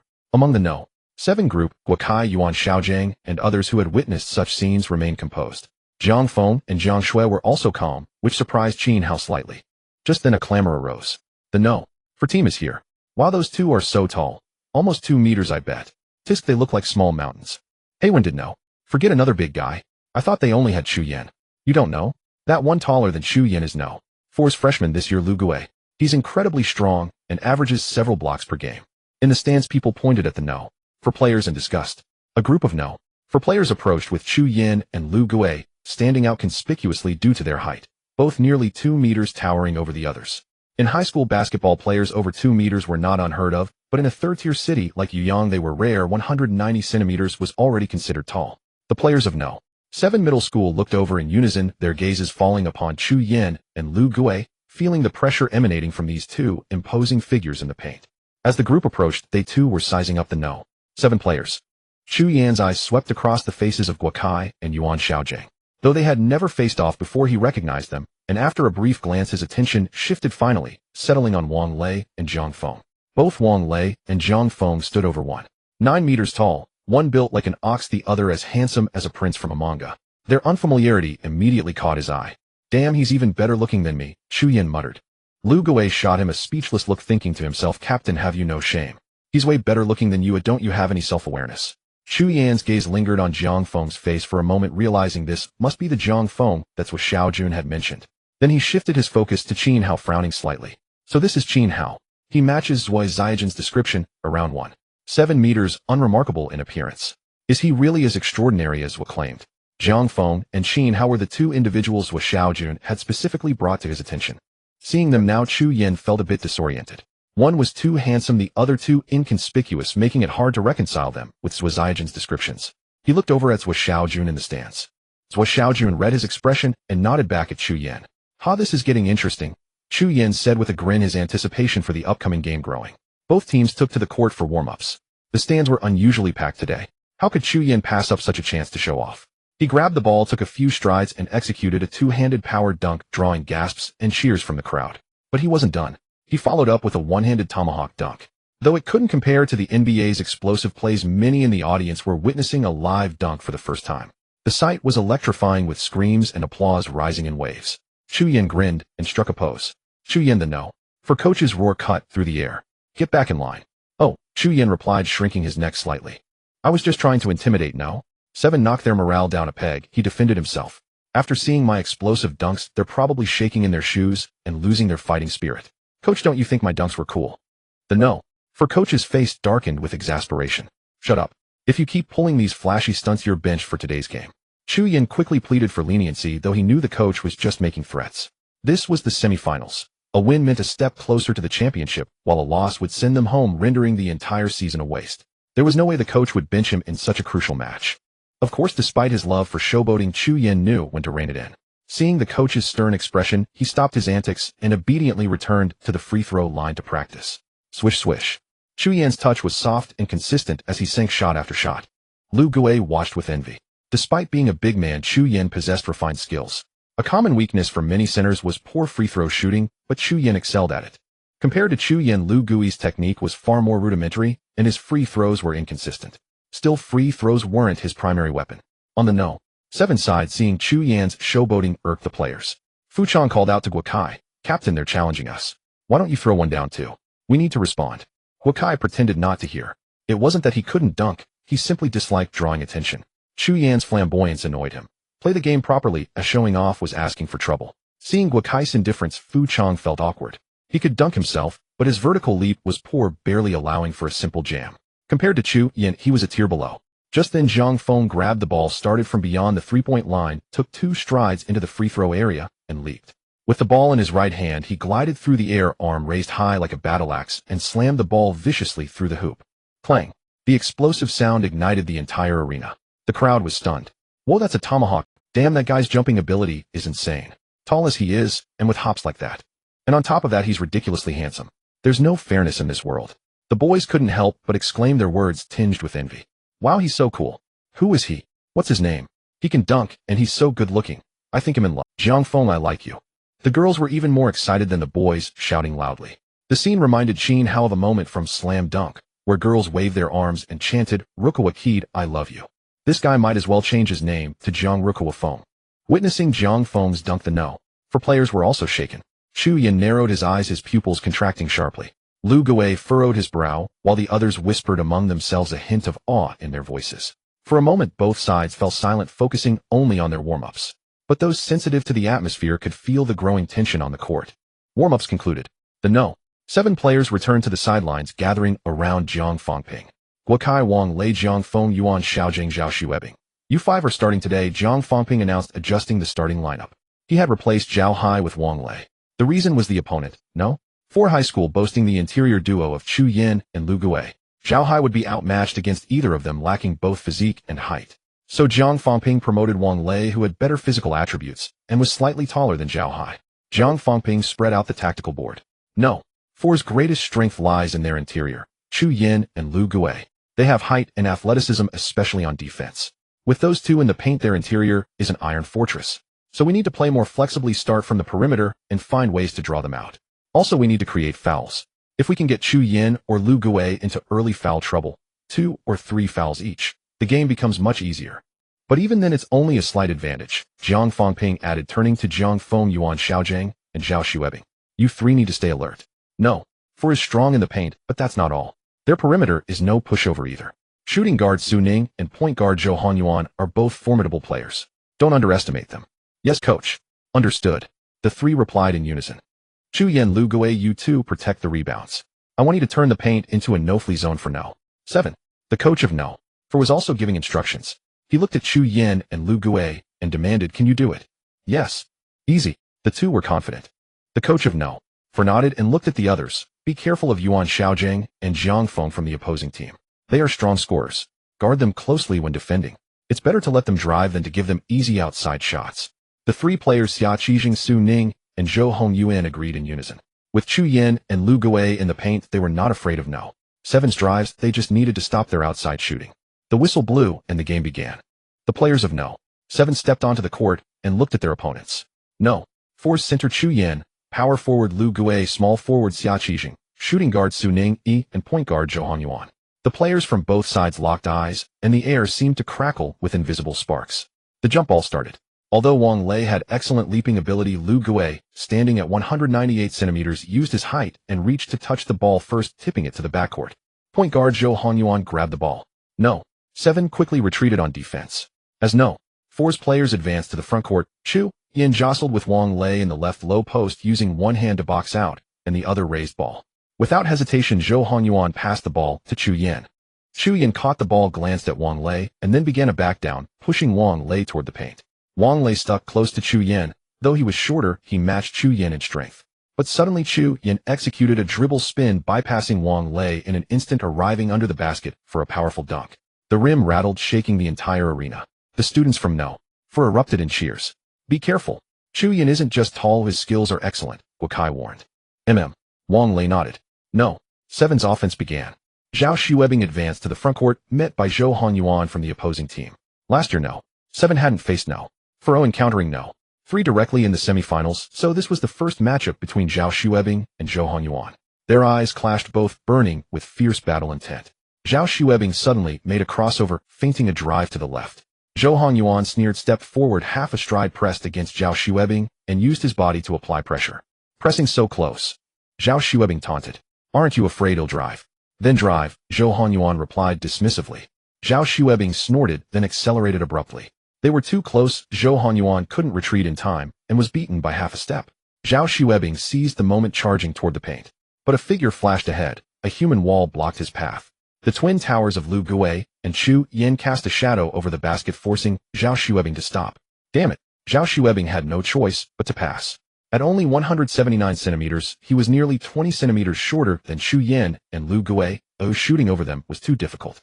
The ball went to Yuan Xiaojing. He frowned.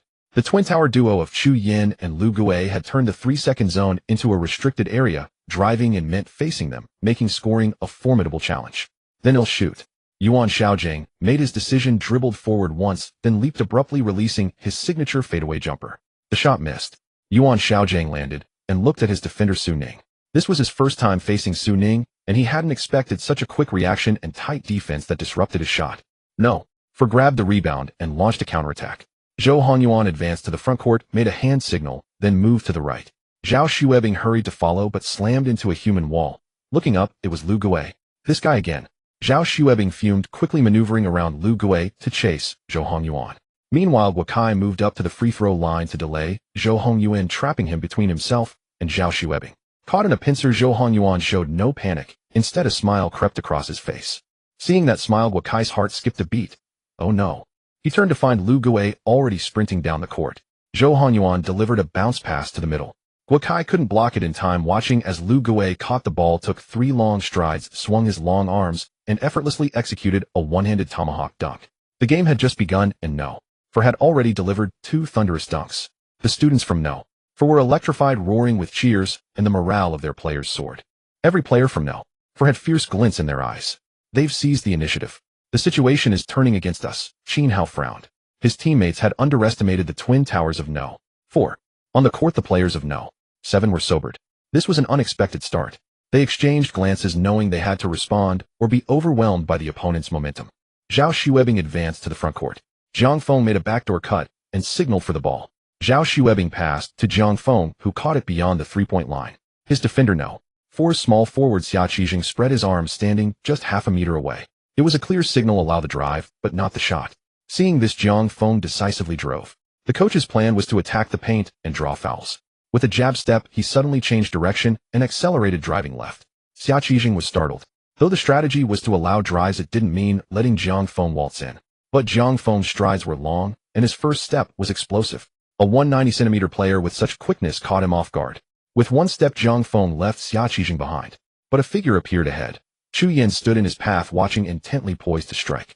Jiang Feng clutched the ball, leaped toward Chu Yin, who also jumped, raising his arm to block. But at that moment, Jiang Feng let out a roar, executing a midair switch, moving the ball from his right hand to his left, evading Chu Yan's block. Chu Yan's arm came down, missing the ball, but hitting Jiang Feng's arm instead. The whistle blew, and the ball went in. The referee pointed at Chu Yin, calling a reaching foul, and signaled that the basket counted. Jiang Feng would go to the free throw line for an additional shot. Just as Chu Yin made contact, Jiang Feng released the ball. The referee's whistle sounded, and the ball banked off the backboard before dropping through the net. A beautiful and one. Beautiful. Nice shot. The students from No. 7 in the stands cheered. Qin Hao and the teammates beside him stood up, waving towels in celebration of Jiang Feng's response. Watching Jiang Feng head to the free throw line, Chu Yin muttered to himself with a grimace, so Xiaojun wasn't wrong. This guy might be annoying, but he's got real skill. Then he leaned toward Lu Gui and warned, they're trying to draw fouls on us. Be careful. Lu. In the blink of an eye, 4 minutes had passed in the first quarter. During these 4 minutes, No. 7 high school had been at a disadvantage. Although Jiang Feng successfully drew a foul from Chu Yin, his subsequent 2 attempts to drive into the paint and create damage both failed. Chu Yin and Lu Gui restrained their movements as soon as they saw Jiang Feng, while other players from No. 4 high school provided help defense, denying Jiang Feng the chance to isolate and forcing him to pass. However, aside from Jiang Feng, Yuan Xiaojing and Zhao Xuebing lacked the same penetrating threat and couldn't effectively draw fouls, while Wang Lei and Guokai were also at a disadvantage in the low post. Against other teams, Guokai and Wang Lei usually dominated, but No. 4 high schools, Chu Yin and Lu Gui, were not only tall, but also exceptionally athletic. Wang Lei's advantages in jumping ability and strength were no match for Chu Yan's technical skill, leaving him battered and embarrassed. With a sharp crack, the referee blew his whistle and pointed at Wang Lei, signaling a reaching foul and sending Chu Yin to the free throw line for 2 attempts. Chu Yin grinned smugly at Wang Lei, stepped to the line, and calmly sank both free throws. The The scoreboard now read 1-2-6 with no. 4 high school leading by 6 points. Timeout please. Jiang Fangping frowned and called a timeout. With barely half the first quarter gone and his team trailing by 6, it was a disastrous start. The critical issue remained unsolved. Their strategy to neutralize the opponent's twin towers had failed. On defense, Wang Lei was completely overpowered by Chu Yan. Not only could he not stop Chu Yan, but he also picked up 2 fouls, leaving Jiang Fangping frustrated. Instead of forcing Chu Yan to the bench, Wang Lei was the one in danger of being benched. Wang Lei, take a rest. Fuchong, you're in. Jiang Fangping made the substitution. Wang Lei, burdened with 2 fouls and clearly outmatched against Chu Yan, couldn't stay on the court. Of course, Jiang Fangping knew that bringing in Fuchong wouldn't improve things much, so he didn't stop at just one change. After a moment of thought, he looked at Qin Hao. Qin Hao, you're up. Replace Zhao Xuebing. Yes, coach. Qin Hao stood up. Remember, use your speed. Drive more and find ways to draw fouls. Jiang Fangping instructed Qin Hao. The current situation was clear. Without neutralizing the opponent's twin towers, the game would remain an uphill battle. To break the twin towers, they needed penetration, and that was Qin Hao's specialty. There are 2 ways to counter a twin tower lineup. The first is to pull the big men away from the basket. This requires a center or power forward who can shoot threes, like NBA star Kevin Love. His accurate 3-point shooting forces defenders to guard him beyond the arc, creating space for teammates to attack the paint. The second method is to attack relentlessly, driving into the paint to draw fouls on the opposing big men. Once they pick up 2 or 3 fouls, they have to be substituted. Take Wang Lei, for example. With 2 fouls already, Jiang Fangping had no choice but to pull him out. It was only the first quarter, and if Wang Lei committed 2 more fouls, he'd become a target for no. For's offense. He'd either play timidly, compromising his defense, or foul out entirely. Substituting him early was a protective measure, preventing him from accumulating too many fouls too soon, so he could return and contribute when it mattered most. If they could get Chu Yan or Lu Gui to also pick up 2 fouls now, For's coach would have to bench them. Without one of the twin towers, their advantage would vanish. No.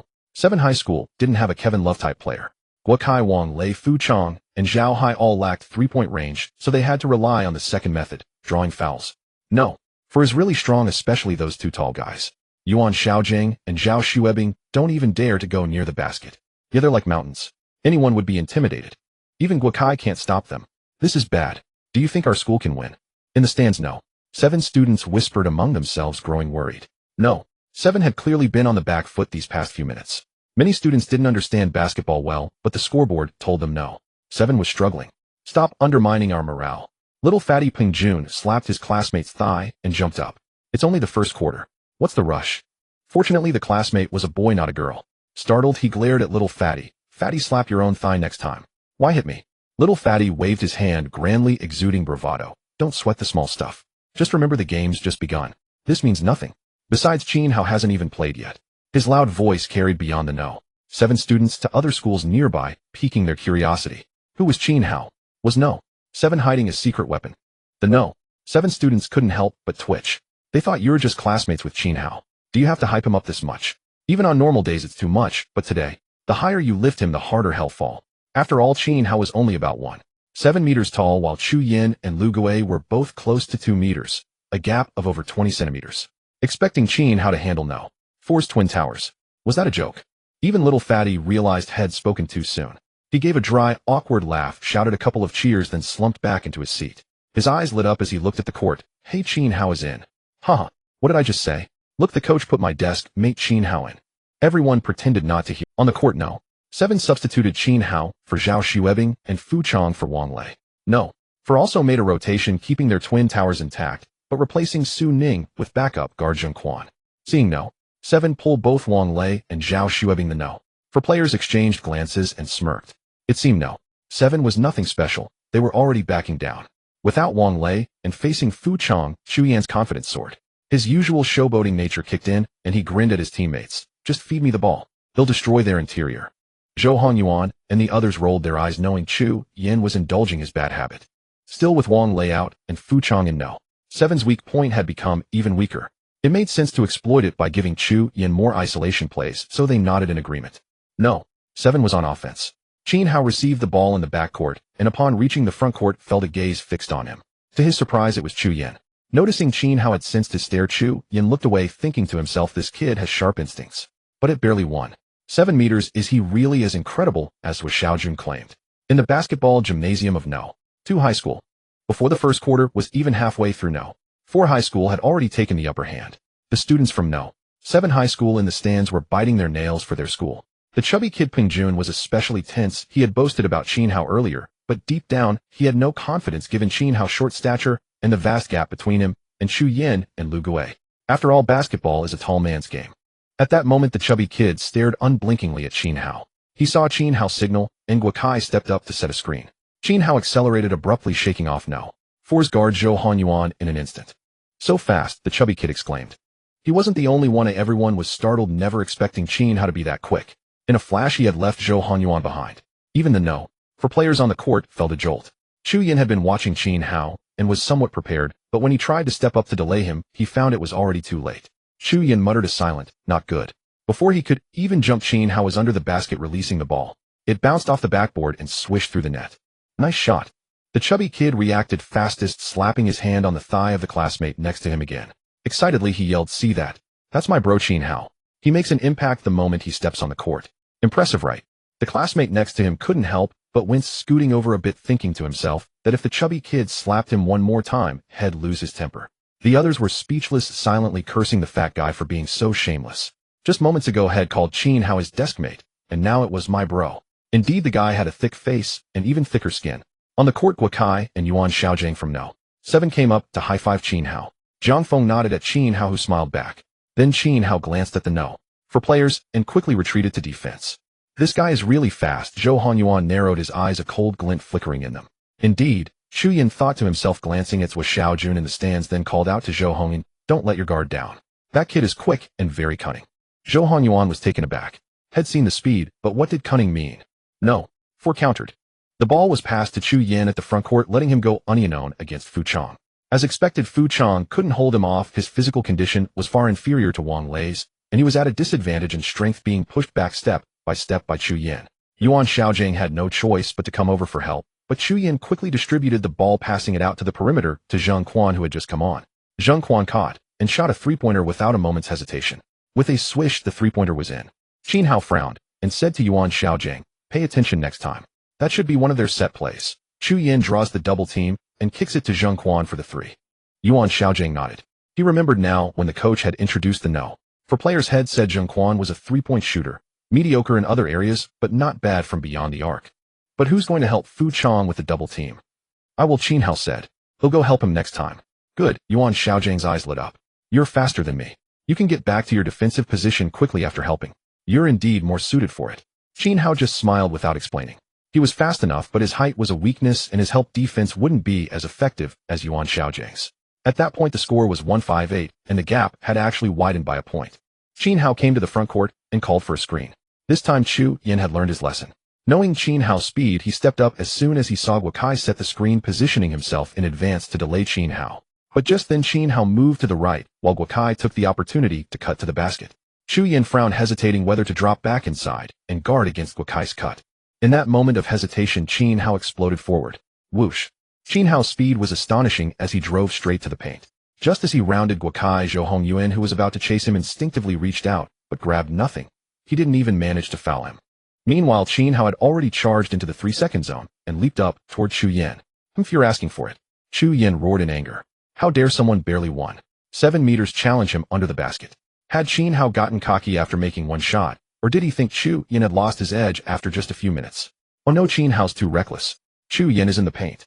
What a rash move. Going inside to challenge Chu Yin at his height. Isn't he just asking to get blocked? Many in the stands lamented, thinking this was an impulsive play. With a height difference of over 20 centimeters, where did he get the confidence? Yet the next moment, everyone's eyes widened in disbelief. Qin Hao rose to meet Chu Yin, who also jumped, arms raised high like giant fans, blotting out the sky and completely sealing off Qin Hao's shooting angle. It seemed there was no outcome other than a block. But at that instant, Qin Hao suddenly curled his body, pulling the ball back down, and hung in the air impossibly, as if time had frozen. What? Chu Yin was startled too. He had already begun his descent, but only then did Qin Hao unfurl his body and raise the ball again. Now there was finally room to shoot. Qin Hao's body was also falling, but his eyes were blazing bright, fixed on the rim as he pushed the ball out with both hands. Swish! A soft sound like heavenly music. Whoa! The entire crowd erupted. The students in the stands were stunned. Even the chubby kid forgot to boast, his small eyes stretched to their limit, though still tiny, staring incredulously at Qin Hao. It took him a while to find the words, and he yelled, "Holy shit!" People around him turned their heads. The student who had been slapped twice on the thigh breathed a sigh of relief when he saw the chubby kid hadn't targeted him this time, casting a disdainful look. That's what happens when you're uneducated. All you can say is holy shit. On the No. 7 bench, the players' excitement was ignited. They jumped up cheering loudly. After all, Qin Hao was only about 1.7 meters tall, yet he had dared to challenge Chu Yan and succeeded. Amazing. That speed, that hang time. Wow.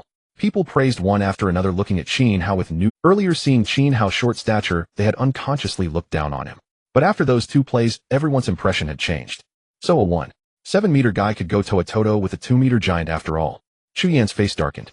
Being the backdrop for someone else's flashy play was a bitter pill to swallow, especially for someone who loved to show off. He glared coldly at Qin Hao and said, "Next time I'll block you for sure." Feeling Chu Yan stare, Qin Hao grinned, flashing a brilliant, sincere smile. But Chu Yan's expression only soured further, which made Qin Hao even happier. Was he about to lose his cool? Good. If he got emotional, it would be easier to draw fouls on him. In these 2 attacks, Qin Hao hadn't actually intended to provoke Chu Yan. He merely aimed to showcase his ability to break through and score, threatening the No. 4 high school players to create opportunities for fouls. If your drives posed no threat, why would the opponent bother to foul you? Yet the effect exceeded Qin Hao's expectations. The No. 4 players' gazes toward him shifted noticeably, and Chu Yan appeared emotionally charged. Qin Hao was unaware that Chu Yan had a penchant for showing off. He didn't mind his own bravado, but couldn't tolerate others doing the same, especially when it came at his expense. "Give me the ball." Upon reaching the front court, Chu Yan immediately called for it. Once his teammate passed, he turned for a back-to-the-basket play, but unfortunately Fu Chong guarded him. If only it had been Qin Hao. Fu Chong wore a bitter expression, empathizing with Wang Lei's frustration. No, he was even more distressed. Wang Lei only suffered in technique, experience, and height, but his strength, jumping ability, and explosiveness were comparable. Fu Chong, however, was outmatched in every aspect, left helpless and utterly dominated. Chu Yan muscled his way inside against Fu Chong, who gritted his teeth, but couldn't match the strength. Just then Qin Hao rushed over to double team, with Fu Chong trapping Chu Yan. Perfect. Seeing Qin Hao's help defense, Chu Yan felt pleased rather than worried. He smoothly pivoted, turning from back-to-basket to face-up, then clutched the ball and took 3 long strides. Fu Chong was left behind, and though Qin Hao wasn't, his height and physicality were inferior, allowing Chu Yan to shove him aside. Swish. Chu Yan's layup, when in making the score, 1710. Roar. He flexed his biceps and roared at Qin Hao. Yet Qin Hao showed no frustration. Instead, he flashed a bright smile, just like before. But to Chu Yan, that smile seemed infuriating, dampening the satisfaction of his own bravado after scoring. No. 7 high school countered. Qin Hao advanced to the front court. Zhou Hongyuan no longer underestimated him, but didn't guard too closely, knowing Qin Hao's speed but lack of height. He needed to prevent drives, not jump shots. Seeing this, Qin Hao smirked, inwardly thinking that such defense couldn't stop his drives. It was too simplistic. The next moment, Qin Hao burst into action without a screen, accelerating from the right side with such speed that Zhou Hongyuan's eyelids twitched, forcing him to shift left. But as Zhou moved, Qin Hao executed a crossover, switching the ball from right to left. Damn it! Zhou Hongyuan cursed, trying to adjust his balance, but it was too late. The crossover was lightning fast and perfectly timed, completely fooling Zhou. Qin Hao blew past him on the left, charging inside to confront Chu Yan once more. Chu Yan awaited Qin Hao's drive, eager to block him and teach him a lesson. As Qin Hao approached, Chu Yan grinned, fiercely crouching like a predator ready to strike, his eyes locked on Qin Hao. "Here he comes," Chu Yan muttered inwardly. Qin Hao reached the basket, clutched the ball, bent his knees, and prepared to jump for a layup. Chu Yan instinctively leaped, arm raised for a massive block. But Chu Yan realized Qin Hao hadn't jumped and inwardly exclaimed, "Damn. I was waiting for you to jump." Qin Hao chuckled, leaping only after Chu Yan did, deliberately leaning into him. As expected, the referee's whistle blew. Qin Hao achieved his goal, but still tossed the ball toward the rim, though it missed. Qin Hao landed, glanced at Chu Yan, and thought, "This guy is really tall, otherwise I could have scored an and one." He quickly shrugged it off. He was still growing, having gained nearly 5 centimeters in 2 months. In half a year had surpassed 1.8 meters, and height would no longer be a disadvantage. Even now, with insufficient height, could Chu Yan truly stop him? Damn, this kid is a bit tricky. Chu Yan's face contorted as he watched Qin Hao walk to the free throw line, recalling the past few plays. He felt as if he had been outsmarted by Qin Hao. Could it be that this kid had planned everything from the start? The first 2 scores showcased his ability, while the third was the real goal, to draw a foul on me. Suddenly Chu Yan realized he was already carrying 2 fouls. Zhang Feng had drawn 1 earlier, and now Qin Hao had another. With the first quarter not even over, Chu Yan's 2 fouls were a bad omen. Swish! The sound of the ball slicing through the net reached Chu Yan. He saw Qin Hao pat the ball and release his second free throw with textbook form, a flick of the wrist sending it through. Chu Yan's expression shifted. Qin Hao's shooting form was impeccable, indicating he wasn't a novice. So why had all 3 of his attacks been drives? This further confirmed Chu Yan's suspicion, but he didn't know that Qin Hao's shooting was actually unstable. Despite proper form, his training time was too short, and he still had a long way to go. Over the next few possessions, Chu Yan suppressed his anger deliberately, holding back to avoid fouls. Qin Hao's drives for fouls failed, but Chu Yan's restraint gave him scoring opportunities. In 2 drives, 1 shot missed, and another scored. In no time, Qin Hao had tallied 8 points through free throws and field goals. Chu Yan wasn't the only one frustrated. Zhou Hongyuan on the perimeter was even more so. Earlier, he had dismissed Qin Hao's height of just over 1.7 meters, but in a few minutes Qin Hao drove past him at will. His speed and timing were too precise. Zhou exhausted every trick, but still couldn't stop Qin Hao's drives. Qin Hao breezed past him, as if crossing an empty morning street. "Timeout, please." The no. For coach's face dark was forced to call a timeout. With just over a minute left in the first quarter, the score was 2-1-2-0 with no. For leading by only 1 point. In a few minutes, no. 7 had cut the deficit by 5. Chu Yan, what's going on? The no. For coach glared at him. "When that kid drives, you just watch him lay it up. Go block him." "Coach," Chu Yan said bitterly, "I already have 2 fouls. The coach was exasperated. 2 fouls were nothing. He was no rookie. He could still avoid fouls with careful play, not resort to passive defense. Little did he know Chu Yan's inner turmoil. Qin Hao's performance and Zhou Zijian's earlier warning had instilled deep wariness in him. Seeing the coach's displeasure, he couldn't explain, but shot a glare at Zhou Hongyuan. "How could you let him drive so easily?" Zhou Hongyuan smiled wryly, mouthing silently, "I don't want to either, but that kid is too crafty." After a few minutes, Zhou Hongyuan was even more frustrated than Chu Yan, but what irked him most wasn't Qin Hao's astonishing speed, but his cunning. Earlier, Chu Yan had warned him to be wary of Qin Hao, saying he was not only fast, but also crafty. He hadn't believed it then, but now he did. In these few minutes, the reason Qin Hao managed to get past him every time, aside from his speed, was his impeccable timing and technical execution. When Zhou Hongyuan expected a speed-driven breakthrough, Qin Hao would rely on technique. When he anticipated a technical move, Qin Hao would simply accelerate and blow past him in a single step. The key was that Qin Hao's entire body was a feint. Even his eyes were deceptive. On one play, Qin Hao kept his eyes fixed on the basket, mimicking a shooting stance, sizing it up for a long while, without driving, constantly drifting, as if searching for an opportunity to pull up. The next moment, Qin Hao indeed raised his center of gravity, reaching for the ball. Zhou Hongyuan, thinking he was about to shoot, instinctively jumped, only to realize he had been duped upon leaping. It was merely a hesitation dribble from Qin Hao. Capitalizing on Zhou Hongyuan's jump, he blew past him cleanly, in 1 step. Only then did Zhou Hongyuan grasp that even Qin Hao's gaze was a lie, deliberately feigning a shot to mislead him, as sly as a little fox. Of course, Qin Hao wouldn't admit it. How could playing with one's head be called cunning? It was intelligence, something those big, clueless oafs without basketball IQ could never understand. "There's just over a minute left in this quarter." The no. 4 high school coach muttered. "Chu Yan, Zhou Hongyuan, take a rest. Gao Feng, He Jingyan, you two go in." Over at no. 7 high school, the players surrounded Qin Hao, high-fiving him in celebration. Jiang Fangping also praised Qin Hao, but inwardly he was somewhat astonished.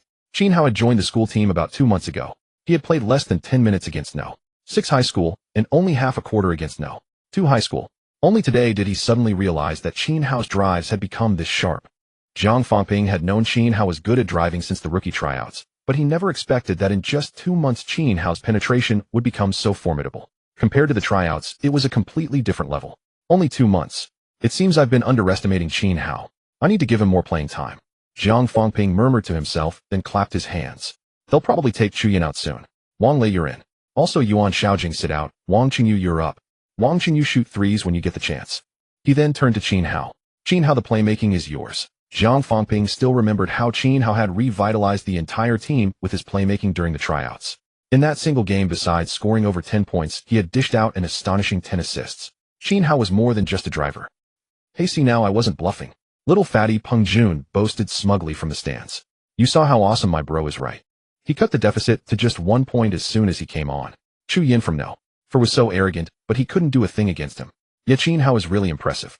Wow, his drives are too sharp, absolutely unstoppable. This time people excitedly chimed in agreement. Qin Hao's performance was indeed outstanding. From the moment he stepped on the court, he changed the game's momentum. With several drives, he scored consecutive points against Chu Yan, leaving no room for doubt. As a result, even the little fatty received more courteous treatment. Overjoyed, he grinned, "Just wait and see. My bro has only used 50% of his power. If he goes all out, no, for we'll be on their knees." The crowd was speechless, wondering if he was exaggerating a bit too much. But the little fatty didn't care, his flamboyance bursting forth, even more boastful than Chu Yan. "What, you don't believe me? That's because you've never seen his true skills. Back in the day." His voice was loud enough to reach the players' bench. The no. 7 players were taken aback, couldn't help glancing at Qin Hao, wondering if it was true. Had Qin Hao been hiding his strength all along? Qin Hao, however, was caught between laughter and tears. This damned fatty was spinning wild tales. Why don't you just fly to the sky? He waved his hand and said, don't listen to his nonsense. Is he even talking about me? Everyone burst into laughter. The timeout ended quickly and both teams returned to the court. No. 4 high school attacked. Zhou Hanyuan was replaced by substitute guard He Jingyang. The players from No. 4 were generally tall. Zhou Hanyuan at 183 centimeters, and He Jingyang even taller at 185 centimeters, with decent ball handling skills. As he advanced from the backcourt, seeing Qin Hao approach, he frowned, and then signaled to his teammates. Clear out. The others spread out, leaving He Jingyang to go unknown against Qin Hao. He began with a series of crossover dribbles, then suddenly accelerated, driving to the right. But Qin Hao reacted faster, stepping in front of him. Unfazed, He Jingyang immediately gathered the ball and prepared to jump shot, clearly intending to use his height to overpower Qin Hao. He'll shoot right in front of you. What can you do? Snap. A crisp sound rang out. He Jingyang felt the ball slip from his hand and froze in shock. By the time he turned around, Qin Hao had already grabbed the ball and launched a fast break, moving like lightning. The No. 4 players couldn't catch up and gave up, watching Qin Hao race to their half and lay it in easily. The score became 2,221. After 9 minutes of play, No. 7 high school had finally taken the lead. Nice shot. What a beautiful steal. The No. 7 students cheered ecstatic. They had finally. He Jingyang snapped back to reality, his face dark. He had planned to overpower Qin Hao with his height, but the ball was stripped before he could even lift it. Recalling the moment, a chill ran down his spine. Qin Hao's hands were incredibly fast. Qin Hao returned to his own half and glanced at He Jingyang, smirking inwardly. That kid's intentions were written all over his face. How could he hide them from me? I may not be as tall, but who says I have to block a shot? A steal works just as well. With only a minute left in the first quarter, He Jingyang dared not be presumptuous anymore. After advancing, he called for a pick and roll, and then obediently passed the ball to Xia Qijing. With Chu Yan off the court, the twin towers became a single tower. Unfortunately, Lu Gui's technique was too rough, lacking Chu Yan's low-post scoring ability. He could only rely on teammates to feed him, forcing No. 4's offense to originate from the perimeter. Jiang Feng was guarding Xia Qijing. Xia tried to drive for a layup, but was disrupted by Jiang Feng missing the shot. Wang Lei grabbed the rebound and passed it to Qin Hao, who quickly pushed the counterattack. In the blink of an eye, Qin Hao was at the front court. He Jingyang rushed up to meet him. Swoosh. Qin Hao exploded forward. The friction between his sneakers and the floor produced a soft sound. With a sudden crossover, he drove from the left, slipping past the off-balance He Jingyang in a flash. Stop him. He Jingyang shouted. Don't worry, I've got him, replied Lu Gui from inside, stepping forward. Seeing Lu Gui coming up, Qin Hao curled his lips into a faint smile and leaped up in one smooth motion. Lu Gui also jumped, stretching his arm out toward the basketball. But he missed completely. Lu Gui looked up somewhat surprised. Is he going for a floater? But it seems far too casual, and the direction is off. It's at least half a meter from the hoop. Not good. Suddenly realizing what was happening, Lu Gui whipped his head around and saw Wang Lei jumping up behind him. The ball was indeed about half a meter from the basket, but it was right above Wang Lei. With a fierce roar, Wang Lei caught the ball midair, showcasing his explosive leaping power and strength as he slammed it one-handed into the hoop. Bang! A thunderous sound echoed through the entire gymnasium. The audience was stunned into silence for 2 seconds before someone screamed, "Oh my God, that was an alley-oop dunk. This is insane." Then came a chorus of gasps and cheers, rising and falling in waves. The No. 7 high school students all jumped to their feet, cheering loudly. Even the players resting on the sidelines could barely resist rushing onto the court to give Wang Lei a hug. That kid really dares to pass, Jiang Fengping said with a chuckle, teasing. Throwing a pass like that to Wang Lei. Wasn't he afraid he wouldn't catch it? Jiang Xuan nodded, then realized the coach was clearly showing off. The score was 2-4-1 with No. 7 leading by 3 points. This play dealt a heavy blow to No. 4's morale. Allowing such a coordinated move was devastating. Lu Gui's face turned ashen. After advancing to the front court, he immediately called for the ball, wanting to retaliate. However, he wasn't skilled at driving with the ball, and his low-post technique was somewhat rough. Although Fu Chong was guarding him and was much shorter, unable to block his shot, Lu Gui still missed. Wang Lei grabbed the rebound and passed it to Qin Hao. Qin Hao advanced to the front court, where He Jingyang greeted him, standing a full half-meter away. Towering over Qin Hao, he feared not his jump shot, but only his drive. Seeing this, Qin Hao called for a pick and roll, then shifted laterally. Lu Gui came up to delay, and Qin Hao instantly accelerated for the drive. Lu Gui pivoted, and the other No. 4 high school players collapsed into the paint, swarming Qin Hao. It was like charging straight into an encirclement, surrounded on all sides by No. 4 players. This is bad. He's trapped in the crowd. The onlookers murmured. Yet at that moment, an orange phantom flew out from the cluster. Eyes lit up. No one expected Qin Hao to still manage a pass. Following the orange streak, the no. 7 students were overjoyed. Waiting beyond the left 3-point line was Wang Qingyu. All eyes were on Qin Hao. Every no. For player had collapsed their defense. But Wang Qingyu had long been stationed beyond the left arc with 2 meters of empty space before him. Still, he had worried whether Qin Hao could deliver the ball. Thankfully, those fears were unfounded. As the basketball arced toward him, Wang Qingyu relaxed, caught it, adjusted, slightly glanced at the helpless no. For defenders who couldn't close out, then rose and released with confidence. Swish. A soft sound. The ball went in. At the same time, the first quarter ended. Score, 2,721 no. 7 leading by 6 points. This result was hard for no. 4 students to accept. Their coach's face darkened with rage, nearly hurling the clipboard. Chu Yin hesitated, then decided not to tell the coach. That's what Xiao Jun had warned him about this. He had considered passing it on, but figured hearsay was unreliable, and the coach might not believe him anyway. Even he, if he hadn't seen it with his own eyes, wouldn't believe a guy barely won. 7 meters could be so formidable. During the quarter break, Xiao Jun sneaked over to No. 4's rest area and tugged at Chu Yin, gloating, "See, now you know how tough he is, right?" Chu Yin curled his lip. "It's still early." Xiao Jun just chuckled. The atmosphere on No. 7's side was relaxed. Even Wang Lei, who had been nearly dominated earlier and was deeply frustrated, had regained his composure. That alley-oop dunk had finally let him vent.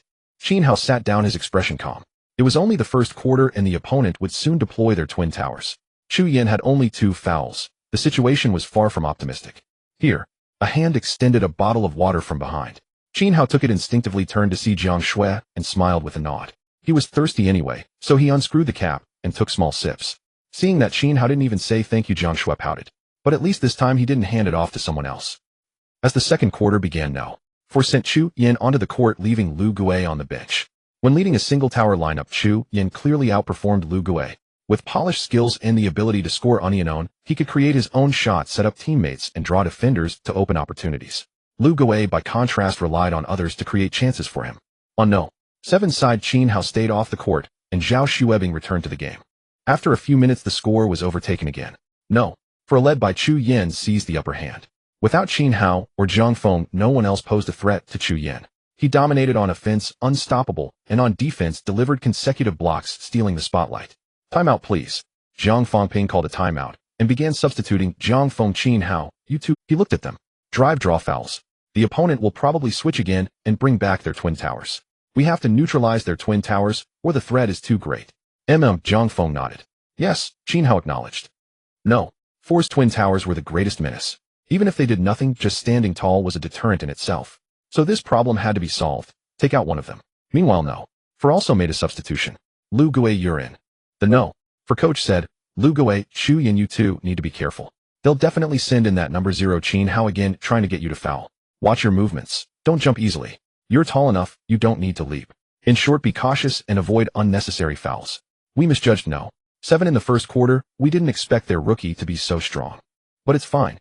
Now that we know, we're prepared and have nothing to fear. With that, the No. 4 coach clapped his hands and growled, "Play hard. Show them our strength. Don't forget, our goal is the championship." Yes, coach. For the championship. The No. 4 players clenched their fists. The timeout ended quickly and both teams returned to the court. The No. 4 coach watched his players step onto the floor, then turned his gaze to No. 7's bench, fixing his eyes on Jiang Fengping with a cold smirk. "Just wait and see. Our twin towers aren't as simple as you think." With a whistle, the game resumed and No. 7 high school launched an attack. The 5 players on the court were Wang Lei, Zhao Hai, Jiang Feng, Wang Qingyu, and Qin Hao. Qin Hao received the ball in the backcourt and quickly advanced to the front court. No. 4 high school fielded Chu Yin, Lu Gui substitute small forward Chun Donghe, Su Ning, and Zhou Hanyuan. Zhou Hanyuan stepped forward, arms outstretched, eyes locked on Qin Hao. After more than a quarter of play, both teams had gained some understanding of each other. Zhou Hanyuan's expression was grave as he stood a full meter away from Qin Hao, his eyes fixed intently on Qin Hao's shoulders. Qin Hao's driving threat was immense. "Pick and roll," Qin Hao signaled, and Wang Lei came up to set a screen. Qin Hao smoothly shed Zhou Hanyuan and charged toward the paint, his goal still to draw fouls and inflict damage. However, this time, it wasn't Chu Yin who rotated over, but Lu Gui. Lu Gui was even taller than Chu Yin. He merely raised his hands without jumping yet. He stood like a human wall, blocking Qin Hao's shooting angle. Qin Hao frowned, flicked his wrist, and passed the ball away. After 2 more passes, the ball found its way to Jiang Feng. Jiang Feng executed a jab step, then suddenly pulled up for a jumper over Chun Donghe. Swish! The ball went in. "Impressive," Xiao Jun exclaimed in admiration. No. 4 high school went on offense. Zhou Hanyuan brought the ball up and passed it to Chu Yin. Chu Yin posted up, and Qin Hao came over to help defend. Wang Lei alone couldn't guard Chu Yin. A double team was necessary to force a pass and deny him unknown opportunities in the low post where his threat was immense.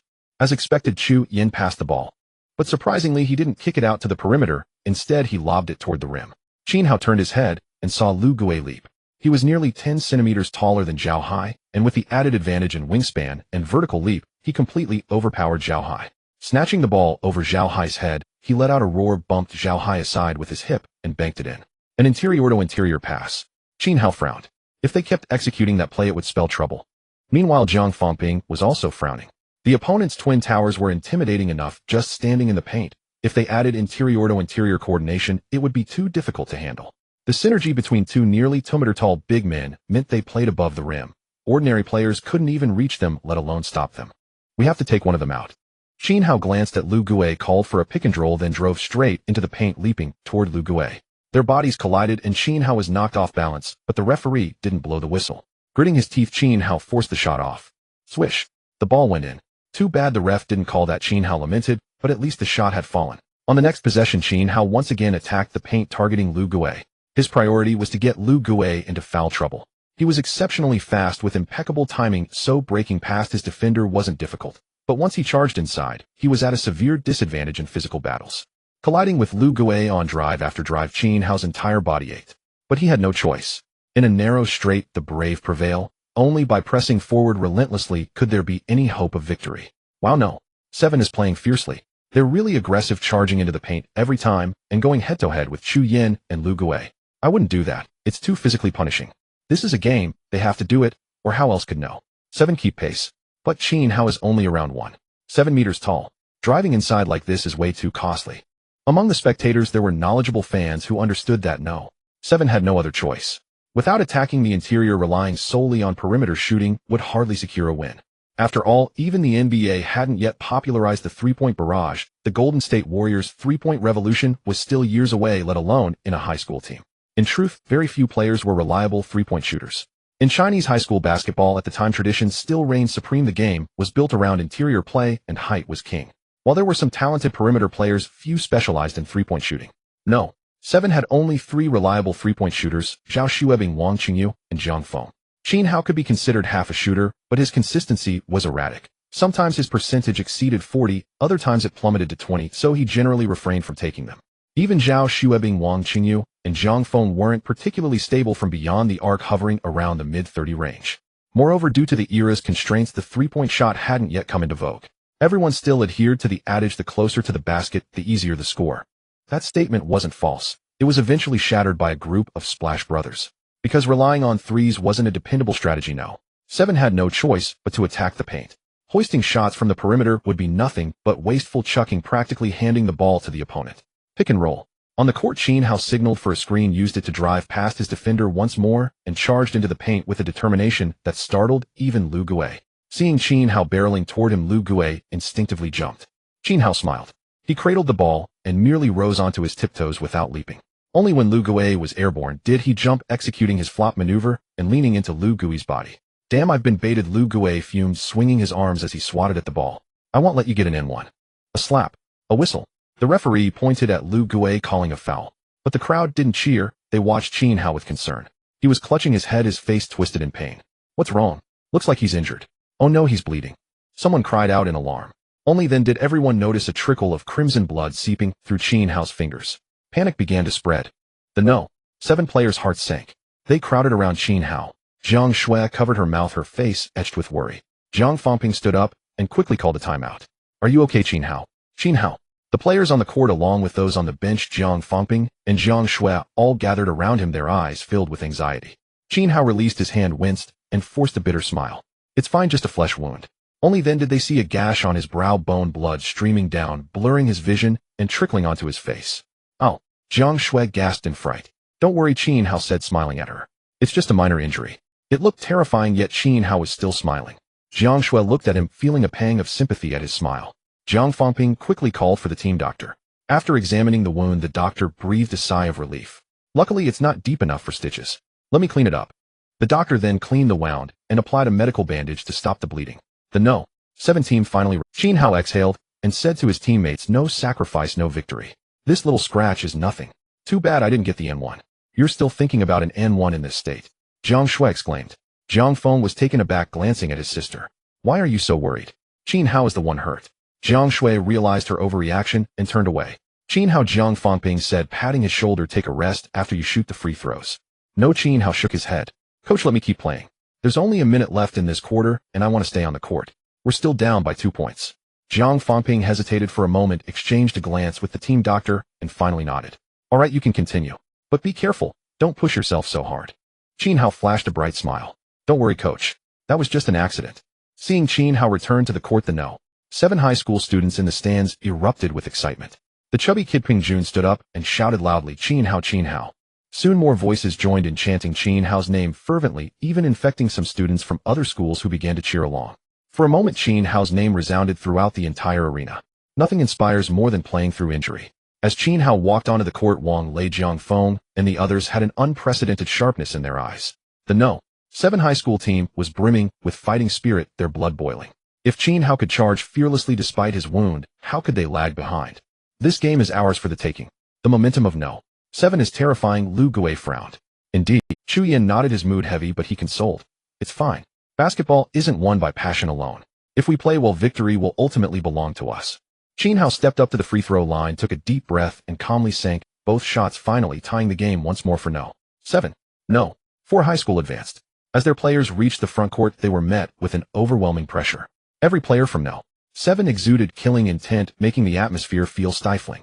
Chu Yan frowned and signaled for the ball, intending to break the oppressive mood himself and revive his team's morale. But the moment he got the ball, Qin Hao pounced on him, coordinating with Wang Lei for a double team. Seeing the bandage on Qin Hao's brow with a patch of crimson, blood not yet fully stopped, yet his eyes burning with fierce brightness, Chu Yan's heart trembled.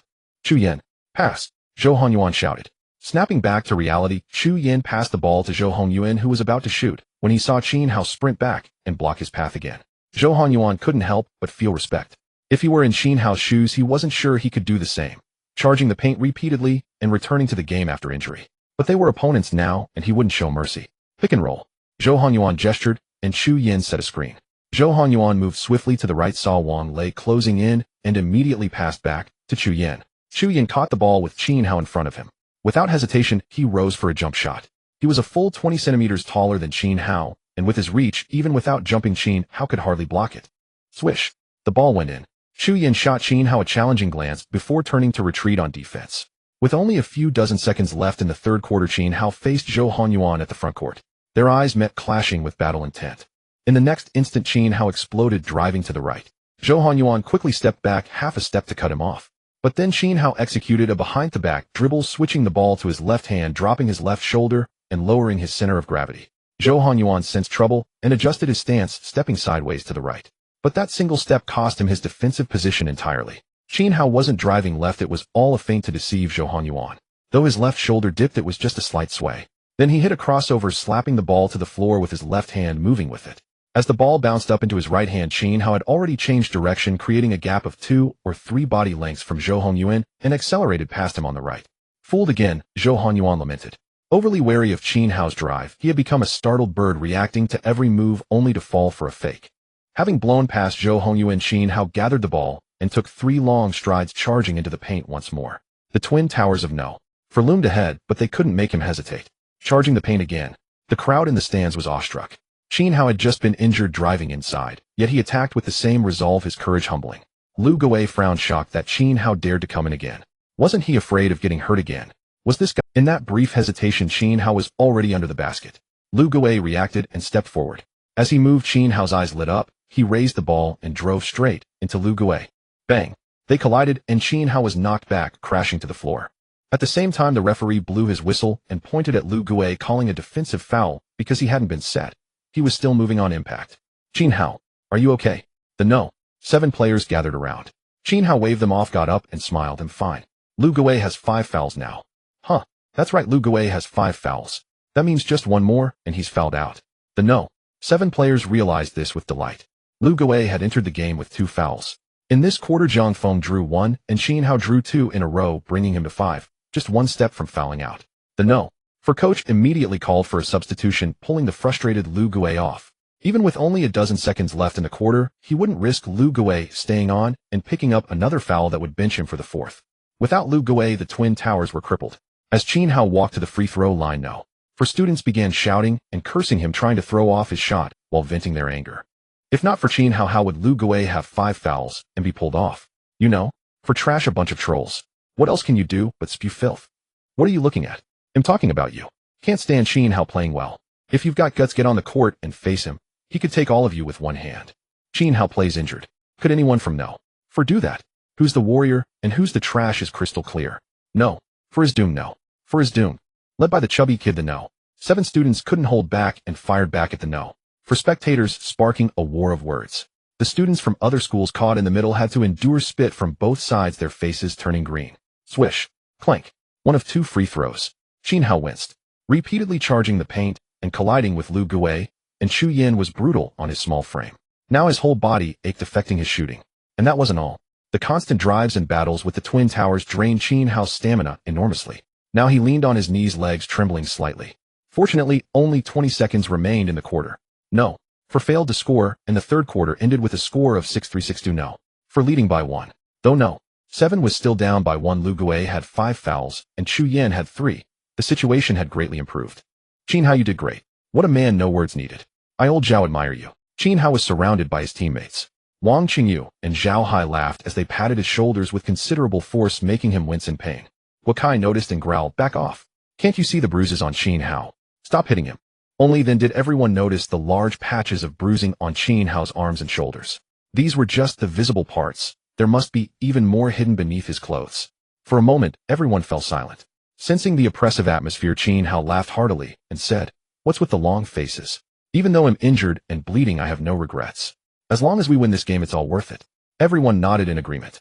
Qin Hao continued, but I can't do it alone. We need to work together. Brothers, don't let me down. Don't worry. You underestimate us. We won't fall short. The 7 high school players spoke up one after another, their fighting spirit ignited. As the fourth quarter began, the game grew increasingly intense. Inspired by Qin Hao, the other players from 7 high school were also fired up. Whether on defense or offense, they became exceptionally fierce, exuding a killing intent. At the same time, 7 continued to attack the paint. Chu Yin remained on the court since Lu Guo had fouled out with 5 fouls, but Chu Yin himself already had 3 fouls. So 7 targeted Chu Yin relentlessly. Chu Yin had no choice but to restrain his movements. With Lu Guo off the court, 4's impenetrable interior defense began to crumble. Guo Kai finally exploded, scoring 2 consecutive baskets. In an instant, 7 took the lead. Seeing the situation turn unfavorable, the 4 coach gritted his teeth and sent Lu Guo back in. Zhang Fangping looked at Qin Hao, who grinned, brightly signaling he was fine. Zhang Fangping nodded, his eyes slightly red, and said, all right, you're in. Replace Zhao Shuebing. Remember, don't get hurt again. Feeling the coach's concern in his words, Qin Hao chuckled and replied, don't worry, I'm not stupid. Zhang Fangping watched him walk onto the court with a gratified smile. Having such a player on his team was truly... Qin Hao was not stupid, but he wanted to win. The current 4 was stronger than before, and the Twin Towers' deterrent power was immense. If he didn't throw himself into attacking the paint and drawing fouls, 7 would struggle to win. He vowed to lead 7 into the national challenge and compete for the national championship. He would not allow the team to fall in the City League. On the court, Qin Hao drove off a screen, causing 4 to immediately collapse their defense. But Qin Hao suddenly dished the ball out to Jiang Feng on the perimeter. Jiang Feng caught and shot, hitting a mid-range jumper cleanly. 4's offense. The ball was passed to Chu Yin, who posted up against Wang Lei. Wang Lei raised his hands, pressing against Chu Yin. Chu Yin backed him down, dribbling with one hand while using the other to shield against Wang Lei. Beep. Suddenly, the referee blew his whistle and pointed at Chu Yin, signaling an elbow motion and calling an offensive foul. Chu Yin was furious. He now had 4 fouls. The 4 coach grew tense. Lu Guo had 5 fouls, and Chu Yin had 4. The situation was dire for both. The Twin Towers' deterrent power had been severely compromised. Now Chu Yin and Lu Guo had to restrain their movements, as one misstep could result in a foul. Lu Guo was just 1 foul away from being ejected. 4 is in chaos. Yet Chu Yin and Lu Guo are both burdened with fouls and are afraid to make aggressive moves. 4's biggest asset is the Twin Towers. With them neutralized, their advantage is gone. In the stands, people discussed. 4's Twin Towers were plagued by foul trouble, their deterrence significantly weakened. Consequently, 4's entire defense dropped a level, and the momentum had shifted to 7. With 1 minute left in the game, the score was 7,470 7 leading by 4 points. No. For called a timeout. Chu Yin and the others came to the sideline, all panting heavily. As the game progressed, it became even more intense. The physicality escalated, defense grew fiercer, and every basket required immense effort and energy. The no. For coach frowned, worried about his players' stamina, but helpless. Chu Yin and Lu Gui couldn't be taken out, and no one else could be substituted. He said in a deep voice, 1 minute left. Hang in there. We have 2 offensive opportunities. Make the shots and win this game. Yeah. Yes. The no. For players were too exhausted to speak more. But determination and desire burned in everyone's eyes. Winning this game meant advancing to the finals with a chance to compete for the championship. Losing would mean the end of everything. Let me explain. The no. For coach spread out his tactical board. Only 1 minute left. Chu Yin, Lu Gui, no need to hold back anymore. Defend when you need to and attack when you can. In the past few minutes, Chu Yin had picked up another foul, putting him at 5, just like Lu Gui. With both players carrying 5 fouls, they had to play cautiously, causing no. For to fall behind. If not for Su Ning's decent performance, no. For would be trailing by 6 or 8 points instead of 4. Also Xia Qijing, Su Ning, Zhou Hongyuan. The no. For coach looked at the others. Hongyuan, don't get tangled up with Qin Hao. Focus on playmaking. Su Ning, you need to be more aggressive. Show your true ability. Xia Qijing, your task is to guard Jiang Feng and prevent him from scoring easily. They all acknowledged the instructions. On no. 7's side. Qin Hao and the others gathered around Jiang Fengping. Jiang Fengping said, Wang Lei Guokai Jiang Feng Yuan Xiaojing Qin Hao. You 5 will stay on. We're only up by 4, which is not safe. So besides stopping their offense, we also need to capitalize on our own opportunities and score. He looked at Qin Hao. Qin Hao, you'll call the shots. Decide who to pass to and how to play. I trust you. The others chimed in, we trust you too. Good. Qin Hao replied, feeling warmth in his heart. Brothers, thank you for your trust. I won't let you down. Jiang Fengping continued. Only 1 minute left. If nothing unexpected happens, they'll have 2 offensive opportunities, and we'll have 1. So defense is crucial. Guokai Wang Lei, your task is heavy. No matter what, you must stop Chu Yin and Lu Gui. They both nodded solemnly, their expressions extremely serious. The game had already been played for 39 minutes, and they had been at a disadvantage against Chu Yin and Lu Gui the entire time. But in this final minute, they would not allow that to continue. All right. Jiang Fengping took a deep breath and said in as steady a tone as possible, play well. For the championship. For no. 7. Go. Go. They shouted in unison. In the final minute, everyone held their breath, fixated on the court, as the entire arena fell into a sudden hush. Both teams returned to the floor with no. For high school on offense. Zhou Hongyuan brought the ball up and passed it to Chu Yin, signaling for him to play unknown. At this critical moment, Chu Yin was their most reliable option. Receiving the ball, he backed against Wang Lei, who gritted his teeth, eyes locked on him. Chu Yin initiated a back-down post move, and Qin Hao moved into double team, but Chu Yin dished the ball out. As soon as Qin Hao shifted away, the ball returned to his hands. Chu Yin had now reached the 3-second zone. He pushed backward, but found he couldn't budge Wang Lei. Frowning, he had no time to hesitate and immediately executed a turnaround jumper. I won't let you score, Wang Lei declared as he leaped up for a flying block. This time Wang Lei jumped remarkably high, stunning everyone. Chu Yan's turnaround shot had already created separation between them, and given his height and reach, Wang Lei should have been unable to touch the ball, yet he did. Even a mere fingertip graze was enough. Not good, Chu Yin exclaimed, his face paling as he quickly shouted, Lu Gui rebound. Lu Gui snapped to attention and saw the ball clang off the rim and bounce up. Indeed, it had missed. He was about to leap for the rebound when someone else moved faster. Guokai let out a roar, springing up, first beating Lu Gui to the ball and snatching it down. Damn it, Lu Gui muttered in frustration, but there was nothing he could do. Fall back. Chu Yin sighed helplessly and called out, stop this play, and we still have a chance. Yet everyone knew that no. For high school's hopes of winning were fading fast. The deficit was 4 points with only 40 seconds left on the clock, enough for 1 possession each. Even if no. For managed to stop no. 7's attack, the remaining time would be too scarce to close a 4-point gap. It was an uphill battle. Wang Lei's defense was superb, and Guokai grabbed that rebound beautifully. Phew, at least we stopped them. In the stands, the no.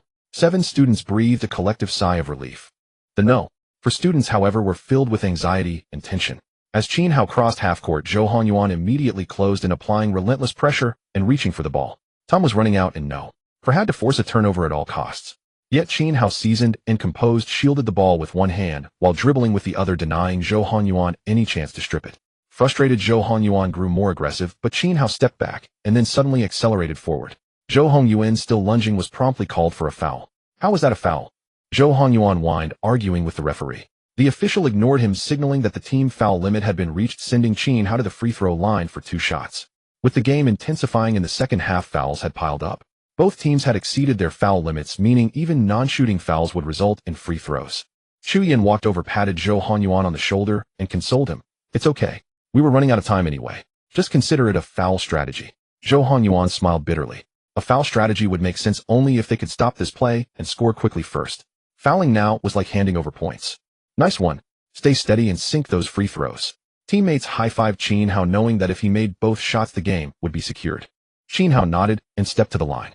Suddenly the stands erupted in a cacophony. The no for students no longer silent rose en masse. Hundreds of them, unleashing boos and jeers.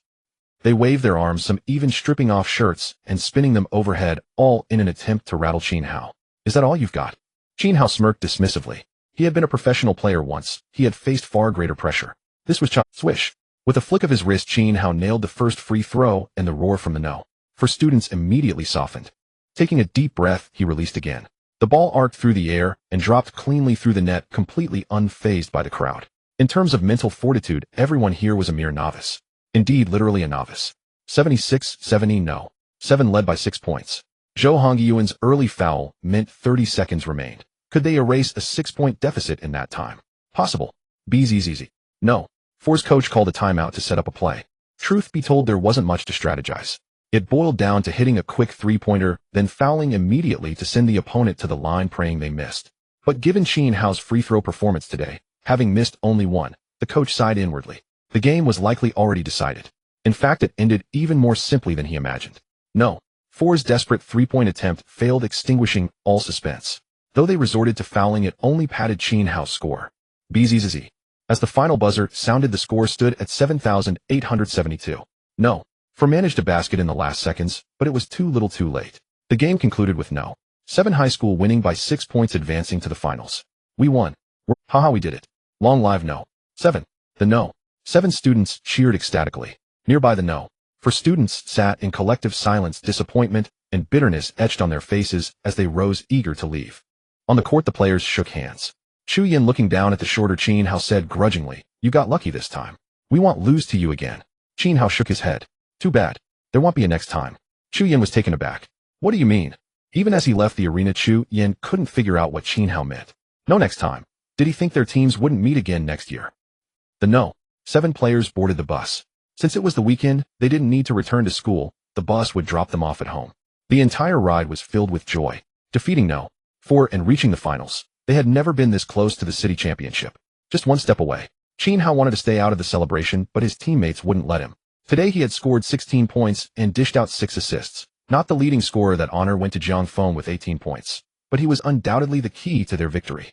Without Qin Hao playing through injury and dismantling their twin towers, no. 7 would have remained at a disadvantage and might not have won. Qin Hao, you were amazing today. Hey, when it counts, you always come through. Remember the game against no. 6. Without you stepping up, the outcome could have been different. Everyone chimed in. Qin Hao smiled modestly and said a few humble words, thinking to himself, compared to my peak form, this is nothing to brag about. In the blink of an eye, the bus arrived outside Qin Hao's residential complex. Qin Hao rose to his feet and said, "This is my stop, guys. See you tomorrow. See you tomorrow." Coach, we've made it to the semifinals. Can we take a day off from training tomorrow?" The group bid farewell to Qin Hao while grumbling to Jiang Fengping. Jiang Fengping deliberately put on a stern face, refusing to relent. This is just the beginning. Winning the semifinals is nothing. There's still the finals ahead. All right. Once we win the championship, it'll give you all a whole month off. That's more like it. You fool, Zhao Shuebing smacked Fu Chong on the head. When we win the championship, the league will be over and winter break will start soon. What, have time off anyway? Fu Chong caught on and shot Jiang Fengping a look of utter resentment. "Coach, you tricked me." Jiang Fengping burst out laughing, then nodded at Qin Hao in approval. "You did a great job today." Qin Hao smiled and was about to get off the bus when Jiang Shui called out, "Wait a moment." Qin Hao turned around. "This is a bruise-relieving ointment. Apply it when you get home. It'll help your bruises heal faster." Jiang Shui handed Qin Hao a bottle of safflower oil. Her head slightly bowed, her eyes as gentle as water. Her voice was soft as she said, "Don't thank me. I'm giving this to you because you made a huge contribution to the team today." "Thank you." Qin Hao still expressed his gratitude. He waved at the group and stepped off the bus. Inside the vehicle, everyone turned to look at Jiang Shui. Fu Chong and Zhao Hai exchanged knowing glances, their faces brimming with suggestive amusement. Jiang Feng, sitting right beside Jiang Shui, asked in confusion, "Weren't you with us the whole time? When did you go buy the medicine?" Jiang Shui rolled her eyes, thinking to herself that her brother's focus was truly unusual. Well, being quirky wasn't so bad either. When Qin Hao returned home, his mother Lu Huifeng was heartbroken at the sight of the bandage on his brow and the bruises on his arms. She immediately pressed him for an explanation. Upon learning it was from the game, Lu Huifeng nearly ordered Qin Hao to stop playing basketball altogether. Fortunately, his father was more open-minded. Though he worried about his son, he felt a few scrapes were nothing for a boy, especially since it wasn't a fight, but an effort to win honor for the school. Even so, Qin Hao had to assure his parents repeatedly that he would be careful in the future, never push himself too hard, and guard against injuries before they finally calmed down. Before bed that night, Qin Hao took out the bottle of safflower oil and in front of the mirror applied it to the bruises on his back and arms. He didn't dare ask his mother for help, afraid she'd see the many bruises on his back and start crying again. "Phew, I'm exhausted." Qin Hao put on his clothes and collapsed into bed, falling asleep instantly. The next morning, Qin Hao sprang out of bed without needing an alarm clock. His biological clock was set to 6 in the morning, and even after a grueling game the day before, he woke up right on time. After training for an hour at the community court, Qin Hao went home to shower and get ready for school. Qin Hao took off his jersey and was astonished to find that the bruises on his arms and body had faded significantly, so much so that they were barely visible unless examined closely. How could they heal this fast? What brand was that safflower oil Jiang Shui gave him yesterday? Was it really that effective? Qin Hao was amazed. He hadn't noticed when he got up, but his bruises had improved so much. Normally, bruises like these would take at least 3 to 5 days to heal. When Qin Hao peeled off the bandage on his brow, he was utterly stunned. Though the wound on his brow wasn't deep enough to require stitches, it should have taken several days or even a week to heal. Yet when he removed the bandage, he found the wound had already scabbed over with no redness or swelling, as if 2 or 3 days had already passed. And he hadn't even used the safflower oil on it. Isn't my recovery speed a bit too fast? Even for someone young, this doesn't seem normal. This defies science. A thought suddenly struck Qin Hao. Science. The most unscientific thing is waking up to find myself 15 again. Since that happened, a faster recovery rate doesn't seem like such a big deal.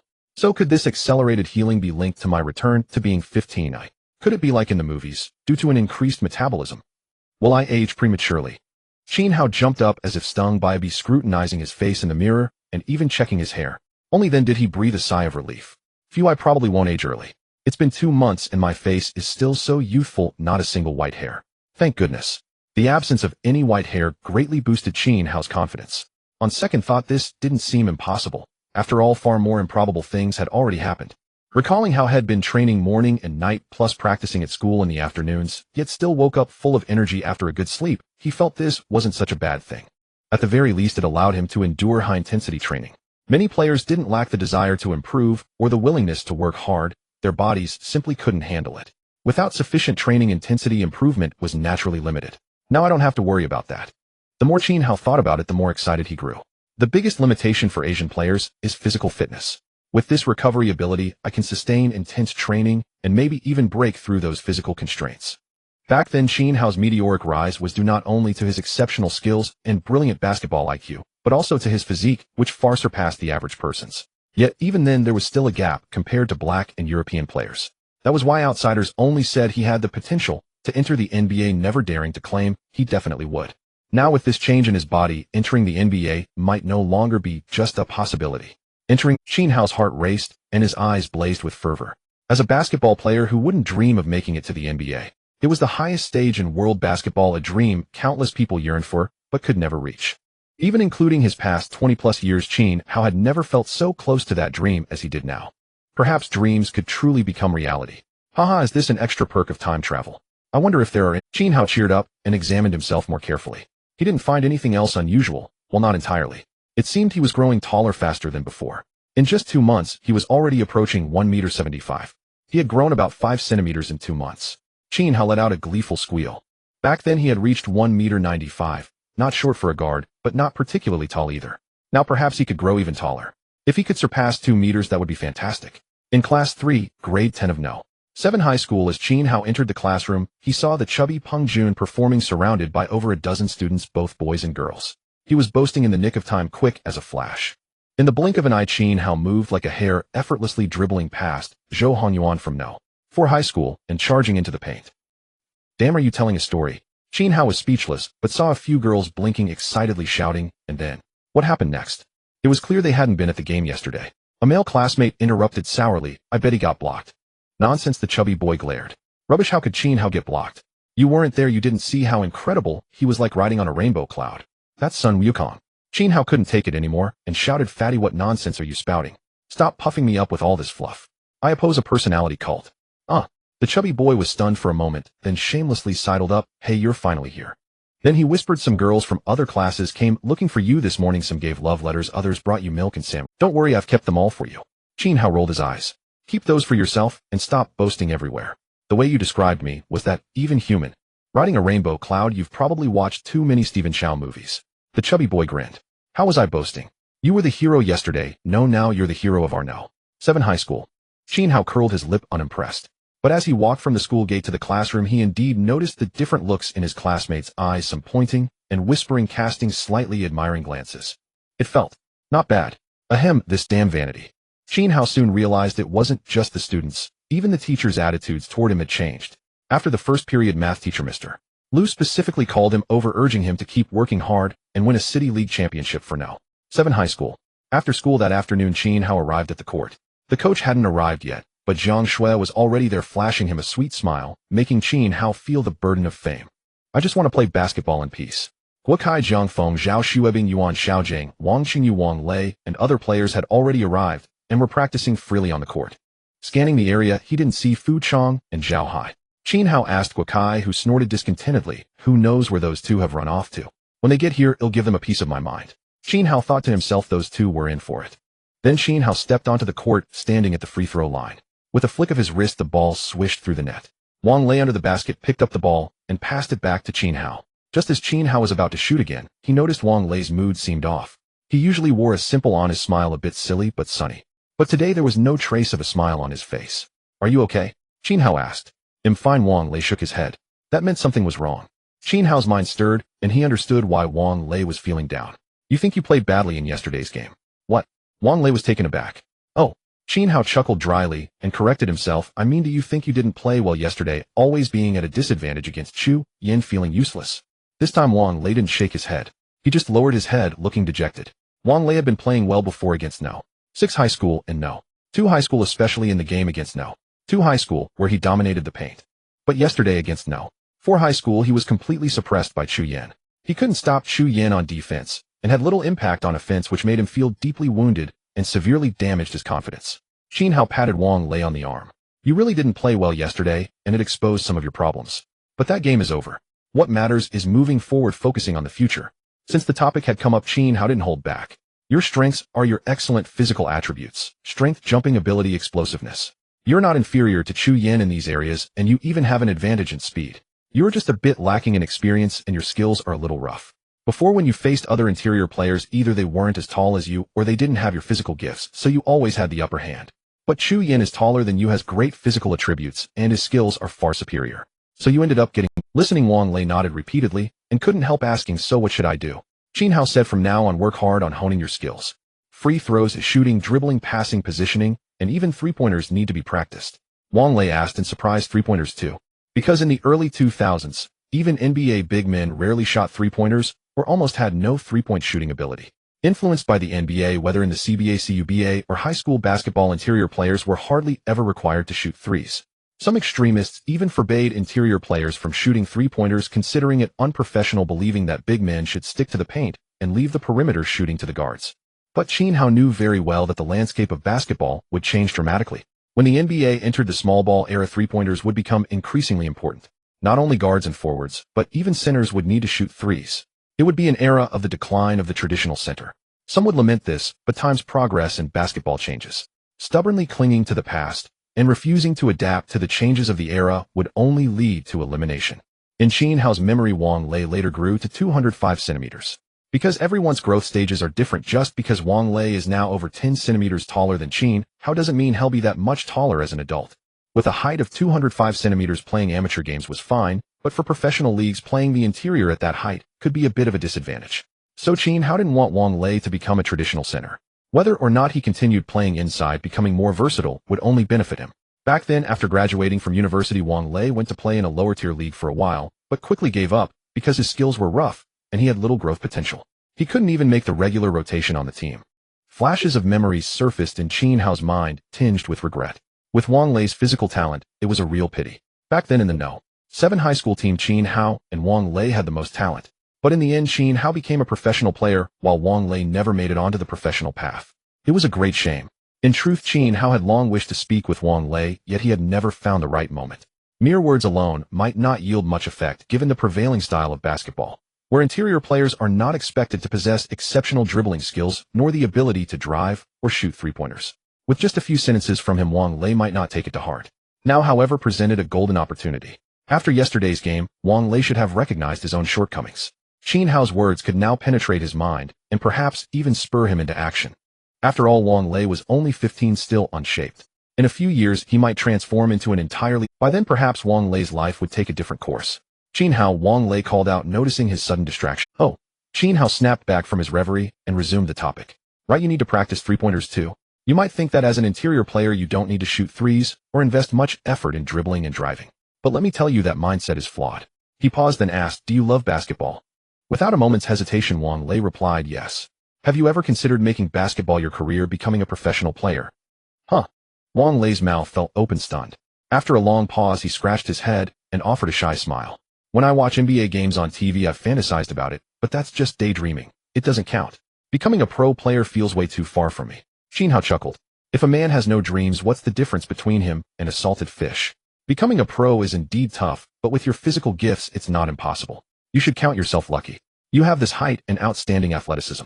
Many people love basketball more than you do. Some even treat it as their life, but they lack your natural advantages, so their passion remains just that. Wang Lei nodded in agreement. He truly loved basketball. Though he had started under his father's insistence from the very first touch, he knew he had fallen for the game. Wang Lei, Qin Hao continued. Maybe the NBA is too distant, but there's the CBA, and if not the CBA, there are lower-tier professional leagues. With your talent, if you work hard, you stand a chance. But the prerequisite is that you must shore up your weaknesses. Your skills are too rough and too limited. You need to put in the hard work to make your game all around and refined. Besides, you're 191 centimeters now and can play center in high school. But do you know how tall you'll grow? 2 meters. 210. What if you only reach 2 meters? In a pro league full of giants, can you still play center? Don't box yourself into the center position. Think long-term, prepare for the future. Moreover, honing your skills and improving your game, making yourself more versatile and technically sound, can never be a bad thing, right? Qin Hao didn't tell Wang Lei that the basketball landscape would shift into a small ball era. That was a future event, and without proof, Wang Lei might not believe it. So instead, he appealed to Wang Lei's own aspirations, using dreams as motivation and the need for foresight as a reason to change. After listening, Wang Lei fell silent for a long moment, his eyes flickering with uncertainty. Finally, he said with a bitter smile, Qin Hao, you're right. But is it too late for me to start practicing now? I mean, for the team, the City League finals are this weekend. There are only a few days left. What can I learn in that time? I still won't be able to help. Qin Hao laughed. It's not too late at all. The City League finals are right before us, but who says there's no basketball? If we win the city championship next year, we can represent the city in the provincial league and even the national challenge. So starting now is absolutely not too late. When we reach the provincial or national level, you'll be able to make a difference. Wang Lei's eyes lit up and he nodded excitedly. All right, I'll listen to you. But you have to help guide me. I don't dare bother the coach. This was in line with Wang Lei's shy personality. Qin Hao readily agreed. He had always felt that Wang Lei's potential was wasted back then, but at that time he lacked the insight and only stayed at no. 7 high for a year, unable to help. Now with a second chance, besides changing his own future, he might as well lend Wang Lei a hand. Of course, success ultimately depended on Wang Lei himself.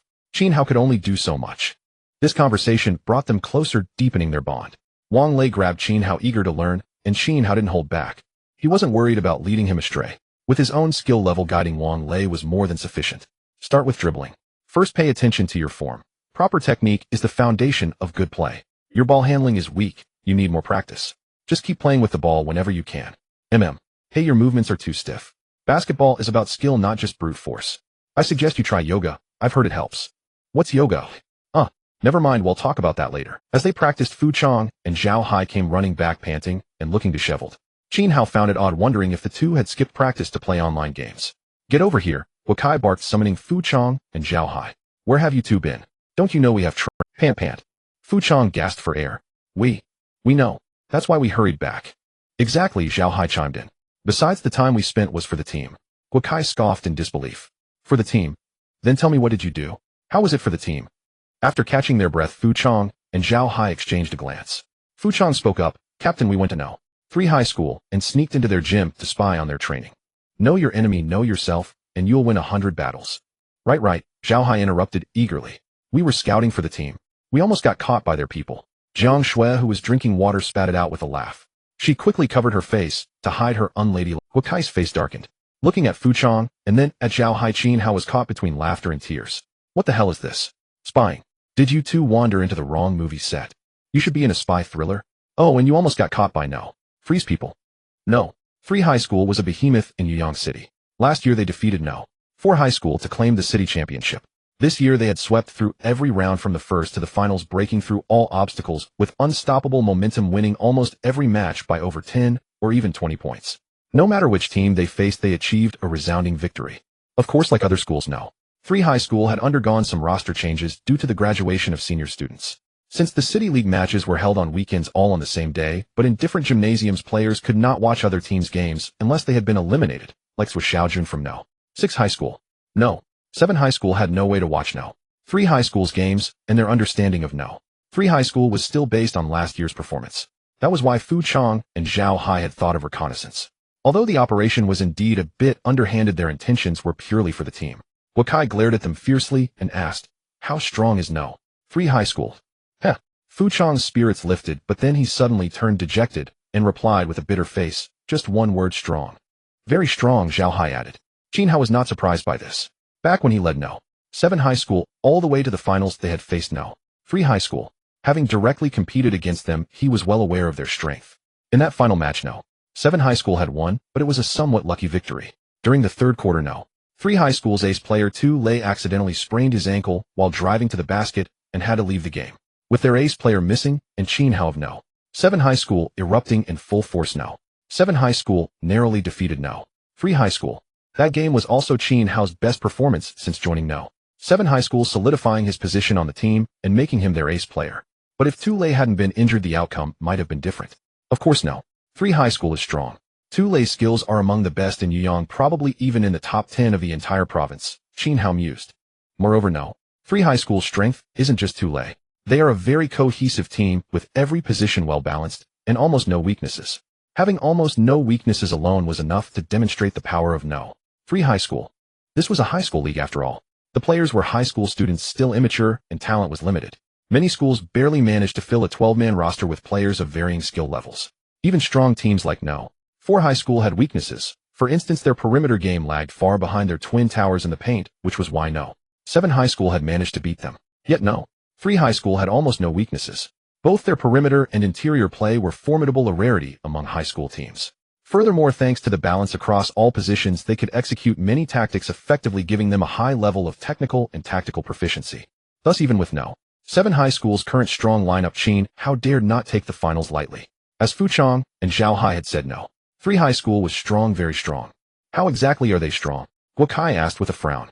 Fu Chang and Zhao Hai took turns describing what they had seen, which largely matched Qin Hao's memories. After listening, Guokai's expression changed. The No. 7 High School players had gathered around and heard Fu Chang and Zhao Hai's account, their hearts sinking as they gained a new understanding of No. 3 High School's strength. It seems No. 3 High School might be even stronger than last year. Yeah, last year Tu Lei was only a sophomore, now he's a senior. In a year, there's no way he hasn't improved. And over a year, the chemistry among No. 3 High School's players has definitely grown. They were already a team with high technical and tactical skills. With better chemistry and coordination, their overall strength is naturally greater. This final won't be easy. Everyone was discussing, feeling immense pressure. At that moment, Jiang Fangping's voice suddenly rang out. What's there to fear? Isn't it just the defending champions? No. 3 High School is indeed strong, but we're no pushovers either. He glanced instinctively at Qin Hao and Jiang Feng. Don't bolster the enemy's morale and dampen your own spirit. In 3 rounds, we've defeated No. 6 High School and No. 4 High School. There's no need to belittle ourselves. We must have the confidence to be invincible. Right, the game hasn't even started yet. So what if it's No. 3 High School? Let's just go all out. Encouraged, everyone shouted. Jiang Fangping nodded and gave a detailed introduction to No. 3 High School's situation. He had his own sources for this information, and though not extremely detailed, it largely matched Qin Hao's memories without major discrepancies. What comforted Qin Hao was that there were no unexpected surprises this time. No butterfly effect like with No. 4 High School's extra player Lu Kuei. No. 3 High School's lineup was exactly as he remembered. All right, let's continue training. Jiang Fangping waved his hands, signaling everyone to resume practice, and then sat down by the court. Coach, are you thirsty? Jiang Shui asked, holding a bottle of water. Would you like a drink? I'm not thirsty. Jiang Fangping shook his head, looking at the players on the court. He suddenly asked, Jiang Shui, what do you think about starting Qin Hao? Jiang Shui was taken aback and also looked at Qin Hao. Coach, didn't you say you weren't in a hurry to start him and wanted to polish him a bit more? Jiang Fangping chuckled. Times change. Back then I didn't expect Qin Hao to improve so rapidly. In just 2 months his progress has surpassed what others achieve in a year. I had planned to temper him more, but now I believe he already has the capability. Previously Jiang Fangping had considered 2 factors: Qin Hao's skill and the fact that he was only a freshman, possibly lacking maturity. But over 2 months his view had changed. Qin Hao's skills had progressed swiftly, advancing by leaps and bounds, surpassing even Zhao Xuebing. Moreover, his maturity far exceeded Jiang Fangping's expectations, as demonstrated in the games against No. 6 High School and the day before against No. 4 High School. Jiang Shui thought for a moment and said, Qin Hao's skills are sufficient, but coach, with the finals coming up, wouldn't it be inappropriate to change the starting guard now? No, Jiang Fangping replied. Precisely because the finals are imminent, I want to start Qin Hao. No. 3 High School is a very cohesive team. Compared to them, our technical and tactical level falls short. To compensate for that, we need an excellent organizer, and in terms of organization, Qin Hao is far superior to Zhao Xuebing. Jiang Shui understood. In truth, Jiang Fangping wasn't really seeking Jiang Shui's opinion. He was just hesitant and wanted someone to talk. Afterward, Jiang Fangping didn't continue the topic. He had already made up his mind. Afternoon training concluded, with evening self-study still ahead. Upon returning to the classroom, Qin Hao spotted the chubby boy bent over his desk, scribbling something with occasional pauses of contemplation, his demeanor utterly earnest. Curiosity piqued, he asked, Fatty, what are you writing? Nothing. The chubby boy quickly covered it up. This only intensified Qin Hao's curiosity. He pulled the boy's hand aside to reveal a piece of letter paper. Writing a letter, huh? Why the secrecy? I thought it was something else, Qin Hao remarked with bemusement. The chubby boy blushed, speaking sheepishly. Actually, I was replying on your behalf. This morning, I mentioned those letters from girls in other classes. You said to handle it myself, and I thought it'd be rude not to reply so. Holy crap. Qin Hao nearly leaped up. Was this about politeness? Hadn't the kid called them love letters? What did he mean by replying? Didn't you say to handle it myself? The chubby boy grew anxious, stammering. As Qin Hao stared in disbelief, he pulled out several more letters from the drawer. Just these few all here. A few. Qin Hao was speechless, unable to resist a jab. Not bad, Fatty. I never knew you harbored a heart of a Casanova. Casanova. The chubby boy listened with utter confusion. Qin Hao's lips twitched. He patted the boy's shoulder and waved dismissively. Forget it, do as you please. With your round figure, becoming a Casanova is out of the question. Strive on. Being a pawnkeeper wouldn't be half bad. Inwardly he added, though even that's a long shot. I recall this kid ended up as a bootlicker back then. Watching the chubby boy, still bewildered but soon diving back into his grand endeavor, Qin Hao silently mourned for him for 3 seconds. Yet Qin Hao forgot to ask one crucial detail. He remained unaware that the chubby boy signed every love letter reply with Qin Hao's name. The weekend arrived in the blink of an eye.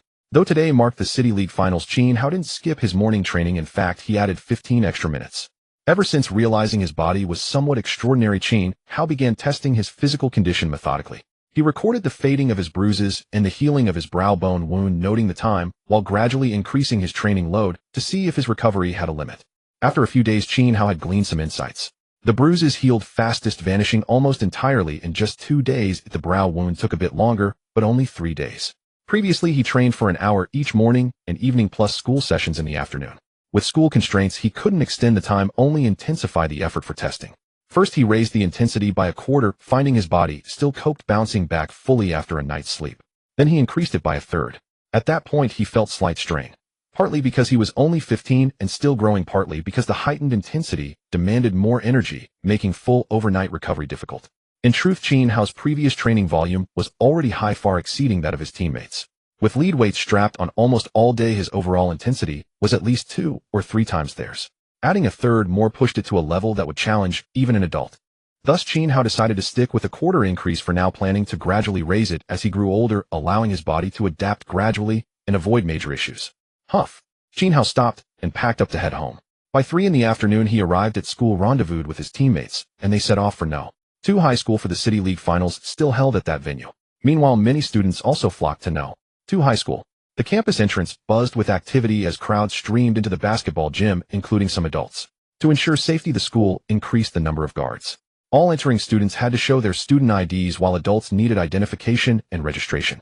Tisk, so many people coming to watch, marveled old Lou, the guard holding the registration book.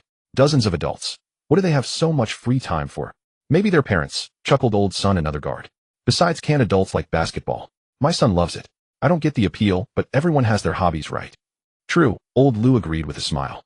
When the No. 7 high school teams bus arrived at No. 2 high school. The gym was already packed with nearly 1,000 people. Most were students from No. 7 and No. 3 high schools, followed by those from No. 2 high school, with the rest from other schools and curious adults. The No. 7 players are here. Suddenly the stands erupted in noise. As the No. 7 players filed onto the court, their schoolmates cheered loudly. Some girls shouted Jiang Feng's name, clearly infatuated fans. A few other girls kept their eyes fixed on Qin Hao, blushing shyly, while the chubby boy Peng Jun watched them with a grin that bordered on lecherous. These were the fish had been cultivating in Qin Hao's name. The No. 7 players began warming up. Before long the No. 3 high school players arrived, led by their ace Tu Lei. Their procession was equally imposing. Qin Hao's gaze swept over the No. 3 players, finally resting on Tu Lei. Back then you got injured just 3/4 into our match. You must have felt sore about losing unfairly. I hope you don't get hurt this time, so we can have a fair showdown. At the same time, sensing Qin Hao stare, Tu Lei looked back, narrowing his eyes. Qin Hao, a freshman at No. 7 high school, but he played crucial roles in the matches against No. 6 and No. 4. Tu Lei recalled the coach's introduction and assessment. Though not tall, he's incredibly fast with a sharp drive. Just as Jiang Fengping could obtain intel on No. 3 high school, their coach could get data on No. 7 high school to brief his players and devise strategies. So though it was Tu Lei's first time seeing Qin Hao in person, he recognized him instantly. And Qin Hao's gaze carried a dangerous aura. After a round of warm-ups, the players from both teams returned to the sidelines. At No. 7 high school, Jiang Fengping wore a solemn expression as he looked over his players and began to designate the starting lineup. Guokai Wang, Lei Jiangfeng, Wang Qingyu, Qin Hao. You 5 will start. Me. Wang Lei was stunned, hardly believing his ears. In the previous game against No. 3 high school, his performance had been quite poor. He only scored 6 points and grabbed 4 rebounds, less than half his usual stats. He never expected the coach to let him start again in this match. And me. Wang Qingyu was also taken aback. Although Qin Hao was somewhat surprised, he was mature-minded. Glancing at the No. 3 high school side, he quickly grasped the coach's intent and replied firmly, "Yes, coach." Jiang Fengping nodded at Qin Hao, ignored Wang Qingyu, and looked at Wang Lei with a deliberately stern face. What unwilling? Wang Lei jumped in fright and quickly waved his hands. No, no, no. Am willing. In truth, letting Wang Lei start was a decision Jiang Fengping had carefully considered. Wang Lei had played poorly in the last game, but that was because the opponent was too strong. Against the twin towers of No. 4 high school, not just him, but even Captain Guokai hadn't played well. Moreover, in recent days, Jiang Fengping had seen Wang Lei working hard to improve his free throws shooting and dribbling, actively making up for his shortcomings, a sight that brought him some comfort. Of course, Wang Lei's starting position wasn't only for these reasons, it also had to do with No. 3 high schools No. 3 high schools interior consisted of Hu Jixuan and Zheng Qingdong. Hu Jixuan stood 193 centimeters tall and played center. His physical attributes weren't exceptional and his post moves were average, but his strengths lay in his excellent awareness, strong rim protection, and outstanding rebounding. Others on No. 7 high school's team could match up against Hu Jixuan, but they would likely fall short in rebounding as most were no match for him. Only Wang Lei at 191 centimeters was slightly shorter than Hu Jixuan, but his jumping ability and explosiveness were superior. He was better suited than others to battle Hu Jixuan for rebounds. The reason No. 3 high school's technical and tactical level was so high, besides their balanced roster and seamless coordination, was that each player had a clear role and distinct responsibilities. Although this made them somewhat one-dimensional. For instance, scoring wasn't Hu Jixuan's task, his job was to protect the rim and grab rebounds. It was precisely because everyone focused on one thing and performed their duties that No. 3 high school's teamwork was so fluid and their technical-tactical level so elevated. Thus, Jiang Fengping adjusted the starting lineup to counter No. 3 high school's strengths. He not only promoted Qin Hao to the starting 5, but also kept Wang Lei in the starting lineup. As for starting Wang Qingyu, that too had its reasons. No. 3 high school may be strong, but we're not weak either. We've made it to the finals. What's there to worry about? As you guys say, just go for it. Jiang Fengping encouraged the team, then spread out the tactical board. Wang Lei, you're responsible for guarding Hu Jixuan. His strength is rebounding, so your task is to compete with him for boards. If you can outperform him in rebounding, you'll have done your job. Wang Lei's eyes lit up. He still lacked confidence in other areas, but rebounding was something he could handle, especially since the opponent was only 193 centimeters tall. Jiang Fengping continued, Guokai, you're on Zheng Qingdong.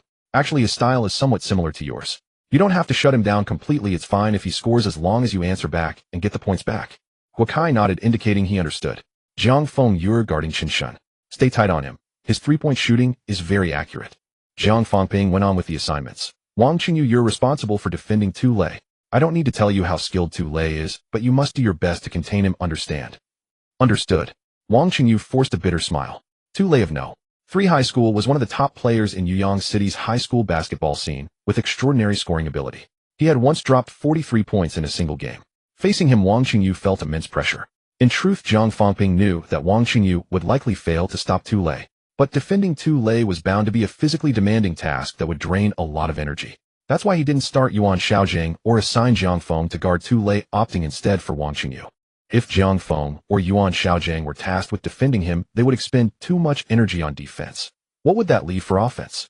Both Jiang Feng and Yuan Xiaojing were scorers. Wang Qingyu, while less skilled offensively than the two, had decent physical attributes and was a capable defender, so it made sense to have him tangle with Tu Lei. Finally, Zhang Fangping turned to Qin Hao. Qin Hao, your job is to organize the offense. The opponent is a team with high technical and tactical proficiency. If we can't execute a fluid and well-structured attack, we'll likely fall behind. Things change in an instant on the court. You can adapt as you see fit. I trust you. Qin Hao said solemnly, don't worry.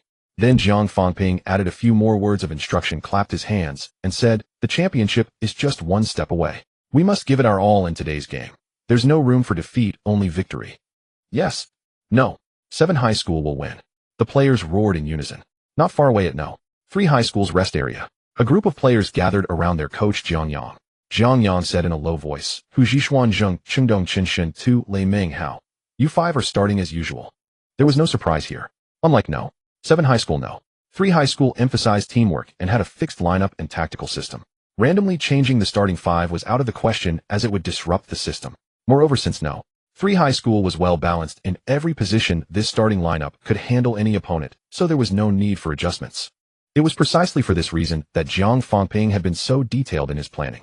No. 7 High School's strength should not be underestimated. Don't let your guard down. Zhang Yang first issued a warning, then spread out the tactical board. Although we don't know what starting lineup No. 7 High School will field, it doesn't matter. We'll adapt by staying true to our game. Just execute our offense well and play solid defense. Of course, we still need to be cautious. Their players, Jiang Feng, Yuan Xiaojing, Qin Hao, and Guokai, are all very strong. We must be careful. Zhang Yang then laid out some defensive strategies for these key players. Since he wasn't sure about No. 7 High School's starting 5, he only offered brief pointers. After finishing the setup, Jiang Yang raised his voice and said, remember, we are the defending champions. Our goal is only one, to win the title. Yes, coach. Win the championship. The No. 3 High School players shouted in unison. For the powerhouse, that was No. 3 High School, the previous 3 rounds were merely warm-ups. Today's game was the real main course, the moment they would truly give their all. As the defending champions, their objective was, of course, to successfully defend their title. With a whistle, the game began, and both teams' players took to the court. The spectators were taken aback by the starting lineup from No. 7 High School. Even Tu Lei and his teammates were somewhat surprised, not expecting such drastic changes.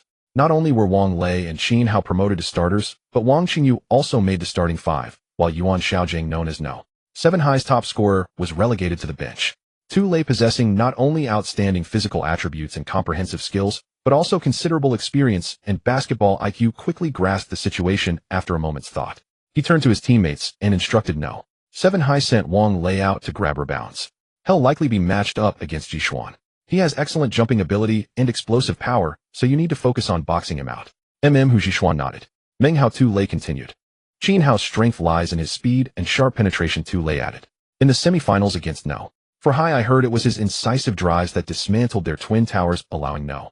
7 High to secure the victory. When you guard him, be careful. Watch out for his drives. Don't worry, Meng Hao replied with a smile.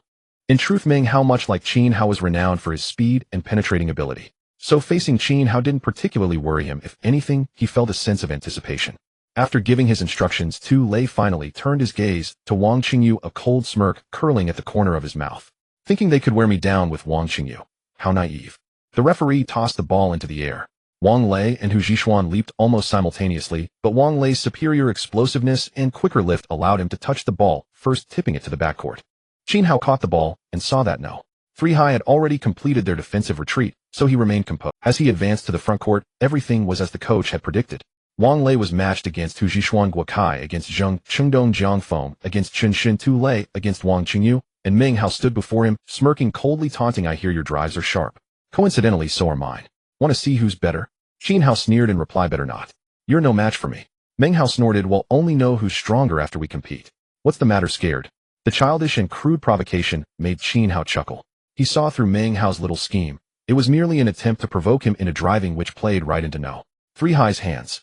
After 3 rounds of games, no. Three High couldn't possibly be unaware of Qin Hao's penetrating prowess. They surely had countermeasures prepared. Even if he got past Meng Hao, the rest of no. Three High's defense awaited. If Qin Hao fell for Meng Hao's bait and recklessly drove, and nothing good would await him. Perhaps someone else might have taken the bait. Unfortunately for them, Qin Hao's experience was far too seasoned. Meng Hao's tricks were utterly insufficient. Since Meng Hao wanted to provoke, Qin Hao decided to return the favor. With a contemptuous smile, he said, "Yeah, I'm afraid you can't handle losing.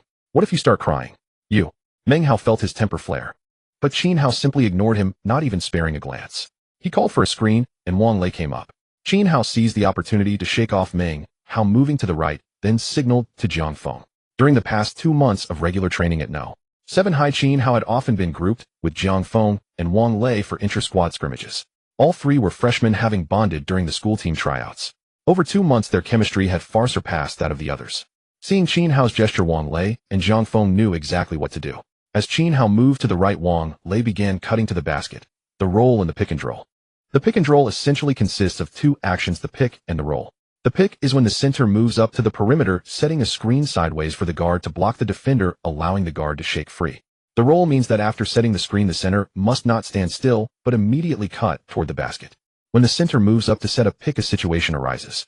In this case, Wang Lei's screen not only blocked Meng Hao, but also forced someone from No. 3 High to rotate toward Qin Hao. Hu Jixuan was the one to step up, needing to delay Qin Hao, otherwise he could score directly.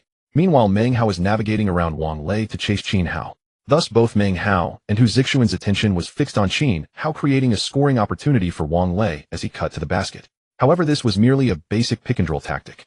Given No. 3 High's technical and tactical proficiency, they wouldn't let No. 7 High succeed so easily. As Wang Lei cut inside, a defender had already collapsed into the paint, positioning himself in front of Wang Lei. Even if Qin Hao passed to him, Wang Lei wouldn't have a direct scoring chance. No.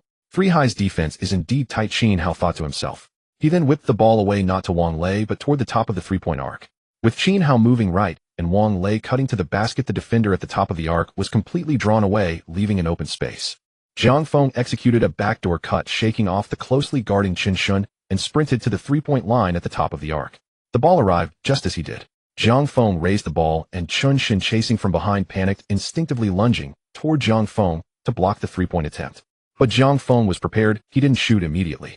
Instead, he performed a pump fake, and only after Chen Shun was drawn into the air did he jump and release the shot. Swish. A soft sound. The 3-pointer was good. Nice shot. The students from No. 7 High in the stands erupted with excitement. In a secluded corner, Chu Yin's with Xiaojuan and Lu Gui sat together. As defeated opponents of No. 7 High from 2 different schools, they chose an inconspicuous spot to avoid drawing attention. However, Chu Yin and Lu Gui's height still attracted some notice. Fortunately, all 3 wore low-brimmed baseball caps, and since no one there knew them, well, they remained unrecognized. "Oh, I didn't expect No. 7 High to execute such tactical coordination," Chu Yin remarked, his eyes lighting up. "That was a beautiful play." Lu Gui nodded. So Xiaojun grinned. "Now you see, I wasn't exaggerating, right? Jiang Feng's scoring ability is truly formidable. As for Qin Hao, honestly, I always feel there's something unfathomable about him. Forget the game against us, I watched the one against you too. His drives are indeed sharp. But watching that last play, it's clear Qin Hao is more than just a penetrator. His playmaking skills are impressive too." Chu Yin and Lu Gui nodded in unison, unable to suppress bitter smiles. If not for Qin Hao, they might not have lost to No. 7 High in the semifinals. "We lost this year, but there's always next year," Chu Yin resolved fiercely. "Next year, not only will Lu Gui and I be here, but Xiaojun will transfer to our No. 4 High, further strengthening our perimeter. We will not lose to No. 7 High again." Yet, recalling Qin Hao's words, there might not be a next time, he couldn't help but frown. What exactly on the court? No. 7 High School scored first, securing 3 points. No. 3 High School countered. Meng Hao advanced the ball to the front court and saw Qin Hao approaching. Recalling Qin Hao's earlier deliberate provocation and driven by a desire to test his mettle, Meng Hao declined a pick and roll and went unknown against Qin Hao. He executed a series of crossover dribbles, then suddenly changed direction and accelerated, breaking through from the left side. Qin Hao moved swiftly, cutting off the path. His reactions are indeed quick, Meng Hao thought to himself. He quickly retreated, executed another crossover, and shifted to break through from the right side, unleashing his full speed. Meng Hao was renowned for his speed. His earlier maneuvers were merely to deceive Qin Hao, not showcasing his true velocity. Now he finally burst forth with his real pace. "Just as I thought," Qin Hao remarked without surprise. Meng Hao was exactly as he remembered. Exceptionally fast, especially with his explosive first step, making his drives incredibly sharp. In their past encounter, Qin Hao had the upper hand, but didn't completely dominate Meng Hao. However, from Qin Hao's current perspective, he instantly spotted Meng Hao's flaw: excessive flashiness. He made many unnecessary moves which actually hindered his speed advantage. Of course, Qin Hao possessed an adult soul with seasoned experience and insight, allowing him to see through Meng Hao's flashy maneuvers at a glance. In his eyes, Meng Hao's antics were a waste of effort, impairing his speed rather than enhancing it. A simpler, more direct approach would have been far more effective. Yet against anyone else, Meng Hao's fancy dribbling could easily bewilder them. Once deceived, his sudden burst of speed would often leave defenders in his dust.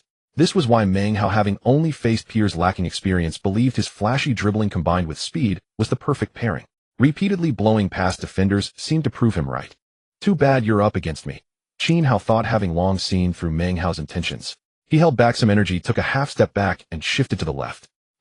Meng Hao was startled. He actually blocked me. Expecting to blow past Qin Hao easily, he found himself thwarted instead. Meng Hao glanced at Qin Hao and reluctantly passed the ball. However, he had already wasted considerable offensive time. When the ball reached Tu Lei, he had no choice but to go unyielding. Tu Lei made a jab step first. Wang Qingyu raised his hand and instinctively stepped back. Tu Lei then drove in the opposite direction, catching Wang Qingyu off guard. Unable to adjust in time, he could only watch Tu Lei glide past him. Up front, Wang Lei and Guokai simultaneously collapsed into the paint. But Tu Lei didn't attack the rim. After blowing past Wang Lei, he executed a pull-up jumper. With a flick of his wrist, the ball precisely swished through the net. A buzzer beater. Impressives, was Xiaojun exclaimed. This guy's skills are too complete with too many scoring methods. Wang Qingyu probably can't guard him. Definitely not.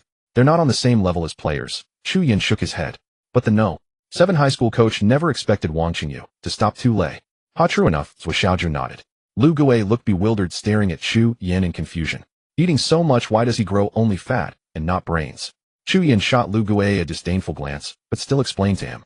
Meanwhile, on the court, Qin Hao advanced to the front court. He didn't drive this time either, as his primary task today was to orchestrate the offense. He called for a pick and roll first. Wang Lei and Zhang Feng moved simultaneously, but no. 3 High School was prepared this time, denying Zhang Feng a 3-point opportunity. Zhang Feng could only pass the ball to Guokai. Qin Hao moved to the 3-point line, letting Guokai go unyielding. Meng Hao stuck close to Qin Hao, sneering, "Why don't you drive?" Scared? Here we go again. Qin Hao chuckled and retorted, "I just won't." Meng Hao was speechless. Thud. A dull thud. Guokai's unyielding attempt met with a double team and missed. Wang Lei and Hu Jixuan fought for the rebound, but Hu Jixuan boxed out, leaving Wang Lei helpless.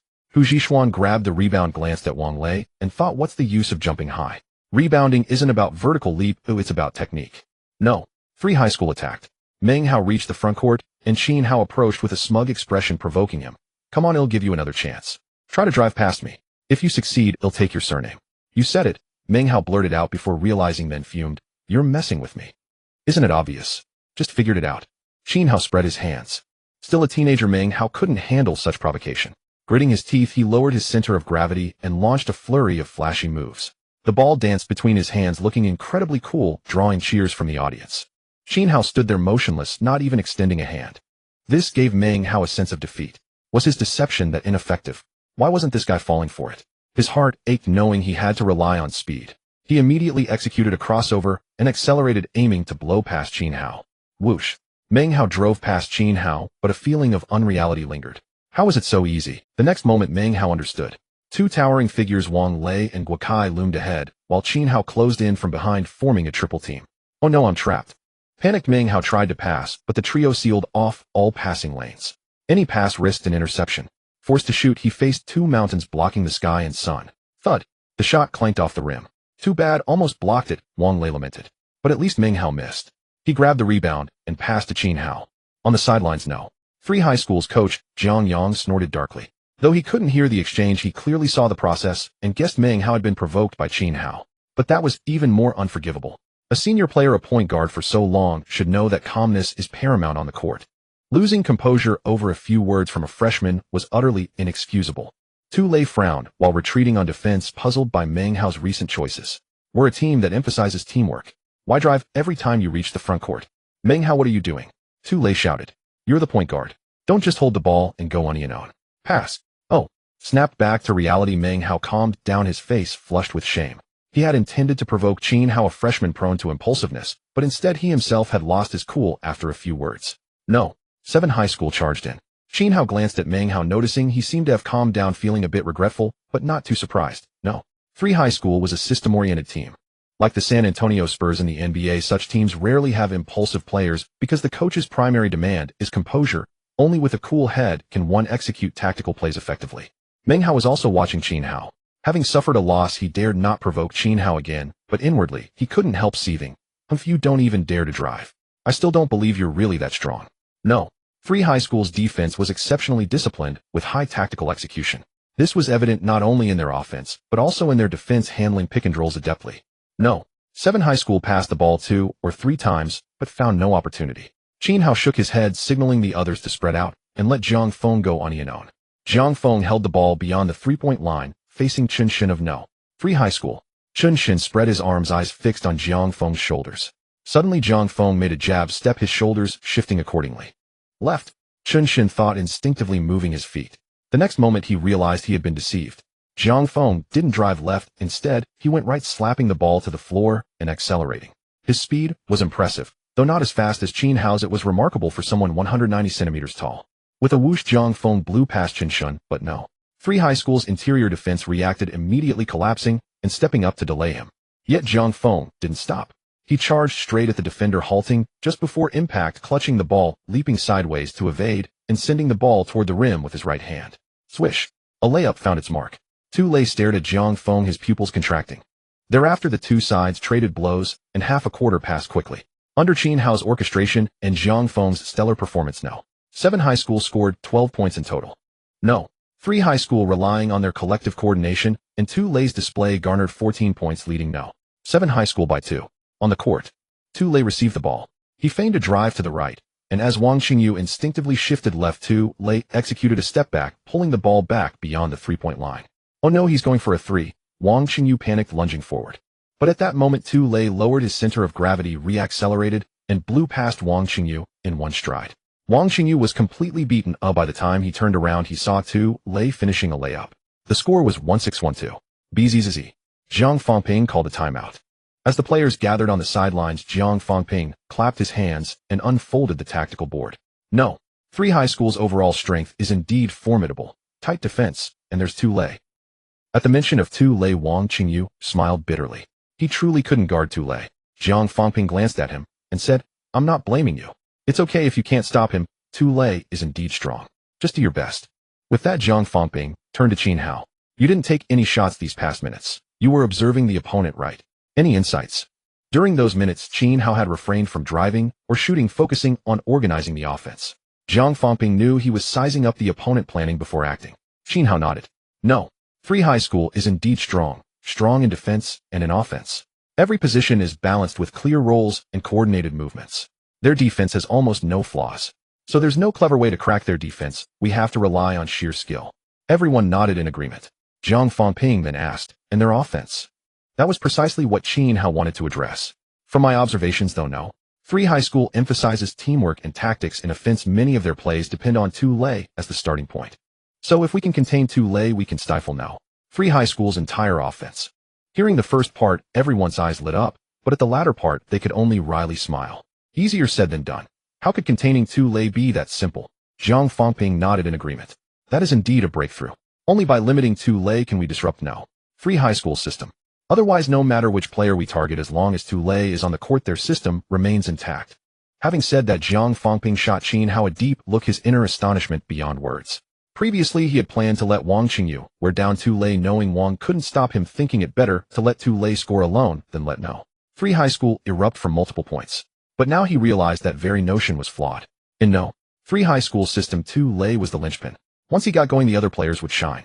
Of course, Zhang Fangping hadn't known Tu Lei's pivotal role in their system before, otherwise he would have arranged. After those minutes of play, he had come to recognize this, which was why he called a timeout. He just hadn't expected Qin Hao to see it so clearly. After all, Qin Hao was only 15. Yet Zhang Fangping didn't know that Qin Hao's insight stemmed not just from those minutes of observation, but also from a prior encounter with No. 3 High School. In truth, Qin Hao was merely verifying whether No. 3 High School matched his memory. Though their lineup was consistent, he needed to be sure about everything else. The good news was that after several minutes of observation, Qin Hao confirmed No. 3 High School was as he remembered. However, defeating them couldn't be done the same way as before. Back then, Tu Lei's injury had broken the most crucial link in their system, allowing No. 7 High School to win. But this also gave Qin Hao a revelation: to beat No. 3 High School 1 had to target 2 Lei, neutralizing his impact, thereby crippling the entire team. Yuan Xiaojing, you're in. Replace Wang Qingyu. Jiang Fengping pondered and began to arrange. Jiang Feng, you'll guard 2 Lei. Everyone else be ready to help with double teams. Our defensive focus from now on is to contain 2 Lei. The rest of you make sure to cut off 2 Lei's connections with his teammates as much as possible. Yes. Understood. They all responded in unison. Jiang Feng narrowed his eyes, a glint of excitement flickering within. He had long wanted to go head-to-head with 2 Lei, but the coach's earlier arrangement had prevented him from matching up against him. Now this arrangement suited him perfectly. He could directly face 2 Lei. Not far away, no. 3 High School's coach Jiang Yang was also making adjustments. He didn't change much, just substituted Chen Shin for backup small forward Yu Liang. Chen Shin's strength lay in offense with excellent three-point shooting, but defense wasn't his forte. Having seen Jiang Feng score several points in those minutes, Jiang Yang realized Chen Shin couldn't guard him, so he sent in Yu Liang, who was better on defense. It seems no. 3 High School is still stronger. Lu Gao glanced at the scoreboard and said, a 4-point gap isn't huge, but no. 7 High School has clearly been on the back foot these past few minutes. No. 7 High School can't contain 2 Lei's offense, Swa Xiaojun remarked, concurring with Lu Gao's assessment. Chu Yin, however, looked at Qin Hao, who was stepping onto the court, and shook his head. The game has just begun. Qin Hao hasn't scored yet, and he's barely taken any shots these past few minutes. Upon hearing this, Swa Xiaojun and Lu Gao both turned their gaze to Qin Hao, then nodded. Indeed, Qin Hao had yet to make a move, and Yuan Xiaojing had also just entered the game. The game had only been played for half a quarter. It was still too early to tell. On the court, the timeout ended, and no. 7 High School was on offense. Seeing Yuan Xiaojing come in, 2 Lei exchanged a knowing glance with his teammates. They all knew they had to be more cautious. Yuan Xiaojing hailed as no. 7 High School's top scorer was not one to be underestimated. Qin Hao dribbled the ball to the front court. Meng Hao stepped up to guard him, but Qin Hao didn't even look at him. Lowering his center of gravity, he accelerated for a direct drive. To defeat no. 3 High School limiting 2 Lei was one aspect, but no. 7 High School's own offense also had to be effective. Both facets needed to be executed perfectly. In the previous minutes, Qin Hao had barely taken any shots. Now it was time for him to strike. So fast. How is he this quick? When Qin Hao's speed exploded, the players from no. 3 High School were all taken aback. They had heard Coach Jiang Yang mention Qin Hao's speed, but they never expected it to be this astonishing. Meng Hao stood dumbfounded, unable to react, as Qin Hao blew past him with sheer velocity. The other no. 3 High School players were caught off guard, failing to rotate in time. By the time they recovered, Qin Hao was already in the paint, leaping for a smooth bank shot. That speed. Meng Hao's heart trembled, his expression stiffening. He had previously underestimated Qin Hao, taking pride in his own speed and driving ability, believing that even if Qin Hao had some skill, he couldn't compare. Until this moment, he realized his mistake. And it was a grave mistake. Setting everything else aside, just in terms of speed, he was no match for Qin Hao. Meng Hao. 2 Lei called out. Up. Meng Hao snapped back to reality. What? 2 Lei warned. Qin Hao is extremely fast. When you guard him, don't get too close. Fortunately, he's only sharp at driving. His shooting doesn't seem to be his forte. Just keep your distance, and with your speed, you should still be able to keep up with him. The speed Qin Hao had just unleashed even startled 2 Lei. Meng Hao nodded in acknowledgement, took a deep breath, and his expression turned unprecedentedly solemn. In the stands, the students from no. 7 High School erupted in cheers. The chubby boy was especially excited, raising a homemade flag with invincible on one side and undefeated on the other, displaying great momentum. In an inconspicuous corner, Chu Yin and his 2 companions' eyes lit up. Chu Yin said, here it comes. Qin Hao is about to start scoring. Swa Xiaojun and Lu Gao nodded in unison, their gazes fixed unblinkingly on the court. From this point on, the game had truly begun. Pick and roll. 2 Lei signaled for a teammate to set a screen and attempted to drive, but an opponent immediately stepped up to delay him. Just as he was about to pass, he noticed that the no. 7 High School players were positioned squarely in his passing lanes, severing all connections between him and his teammates. Left with no choice, 2 Lei had to go unyielding. He rose for a shot over Wang Lei's defense. Simultaneously, Wang Lei leaped, his arm raised high. His jumping ability and explosive power were exceptional. Standing at 187 centimeters, 2 Lei was at a height disadvantage. Wang Lei managed to block his shooting window. Gritting his teeth, 2 Lei leaned back, evading the block, and released the ball with difficulty, just as his body was about to hit the ground. Clang. The shot was too difficult and missed. Good job. Jiang Fengping stood up, pumping his fist. We stopped him. Zhang Shui was also thrilled. She had been nearby during the tactical huddle and knew that containing 2 Lei was the key to stopping no. 3 High School. Huakai jumped and grabbed the rebound. Just as he was looking for an outlet, he heard Qin Hao's voice. Captain, throw it to the front court. Qin Hao. Without a second thought, Huakai hurled the ball forward with all his might. The pass was a bit rushed and sailed past half court in an instant. It was then that everyone noticed Qin Hao had already sprinted ahead, moving like the wind across the midline. But the ball was already at the three-point line. He seemed unable to catch up. Meng Hao was chasing from behind, but all he felt was helplessness. He had been watching Qin Hao closely and gave chase the moment he turned to sprint, but he quickly realized the gap in their speed. In just 2 or 3 strides, Qin Hao had left him in the dust. Damn, it's too far. Guokai lamented. He won't make it. What a wasted fast break opportunity. The spectators sighed in disappointment. But at that very moment, Qin Hao's speed surged once more like a shooting star chasing the moon. He caught up to the ball, snatched it, and smoothly finished with a layup. Swish. The ball went in. Nice shot. That was incredible. A thunderous roar of cheers erupted. Everyone thought the ball was unreachable, yet Qin Hao managed to accelerate even further against all odds, turning a potential turnover into a spectacular fast break score. Watching Qin Hao jog back to his own half, the crowd was awestruck. His speed was simply breathtaking. So fast, Lu Gao couldn't help but admire. How does he seem even faster than when he played against us? How is that possible? It's only been a few days, Chu Yan scoffed. Maybe it's a burst of potential in a crucial moment. But Qin Hao's speed is genuinely incredible, which compensates for his lack of height. Looking at him, a song suddenly comes to mind. Before he could finish, Hua Xiaojun blurted out the answer, the wind chase. Chu Yan nodded vigorously. Exactly, the wind chasing youth. That fast break just now was like he was chasing. Back on the court, the game continued. Under No. 7 High School's deliberate containment, Lay's scoring efficiency dropped. At times, he even struggled to receive the ball as the opponents cut off his connection with his teammates, isolating him. Of course, dedicating so much defensive attention to Lay inevitably created gaps in guarding the other No. 3 High School players. However, without Lay's involvement, their offense became stagnant. Even with the defensive lapses, No. 3 High School failed to capitalize. On the other side, Qin Hao had entered breakthrough mode, repeatedly tearing through No. 3 High School's defense, either scoring himself or assisting his teammates. Yuan Xiaojiang was in good form, sinking 2 consecutive shots with Qin Hao's setups. Before long, No. 7 High School had seized the upper hand. Beep. No. 3 Middle School called a timeout. At this point, 8 minutes had elapsed in the first quarter, and the score was 2-1-2-0. No. 7 Middle School had not only erased a 6-point deficit, but also taken a 1-point lead. Zhang Yang's expression was grave. Instead of reprimanding his players, he made substitutions, replacing Lei Meng Hao and Hu Zhishuan with bench players. After setting up the tactics for the substitutes, Zhang Yang turned to Lei and the others and said, I have to admit the opposing coach is quite skilled. However, we've indeed become overly reliant on Lei. Meng Hao, Hu Zhishuan, Zheng Qingdong. If they double-team Lei again in the second quarter, you must step up and score. Understood. Understood, the 3 replied in unison. Zhang Yang nodded. Trailing by 1 point after 8 minutes of the first quarter was unexpected. He hadn't anticipated No. 7 Middle School to be this formidable, nor had he foreseen their coach's keen eye in quickly identifying his team's weakness. However, this quarter was merely a surprise. With Lei neutralized, Hu Zhishuan and Meng Hao had momentarily panicked. The second quarter would be a different story. On the No. 7 Middle School side, Jiang Fangping praised Qin Hao and the others before making substitutions, pulling Qin Hao, Jiang Feng, and Wang Lei off the court, simultaneously replacing them with other players.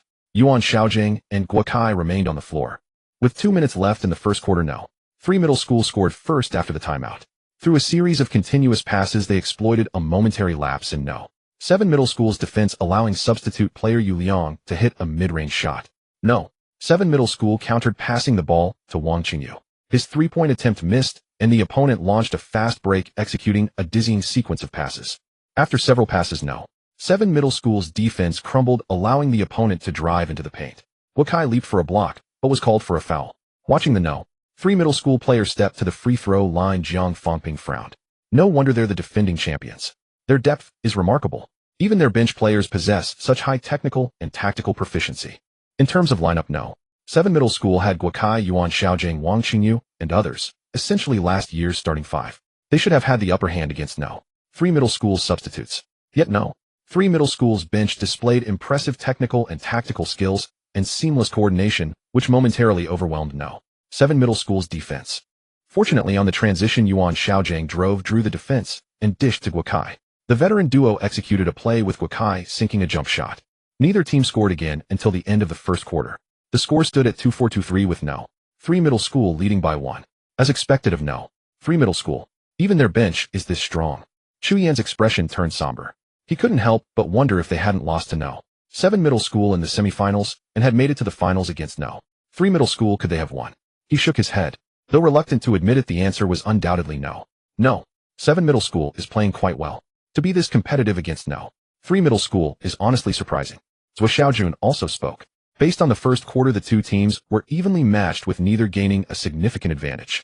Thus, Chu Yin's Xiaojuan and Lu Gai found it difficult to predict the outcome of this game, yet their curiosity only grew. Who would ascend to the throne, and who would end in desolation? Perhaps only the final moment would reveal the answer. The gap is widening. Yeah, this doesn't look good. In the stands, no. 7 middle school students watched the court with concern. At this point, the second quarter was halfway through. Since Qin Hao, Jiangfeng, and Guokai had played extended minutes in the first quarter, Jiang Fangping didn't put them back in at the start of the second quarter, opting for the bench instead. However, no. 7 middle schools' bench was clearly inferior to no. 3 middle schools. Within minutes, the lead had grown. Substitution. Jiang Fangping called for a change. The deficit had already ballooned to 8 points. If it reached double digits, the situation would truly become dire. Qin Hao, Jiangfeng, you two go in. Jiang Fangping looked at Qin Hao and Jiangfeng, quickly outlining the plan. Qin Hao organized the offense. We've been playing a bit chaotically, but don't hesitate to take your shot when you have the chance. Jiangfeng, unleash your scoring ability. Your only task is to score. Understood. Yes. The two acknowledged, replacing Lei Yuchuan and Zhao Xuebing. The 5 players on the court now were Fu Chong, Zhao Hai, Jiangfeng, Yuan Xiaojing, and Qin Hao. But at that moment, the no. 3 middle school coach also called for a substitution, sending Tu Lei back into the game. Qin Hao frowned and exchanged a glance with Jiangfeng. After receiving the ball in the backcourt, he quickly advanced to the frontcourt, where he was met by no. 3 middle school's substitute guard Yang Ji. Yang Ji spread his arms, keeping a full meter of distance from Qin Hao, clearly wary of his driving ability and leaving enough room to react. Seeing this, Qin Hao suddenly executed a crossover. Yang Ji's heart skipped a beat as he quickly retreated half a step, finding himself inside the free throw line. At that moment, Qin Hao stepped back and released a mid-range jumper. What? Yang Ji was stunned. Swish. A soft sound, and the ball went in. Not only Yang Ji was astonished, but the other no. 3 middle school players were equally shocked. Tu Lei's expression changed drastically. He had assumed Qin Hao's strength was solely his driving ability. Now faced with a player who was as fast as the wind, sharp on drives, and possessed a reliable jump shot, how could he be defended? Yang Ji also snapped out of it, and looked at Tu Lei. How should I guard him? Tu Lei thought for a moment, and replied, just play normal defense. Don't give him too much space. As for his drives, I and the others will help you with rotations. There was no other option. Tu Lei knew all too well how difficult it was to defend a player who could both drive and shoot, because he was that very type of player. A defender who guarded him too closely would be blown past, while one who stayed too far couldn't contest his shot. It was a no-win situation. On the sidelines, no. 3 middle school coach Zhang Yang's face also changed. He shot to his feet and paced back and forth, frowning as he pondered a countermeasure. Meanwhile, Jiang Fangping kept a stern face, wearing an inscrutable expression that was actually a facade. He couldn't let anyone see his true thoughts, as he knew full well that while Qin Hao's shooting form looked textbook, it was inconsistent, accurate at times, but off at others. Qin Hao's decision to take that shot was clearly a gamble. If it went in, the opponent would become wary, making his drives much easier. This kid is too cunning. No, too clever, Jiang Fangping mused inwardly. At the same time, in the stands, Chu Yan, Lu Gai, and Zhou Xiaojun stared wide-eyed in shock. Lu Gai exclaimed, he can shoot this. Zhou Xiaojun opened his mouth and muttered, what the hell? Isn't he just a driver? I've rarely seen. It wasn't just them. Many who knew Qin Hao and had watched his previous 3 games were equally astonished. In those games, he had barely taken any shots, relying solely on drives. Many thought he could only drive, and now they felt as if they had been deceived by Qin Hao. But upon reflection, it didn't add up. If Qin Hao had shooting ability, why hadn't he taken a single shot in the previous 3 games? Since Qin Hao had practiced according to the most standard shooting form from the very beginning, his shooting motion appeared exceptionally precise, truly textbook quality. Anyone unfamiliar with him would never guess that Qin Hao was actually a mediocre player. It was indeed quite. The reason Qin Hao hadn't shot much in the previous games wasn't deliberate concealment, it was simply because he lacked confidence in his shooting and wasn't very certain of his accuracy. At this moment, although some sensed something amiss, they didn't dwell on it. At least the players from No. 3 high school couldn't grasp the intricacies, as their understanding of Qin Hao was based solely on the limited information Jiang Yang had gathered. Thus they preferred to trust what they saw, that Qin Hao could not only shoot, but also possessed decent skill. So in the next play, when Yang Ji faced Qin Hao again, he dared not give him too much space. Previously, Yang Ji had guarded Qin Hao from a full meter away, but now he only dared to leave half a meter, fearing that any more distance would leave him unable to block Qin Hao's shot. Half a meter? Isn't that inviting me to drive? Qin Hao chuckled inwardly. This was exactly the effect he wanted, forcing his opponent to stay close so he could break through. With a sharp squeak of his sneakers against the floor, Qin Hao exploded into motion. The sound struck Yang Ji's ears like a jarring alarm, jolting him into a hasty retreat. But it was already too late. With half a meter of space, Qin Hao's speed covered the distance in an instant. By the time Yang Ji tried to move, he could only watch helplessly as Qin Hao blew past him. Help defense! Yang Ji shouted. A defender stepped up from the paint, but Qin Hao remained unfazed. His goal wasn't to take the shot himself. Seeing the interior player close in, he fired a crisp bounce pass that skimmed past the defender's feet and soared to the basket, landing perfectly in Fu Chang's hands. Fu Chang caught it and laid it off the glass. The ball went in, making the score 2-4. Yang Ji felt a wave of frustration and headache. Pressing up too close left him vulnerable to Qin Hao's drives, while giving too much space risked a jumper. Relying on help defense only meant leaving another man open. I misjudged him, Jiang Yang muttered, slamming his fist into his palm. I thought this kid was just a strong driver, but he can shoot, drive, and pass. A guard who could drive, pass, and shoot was a nightmare for any team. For the moment, Jiang Yang couldn't devise a better solution. He could only shout from the sidelines, instructing his players to tighten their defense and assist Yang Ji with rotations and double teams. Yet, even this couldn't stop Qin Hao's drives, or more accurately, his drive and kick game. As no. 3 high school collapsed their defense, Qin Hao found it harder to score himself, but created opportunities for his teammates. The compressed defense left gaps for no. 7 high school's outside shooters. Qin Hao kicked the ball out beyond the arc, and Zhang Feng drained a three-pointer with a swift release, further narrowing the gap. Then Tu Lei stepped up, scoring on an isolation play to steady no. 3 high school, though Yuan Xiaojing quickly answered with a bucket of his own. Over the next 3 minutes, the two teams traded blows. No. 7 high school gradually closed the gap and eventually tied the score. If not for Tu Lei, they might have taken the lead. A sharp whistle sounded. No. 3 high school called a timeout. Zhang Yang substituted, sending all his starters back onto the court. With a grim expression, he barked, "From now on, we're switching everything." On no. 7 high school's side, Qin Hao and his teammates gathered around Zhang Fengping.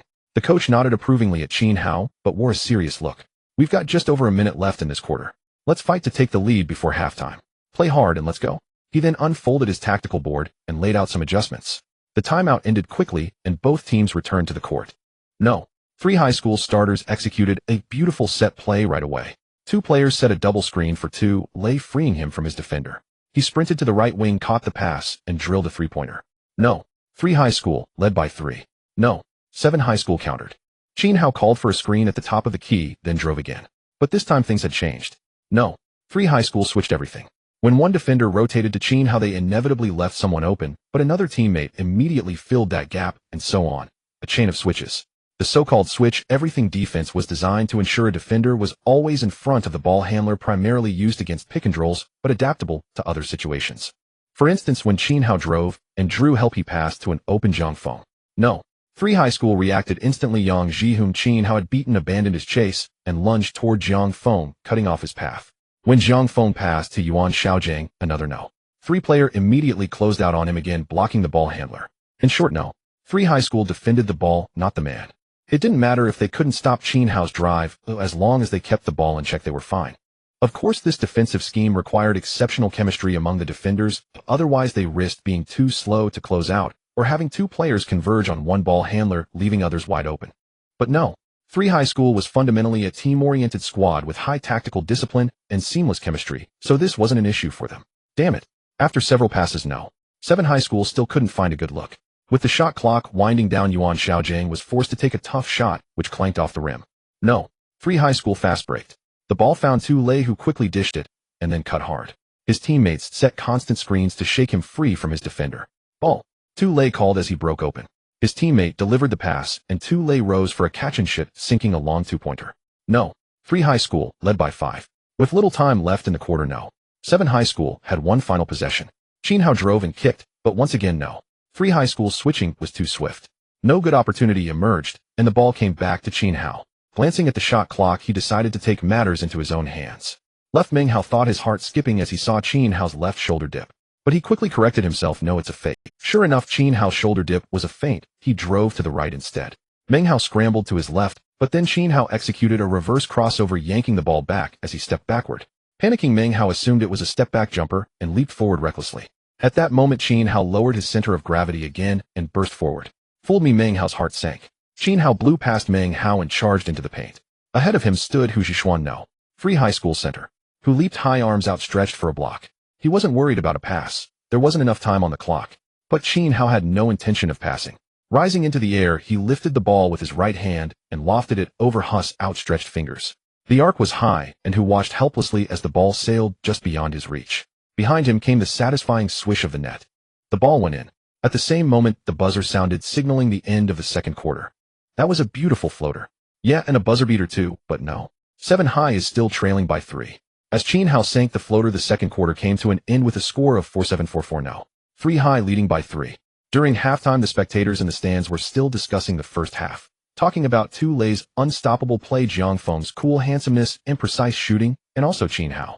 Qin Hao's astonishing speed and sharp breakthroughs left an indelible impression on everyone.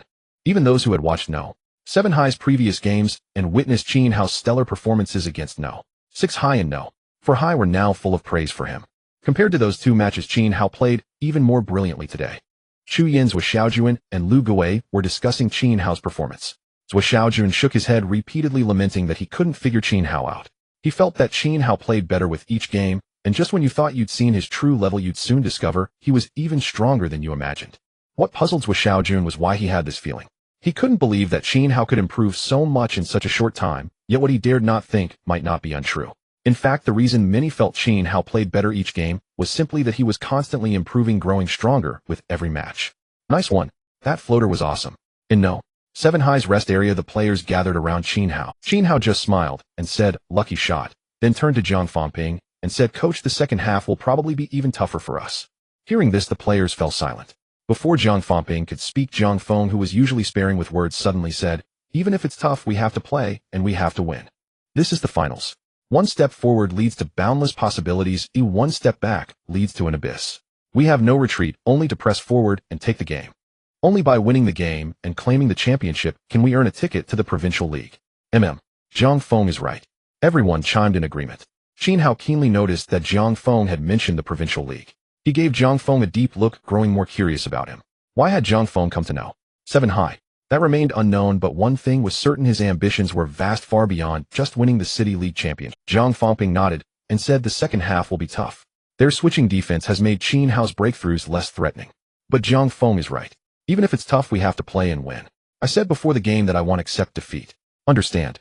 "Understood," the team responded in unison. Qin Hao thought for a moment and said, "Coach, I think we need to keep containing Tu Lei in the second half, while also stepping up our offense." At that moment, Jiang Feng spoke again. "Coach, I hope you'll give me more of the ball in the second half." "Don't worry, I won't let—" "I agree," Jiang Fengping said. "But it's fine if I'm disappointed. What matters is that you don't let your teammates down or the many No. 7 High students in the stands cheering for us." Jiang Feng felt a weight on his shoulders and replied solemnly, "Yes, coach."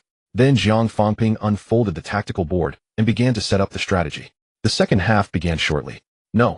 7 High fielded Wang Lei, Zhao Hai Wang, Qingyu Jiang Feng, and Zhao Xuebing. Jiang Fengping had agreed to Jiang Feng's request and instructed the team to feed him the ball. In this lineup, Jiang Feng was the strongest scorer, unquestionably the sole core. Jiang Fengping even granted him unlimited shooting rights. No. 3 High sent in their bench players, but also deployed their starting power forward Zheng Qingdong. Zheng Qingdong was genuinely strong, excellent on defense, and versatile, but with Tu Lei on the court, his role was mostly supportive, leaving his potential partially untapped. With Tu Lei off, Zhang Yang had him lead the substitutes. No. 7 High was on offense. Zhao Xuebing advanced the ball to the front court, and seeing Jiang Feng signal for it, immediately passed it over. Jiang Feng stood beyond the three-point line, holding the ball at his waist, scanning No. 3 High's defense. No. 3 High knew that Jiang Feng was the biggest threat in this lineup, so besides Yu Liang, who was guarding him, other players also kept an eye on Jiang Feng, ready to double-team or rotate. Yu Liang stared at Jiang Feng, poised and alert. With a swift move, Jiang Feng drove to the right. Yu Liang quickly shifted left while stepping back. But at that moment, Jiang Feng suddenly changed direction, cutting to the left with a wide crossover. Yu Liang couldn't stop him and could only watch as Jiang Feng blew past him. After beating Yu Liang, Zheng Qingdong stepped up to contest. But Jiang Feng didn't hesitate or look to pass. He cradled the ball, charged into the paint, and leaped toward Zheng Qingdong, defying gravity as he soared through the air, gripping the ball with one hand and flying toward the rim like a celestial being descending. Zheng Qingdong's heart jolted. He couldn't dodge in time, only feeling a shadow fall over him, followed by a thunderous clang as a powerful force sent him stumbling back several steps. A collective gasp swept through the stands. What was that? It was a tomahawk dunk, and a posterizing one, slamming it right over Zheng Qingdong. Absolutely explosive. Qin Hao couldn't help but click his tongue in envy. "I'm still a bit short in height. When will I be able to dunk?" For the Qin Hao of his past life, dunking, even a posterizing jam, was no issue. But now, with his short stature and only 2 months of formal training, a dunk was still out of reach. On the court, No. 3 High's Zheng Qingdong scored one to save some face, but Jiang Feng quickly answered back. With a series of crossovers beyond the arc, he suddenly accelerated, muscled past Yu Liang, and drove into the paint. Zheng Qingdong and No. Three High's backup center both lunged at him. Jiang Feng didn't pass. His eyes locked on the rim as he leaped between the two defenders, leaning back in midair and flicking his wrist. Swish! The fadeaway jumper found its mark. Cheers erupted from the stands with many girls screaming in excitement, their eyes fixed on Jiang Feng, hearts practically floating. Qin Hao turned and saw Jiang Shui brimming with excitement. He sidled over and asked, "Why are you so worked up? Haven't you seen your brother play like this before?" Jiang Shui blushed at how close Qin Hao was and shook her head. "No, my brother used to play like this all the time. He changed a lot after coming to know. 7 High. This is the first time I've seen him play like his old self." She added proudly, "This is my brother's real strength." Qin Hao looked toward the court, a glimmer of understanding dawning on him. At the No. 2 high school gymnasium, the game continued. Spread out, Jiang Feng signaled, instructing his teammates to give him space for an isolation play. Huff! Yuliang took a deep breath, gritting his teeth as he stared at Jiang Feng. He lowered his center of gravity, warily guarding against Jiang Feng's drive, having already allowed him several baskets. All eyes were on Jiang Feng. After halftime, he had erupted, scoring relentlessly through dunks, layups, and jump shots, showcasing his formidable scoring prowess. In truth, No. 3 high school had executed their defense well, with teammates already double-teaming Yuliang, yet they still struggled to halt Jiang Feng's scoring. Seeing Jiang Feng lower his center of gravity, poised to drive again, Yuliang's heart trembled. The teammate behind him gritted his teeth and charged forward, shouting, "Double-team him." This would leave someone open, but they could no longer afford to care. They're double-teaming. Will he pass? The crowd watched Jiang Feng. Instead of passing, he burst into action, exploiting the incomplete double-team by tapping the ball forward and darting between the two No. 3 players, then grabbing the ball and charging into the paint. Yuliang stood dumbfounded. Could he really be beaten like that? Get lost! Zheng Chengdong roared, leaping with arms raised high, determined to prevent Jiang Feng from scoring over him again. The next moment, with a thud, Jiang Feng and Zheng Chengdong collided in midair. The dull impact sent a shudder through those near the court, a chilling sound.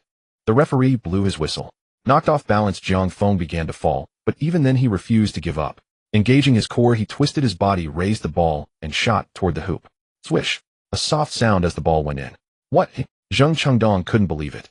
This went in. Everyone was astonished. Under such circumstances, Jiang Feng had still managed to score, defying all expectations.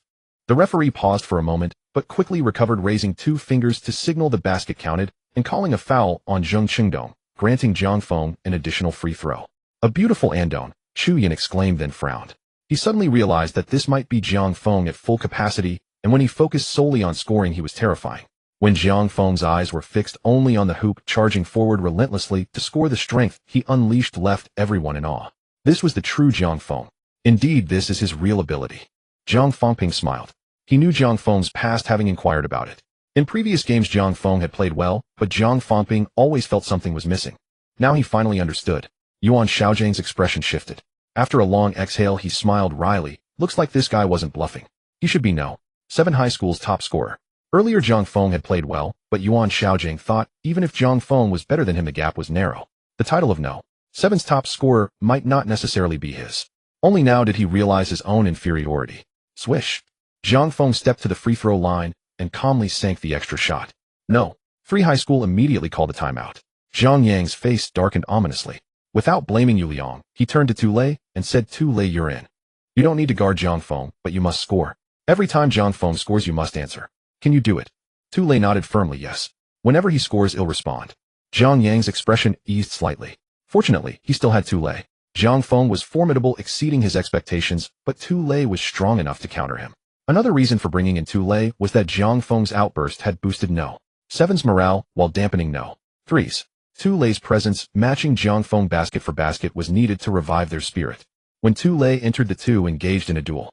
Though not directly guarding each other, Jiang Feng didn't defend Tulei nor vice versa. They clashed fiercely on offense, neither willing to yield. Both possessed overwhelming scoring ability. No. 3 couldn't stop Jiang Feng, and No. 7 couldn't stop Tulei. Their back-and-forth battle thrilled the audience. Such duels were rare and exceptionally exciting. Swish! Jiang Feng scored. Turning around, Tulei grabbed the ball, dribbled forward a couple of steps, then executed a sudden step-back jumper. The ball arced gracefully into the net. Jiang Fengping glanced at the scoreboard. With 4 minutes left in the third quarter, the score was 6-1-6 No. 7 leading by 1.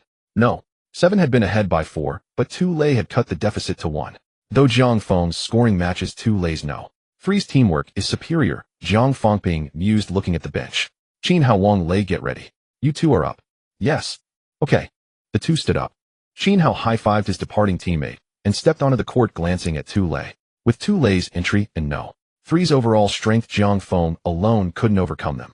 But what if he joined in? No. 7 advanced. Qin Hao brought the ball up, but didn't pass to Jiang Feng, who had expended significant energy in the previous minutes. Letting him catch his breath, Qin Hao signaled to Wang Lei. Wang Lei nodded and moved toward the perimeter while Qin Hao drove. His drives weren't flashy, but were simple and effective, maximizing speed and feints. A mere crossover was executed with deceptive brilliance. If the defenders shifted their weight, even slightly, Qin Hao's speed would blow past them. Meng Hao had been sent back and still matched against Qin Hao. Despite being fully alert and cautious, he was fooled by Qin Hao's feint shifting his weight. By the time he recovered, Qin Hao had already blown by him. Damn, this is too tough, Meng Hao fumed. Qin Hao charged into the paint, and Zheng Chengdong rotated to Meanwhile, Wang Lei, who had moved to the perimeter, suddenly cut backdoor into the lane. Qin Hao leaped and tossed the ball toward the hoop. Zheng Chengdong instinctively jumped to block, but as he rose, he sensed something amiss. Qin Hao's shot didn't seem like a floater, it was too casual. Oh no, it's a pass. Zheng Chengdong turned to see Wang Lei jumping behind him, catching the ball midair and slamming it toward the rim. Bang! The putback dunk was successful. Wang Lei's dunk wasn't as graceful as Jiang Feng's, but it was powerful, shaking the rim and drawing cheers from the crowd. 6-4, 6-1, no. 7 led by 3. In the next round, no. 3 High School went on the offense, passing the ball to Tu Lei. Qin Hao quickly stepped forward and shouted, double team. To limit no. 3 High School's attack, the first step was to contain Tu Lei. Thus, Qin Hao chose a direct double team, forcing Tu Lei to pass the ball, even if it meant letting others on no. 3 score rather than allowing Tu Lei to score. Seeing the double team, Tu Lei frowned and had to pass. He then began to move, trying to shake off the defender with his teammates' screens. He did manage to get free, but this time he failed to make the shot. Wang Lei grabbed the rebound and passed it to Qin Hao, who quickly launched a counterattack. As he reached the front court, Meng Hao came up to defend. Qin Hao prowled beyond the three-point line, then suddenly lowered his center of gravity and took a step forward. Meng Hao retreated, but Qin Hao abruptly raised his center of gravity and executed a pump fake move. Is he going to shoot? Meng Hao, already on edge, instinctively jumped. However, it was merely a feint. Having lured Meng Hao into the air, Qin Hao accelerated, broke past him, and made a passing motion. Zheng Chengdong took the bait and lunged toward the direction of the pass, only to find Qin Hao had pulled the ball back. Swish! Qin Hao finished with a layup. In the stands, the students from No. 3 High School were disheartened. One move had fooled Meng Hao and deceived Zheng Chengdong. Was the opponent too strong, or had their defense weakened? The score was now 6-6-6-1 with No. 7 High leading by 5 points. There were just over 2 minutes left in the third quarter. BZZZ. No. 3 High School called a timeout. As the players came down, Zhang Yang said to Meng Hao, when guarding Qin Hao, next time don't get too close. Just focus on stopping his drive. Meng Hao was taken aback and asked, but what if he shoots? Do you really think his shooting is a threat? Zhang Yang glanced at the No. 7 High bench and snorted, that kid's as sly as a fox. He almost fooled us all. Huh. The players from No. 3 High were astonished. Zhang Yang said, think about it. Besides that one shot he made in the second quarter, has he taken any others? Not a single one. Even on the last possession of the second quarter, when time was almost up, he clearly could have chosen to shoot, but he still went for a drive, finishing with a floater over Hu Jixuan. Why would he give up a shooting opportunity to drive and challenge Hu Jixuan? The players from No. 3 High were jolted, a realization dawning on them. Yes, aside from that mid-range shot in the second quarter, Qin Hao hadn't taken any other jumpers since then. He only drove. On that final possession of the second quarter, he could have shot. Typically a player with a jump shot would take it, but he still drove. Wasn't he making it harder for himself? Why was that? There's only one explanation, Zhang Yang sneered. Qin Hao is bluffing. His jump shot is unreliable, so he doesn't dare to shoot. He only dares to drive. That's right. It must be. I knew it. If he could really shoot, why would he always drive? The players from No. 3 High chimed in, feeling a wave of regret. Meng Hao in particular felt pitiful. Why hadn't he noticed? He had been afraid of both Qin Hao's drive and his shot, leaving him unsure how to defend. Zhang Yang clapped his hands and said, now that we know, we understand how to defend. Meng Hao, just stop his drive. Also, besides setting more screens for Tu Lei, the rest of you need to be more aggressive. As I've said before, you have to take your shots decisively. Understood. Yes, coach. They all acknowledged. On the No. 7 High side, Zhang Fengping substituted Jiang Feng out. Back on the court, No. 3 High changed their tactics. Tu Lei drew the defense, allowing other players to take shots, and Chunshin eventually hit a three-pointer from the outside. When No. 7 High had the ball, Qin Hao frowned as he reached the front court. Meng Hao was a full meter away from him. It seemed his unreliable jump shot had been discovered by the opponent. He wasn't surprised. After 3 quarters of play, he had taken only one shot, all others being drives. Anyone would be suspicious. Only guarding against my drive. Fine. When you all think my shot is no threat, that's when my best opportunity comes. Qin Hao sneered inwardly. Wasn't this a disrespect? He might be inconsistent, but he could still shoot. Of course there was no need for it now. Qin Hao signaled for Wang Lei to set a screen and attempted a drive. It wasn't as easy this time, so he didn't force it and passed the ball to Guokai. The others spaced out and Guokai played unyielding. He backed down a couple of times, then suddenly turned for a hook shot. The ball swished through the net for 2 points. In an unyielding situation, Guokai was no less than Zheng Qingdong. The two teams traded blows, and over a minute passed quickly. When Qin Hao missed a mid-range jumper for no. 7 high, the third quarter ended. The score was 6-8-6-6 with no. 7 high leading by 2 points. Indeed, that kid can't shoot. That one in the second quarter must have been a fluke. No wonder he only drives. Chu Yin breathed a sigh of relief. If Qin Hao had truly been hiding his strength possessing both sharp drives and accurate shooting, it would have been terrifying. Zhou Xiaojun shook his head and warned, "Are you forgetting? Qin Hao is only a freshman. Even if he can't shoot now, or is inconsistent, what about next year?" Chu Yin was stunned and could only force a bitter smile. Given the talent Qin Hao had displayed, his improvement in a year would be immense. By this time next year, he would likely be able to drive, pass, and shoot. If they faced no. 7 high, then could they win? On the no. 7 high bench, Jiang Fangping frowned and said to Qin Hao, "Your unreliable jump shot has been exposed." Qin Hao nodded. "Yeah, but that's not necessarily a bad thing." Hearing this, Jiang Fangping's mind stirred and his brow relaxed. "You're right.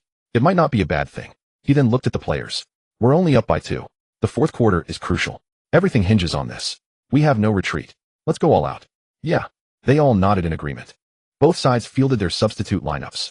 For no. 7 high school, Qin Hao, Jiang Feng, and Guokai were absent while Yuan Xiaojing and Zhao Shuebing played with the other players. Yuan Xiaojing initiated the offense and Zhao Shuebing organized the attack, also providing some 3-point support. However, no. 3 high school substitutes were stronger. Tu Lei was absent, but Zheng Qingdong and Chun Shun led the team. Zheng Qingdong dominated the low post, and Chun Shun's 3-point shooting was razor sharp. Within just a few minutes of the fourth quarter, Chun Shun had already hit 2 3-pointers, helping no. 3 high school overtake the score. Jiang Fangping checked the time. Over 3 minutes had passed in the fourth quarter. He immediately called a timeout and looked at the bench. Qin Hao, Jiang Feng, Guokai, get ready to play. It's time to decide the outcome. With over 6 minutes remaining in the fourth quarter, no. 7 high school called a timeout. Everyone understood that they were about to bring in their starters for an all-out effort. Meanwhile, no. 3 high school also made substitutions, bringing in Tu Lei and other starters. When the timeout ended, no. 7 high school's lineup became Wang Lei, Guokai, Jiang Feng, Yuan Xiaojing, and Qin Hao. No. 3 high school fielded their starting lineup, Hu Zhixuan, Zheng Qingdong, Chun Shin, Tu Lei, and Meng Hao. The score was 6,867 with no. 3 high school leading by 1 point. Brothers Qin Hao took a deep breath and shouted, "This is the final 6+ minutes. Victory or defeat, it all comes down to this. Fight! Fight! No. 7 high school will win." The group roared with overwhelming momentum.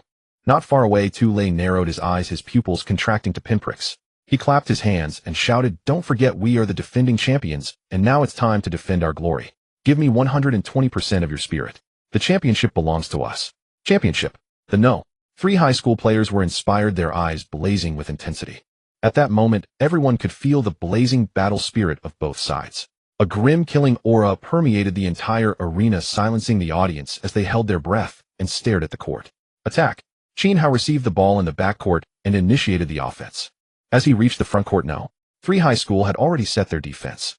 Meng Hao stood a full meter away from Qin Hao, cautiously guarding against his drive. Over 3 quarters, he had suffered many losses at Qin Hao's hands.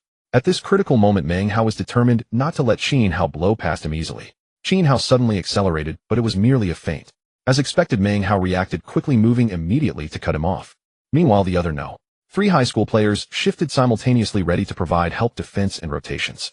Even if Qin Hao could get past Meng Hao, a direct score was impossible. At this point, no. 3 high school's defense had elevated to another level. Pick and roll. Qin Hao called for a screen, then drove and passed the ball to Wang Lei. Jiang Feng then executed a backdoor cut, brushing past Wang Lei. Wang Lei handed the ball off and set a screen for Jiang Feng. Jiang Feng caught the ball and drove straight to the basket, leaping toward the defender. With his height and jumping ability, he could even challenge no. 3 high school's interior players, Heiden, Jiang Feng, and Hu Zhixuan, leaped almost simultaneously, colliding in midair. Jiang Feng's body paused, and he leveraged the collision to lean back, then raised the ball with his right hand and flicked his wrist. Swish! The ball went in. Nice shot. The no. 7 high school students cheered. No. 3 high school quickly countered. Meng Hao brought the ball to the front court and passed it to Tu Lei. No. 7 high school double-teamed him, and Tu Lei swiftly dished the ball to Hu Zhixuan. Unexpectedly, Hu Zhixuan didn't pass this time. He went for an isolation play, dribbled forward, then raised the ball. Wang Lei, still young and lacking experience, jumped instinctively only to realize it was a pump fake. Hu Zixuan waited for Wang Lei to come down before leaping, exploiting the timing difference. Swish! Hu Zixuan scored. As the final minutes approached, the confrontation grew fiercer and the attacks became more decisive and sharp. No. 7 High School had Jiang Feng, Wakai, Yuan Xiaojing, and Qin Hao, while No. 3 High School boasted Tu Lei along with Hu Zixuan, Zheng Qingdong, and Chen Shun. Hu Zixuan, Zheng Qingdong, and Chen Shun, who had previously played in Tu Lei's shadow, suddenly became resolute on offense. No. 7 High School's focus on limiting Tu Lei opened up opportunities for them. After several minutes, neither side gained an advantage. No. 3 High School called a timeout. Zhang Yang looked at Tu Lei and said, "There are just over 2 minutes left, Tu Lei. It's all on you." Then he instructed the others set plenty of screens for Tu Lei. In such critical moments, Zhang Yang still trusted Tu Lei most. On No. 7 High School's side, Jiang Fengping's eyes swept over his players, a hint of hesitation in his heart. Jiang Feng was undoubtedly the strongest scorer, but he had expended too much energy in the third quarter. His 2 shots before the timeout had missed, clearly indicating fatigue. Moreover, No. 3 High School was now wary of Jiang Feng, focusing their defense on him. Wang Lei's skills were still rough, lacking the ability to create his own shot. Guokai and Yuan Xiaojing could contribute, but they fell short compared to Jiang Feng. Finally, there was Qin Hao. Sensing the coach's gaze, Qin Hao nodded and said, "Coach, trust me." Jiang Fengping gritted his teeth. "All right. Well, spread the floor and let Qin Hao take charge." The players looked at the coach, then at Qin Hao, and finally at Jiang Feng. Jiang Feng nodded and said to Qin Hao, "It's in your hands." With that, Guokai and Yuan Xiaojing raised no objections. Watching them walk onto the court, Jiang Fengping clenched his fists, unable to suppress his anxiety. He didn't know why he trusted Qin Hao, but the decision was made and couldn't be changed. Still, he couldn't help worrying. With just over 2 minutes left, could they win? "We must win." Jiang Shui stared at Qin Hao's back and murmured, "Qin Hao, go for it." The timeout ended. Both sides returned, and No. 3 High School had possession. The score was tied at 7,676.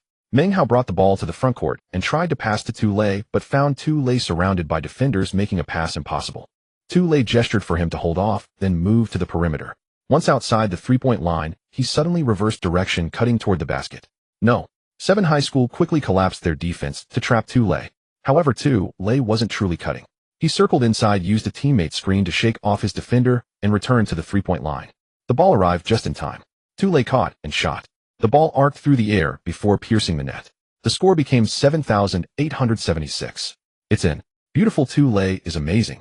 Amid the cheers of No. 3 High School students, Qin Hao dribbled to the front court. Seeing Meng Hao approach, he called for a screen, but found no opening. He passed the ball to Yuan Xiaojing. 2 more passes yielded no opportunity. As expected, Qin Hao sighed inwardly. At this stage, both teams were playing with adrenaline-fueled intensity, their defense exceptionally aggressive. With No. 3 High School's discipline, they wouldn't give up easy shots. So a forced play was the only option. Qin Hao called for the ball. Once it was back in his hands, he lowered his center of gravity, executed a series of crossover dribbles, then suddenly changed direction, switching the ball to his left hand and driving from the left side. Left side. Meng Hao quickly retreated. Since he was already a meter away from Qin Hao, he wasn't worried about being beaten by a single crossover. But this time Meng Hao guessed wrong. Qin Hao wasn't driving, he was shooting. Seeing Meng Hao retreat, Qin Hao immediately pulled the ball back and stepped back. In one fluid motion, the distance between them widened to over a meter. By then, Meng Hao had no way to contest the shot. He hadn't expected Qin Hao to choose a jumper. He could only watch in shock as Qin Hao leaped, his right hand holding the ball, his left hand protecting it, and flicked his wrist. Swish! A soft sound rang out, and Meng Hao shuddered. Without turning around, he knew the ball had gone in. Just when everyone thought Qin Hao's jump shot was unreliable, and he would surely choose to drive instead of shoot, Qin Hao suddenly sank a shot. What was this? Not only Meng Hao, but Zhang Yang, the coach of No. 3 High School on the sidelines, also wore an extremely grim expression, feeling as if he had been slapped in the face a burning sting. His judgment had been wrong. Qin Hao did have a jump shot. That one in the second quarter was no accident. But since he could shoot, why had he been driving all along? In the stands, Chu Yinzhua, Xiaojuan, and Lu Gui looked at each other, utterly bewildered. What in the world was going on? Only Jiang Fengping smiled, muttering to himself, "Lucky break." In truth, even the players of No. 7 High School couldn't understand why Qin Hao was so averse to shooting. His shot might be inconsistent, but it wasn't like he couldn't shoot at all. Why did he insist on driving every time? Only Jiang Fengping had an inkling. First, Qin Hao's shooting was unstable, making his success rate hard to guarantee. Driving was a safer bet. On a bad day when his touch was off, his efficiency paled in comparison to driving. Second, Qin Hao did it deliberately to mislead others into thinking he couldn't shoot or lacked confidence in his shot. Though that was essentially the truth, if used wisely, like now, it could achieve a surprise victory. What a little fox. He's only 15, mature for his age, but this is too much. Jiang Fangping mused. Perhaps this too is a kind of talent. On the court the score was tied at 7,878. Seeing Meng Hao a bit distracted, Tu Lei patted him and barked, "Don't overthink it. Focus on the game." Meng Hao nodded, then asked in anguish, "But how the hell am I supposed to guard him?" Tu Lei's face twitched, also troubled. He sighed, "Just play normal defense. Don't get too close, don't stay too far. Guard him like anyone else. Don't worry, your teammates will help with rotations and recoveries." "All right," Meng Hao replied helplessly, having no other choice. With just over a minute left in the game now, 3 High School was on offense. When Meng Hao reached the front court and saw Qin Hao coming up, his heart skipped a beat. He was starting to fear Qin Hao. Without hesitation, Meng Hao quickly passed the ball to Tu Lei. After all, the coach's instruction was to get the ball to Tu Lei and let him run the offense. But Jiang Yang nearly cursed at this move. "You're the point guard, damn it. Tu Lei is the shooting guard." Passing him the ball right after crossing half-court practically screams that Tu Lei will take the shot. Besides, aren't you as the point guard supposed to run the offense? Why the rush to offload the responsibility? Jiang Yang was so furious he wanted to make a substitution, but with only a minute left, to change now would only backfire. Tu Lei was almost livid too. He shot Meng Hao a glare, but as he prepared to act the double team from No. 7 High School was already on him.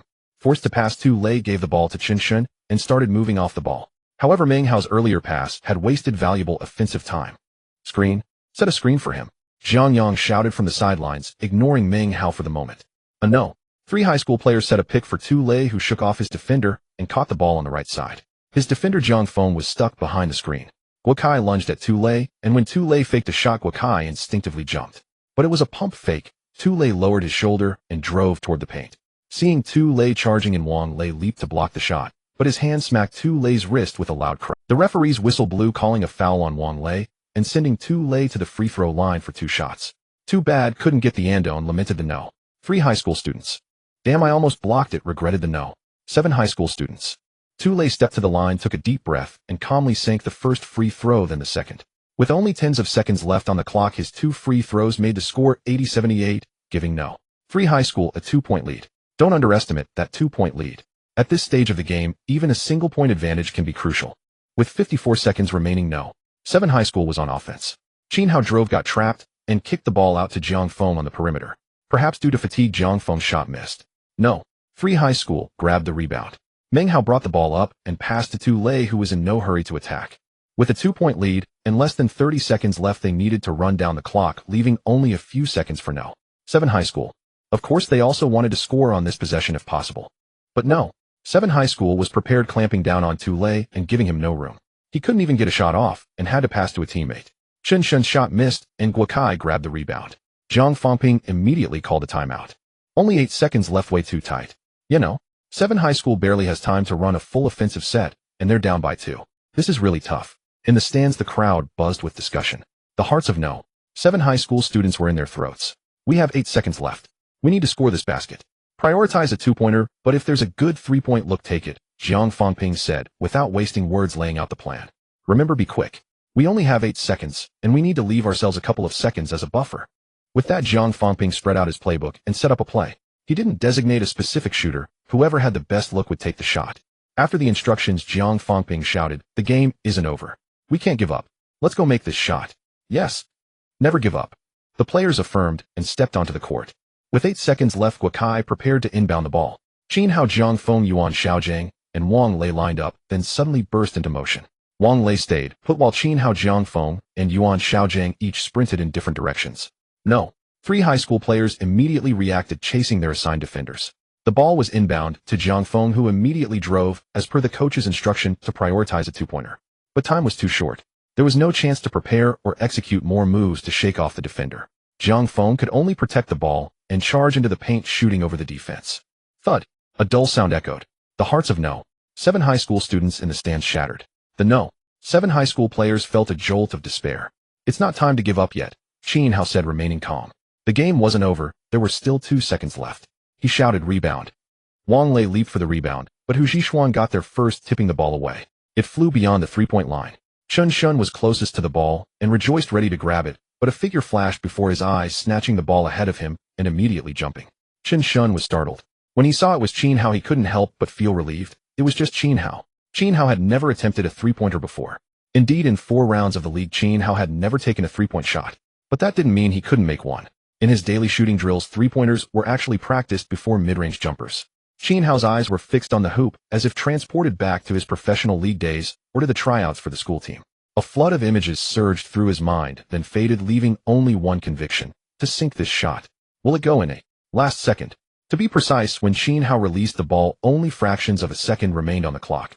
Everyone was watching Qin Hao following the ball as it left his fingertips, arced through the air, and finally swished through the net, causing it to ripple like a white wave. At that moment, the entire arena erupted.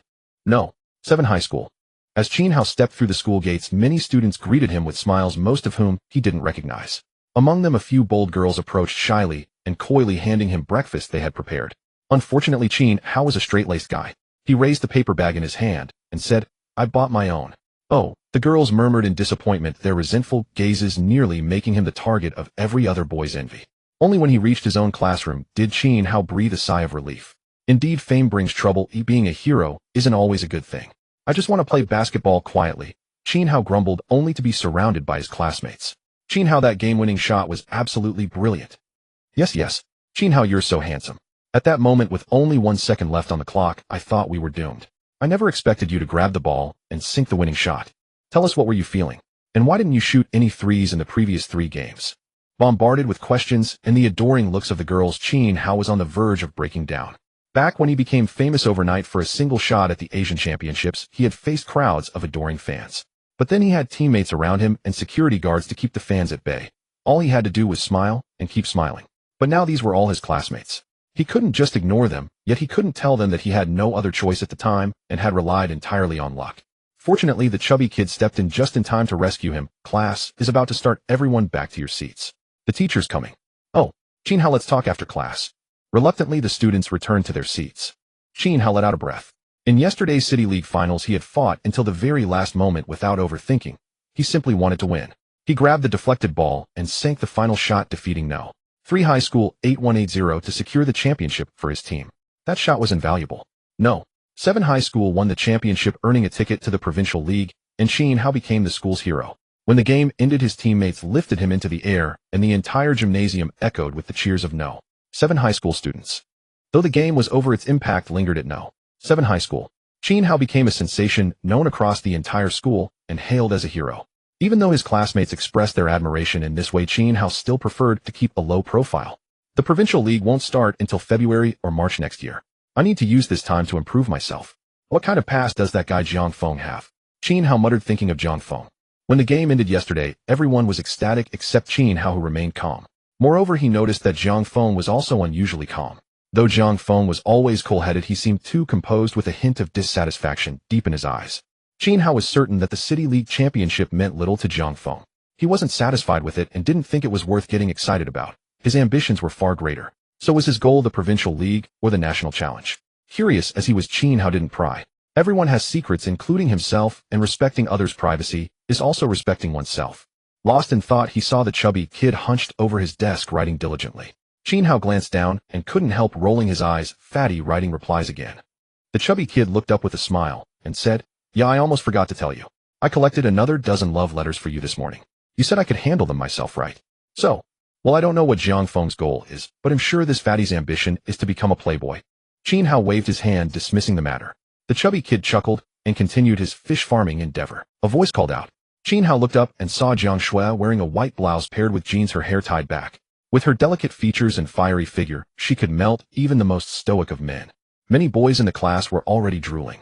Qin Hao couldn't help but steal a few extra glances before getting up and walking to the door. "What's up?" Jiang Shui's eyes sparkled as she smiled at Qin Hao. "The coach asked me to tell you to meet at the playground this afternoon. Wasn't there supposed to be a break after the City League?" Qin Hao was stunned. Hee, Jiang Shui laughed. "That was the plan, but we won the championship. There's still the Provincial League ahead, so the coach changed his mind. The Provincial League is much tougher than the City League. We can't afford not to train hard." She paused, then added mysteriously, "I heard the coach has a special training plan in mind." Qin Hao chuckled, never expecting the coach to be so tricky. But he didn't mind. Even if the coach had given them a break, he would have trained on his own anyway. It was Fuchong Zhao Hai and the others who would be devastated upon hearing this news. After seeing Jiang Shui off, Qin Hao returned to his seat. Sigh, the chubby kid let out a long sigh, shaking the dozen or so letters in his drawer. "Now I finally understand why you're not interested in these at all. Compared to someone like Jiang Shui, the school beauty, these girls are nothing but ordinary. No wonder you don't care." "Nonsense," Qin Hao said, exasperated. "There's nothing between Jiang Shui and me. The chubby kid scoffed, clearly not believing him. After school that afternoon, Qin Hao arrived at the court, and the others gradually followed. Sure enough, Fu Chang, Zhao Hai, and Lei Yuchuan all looked like wilted eggplants, their faces a picture of despair. Fu Chang complained bitterly, "Didn't the coach promise to give us a month off after the City League? There's less than half a month until winter break, and he's still putting us through this." "Yeah," Zhao Hai wiped away non-existent tears. "The coach is going back on his word. I had plans to take a walk and have dinner with someone this afternoon. Now it's all ruined." "Oh." The group perked up. "Who? A guy or a girl?" Zhao Hai cautiously stepped back before answering, "Of course. A guy." "Damn, I'm gonna throw up." The group burst into laughter. Lei Yuchuan shook his head and joined in the complaints. More training, and now special training. Suddenly winning the City League championship doesn't feel so sweet. The others nodded in agreement. Qin Hao smiled and said, "If the city championship isn't sweet, what about the provincial league championship?" At the mention of the provincial league championship, the players' eyes lit up. If they could actually win that, then the special training would be nothing. Before long, Jiang Fangping and Jiang Shui arrived as well. Coach! Coach!" The players called out in unison. Fu Chang and Zhao Hai, who had been complaining incessantly moments earlier, now stood before Jiang Fangping as docile as infants, not daring to utter a single grievance. Jiang Fangping nodded, aware that his sudden reversal after promising so firmly was somewhat improper. He cleared his throat before speaking. "We defeated No. 3 middle school and claimed the City League championship. That was no easy feat, and you've all sacrificed a great deal. You are the heroes of No. 7 middle school. But since we've secured the city championship and earned a spot in the provincial league, we must cherish this opportunity even more. Some of you may not fully understand. At the provincial league stage, we'll be facing champion teams from various cities. Our province has a total of 29 prefecture-level and county-level cities. In the first round, we'll draw lots for matchups in a single elimination format, with 3 byes. This will determine 16 winning teams. In the second round, these 16 teams will again draw lots to compete, narrowing down to the top 8. Making it to the top 8 is also known as the national selection round. Only at this stage do we truly enter the national competition.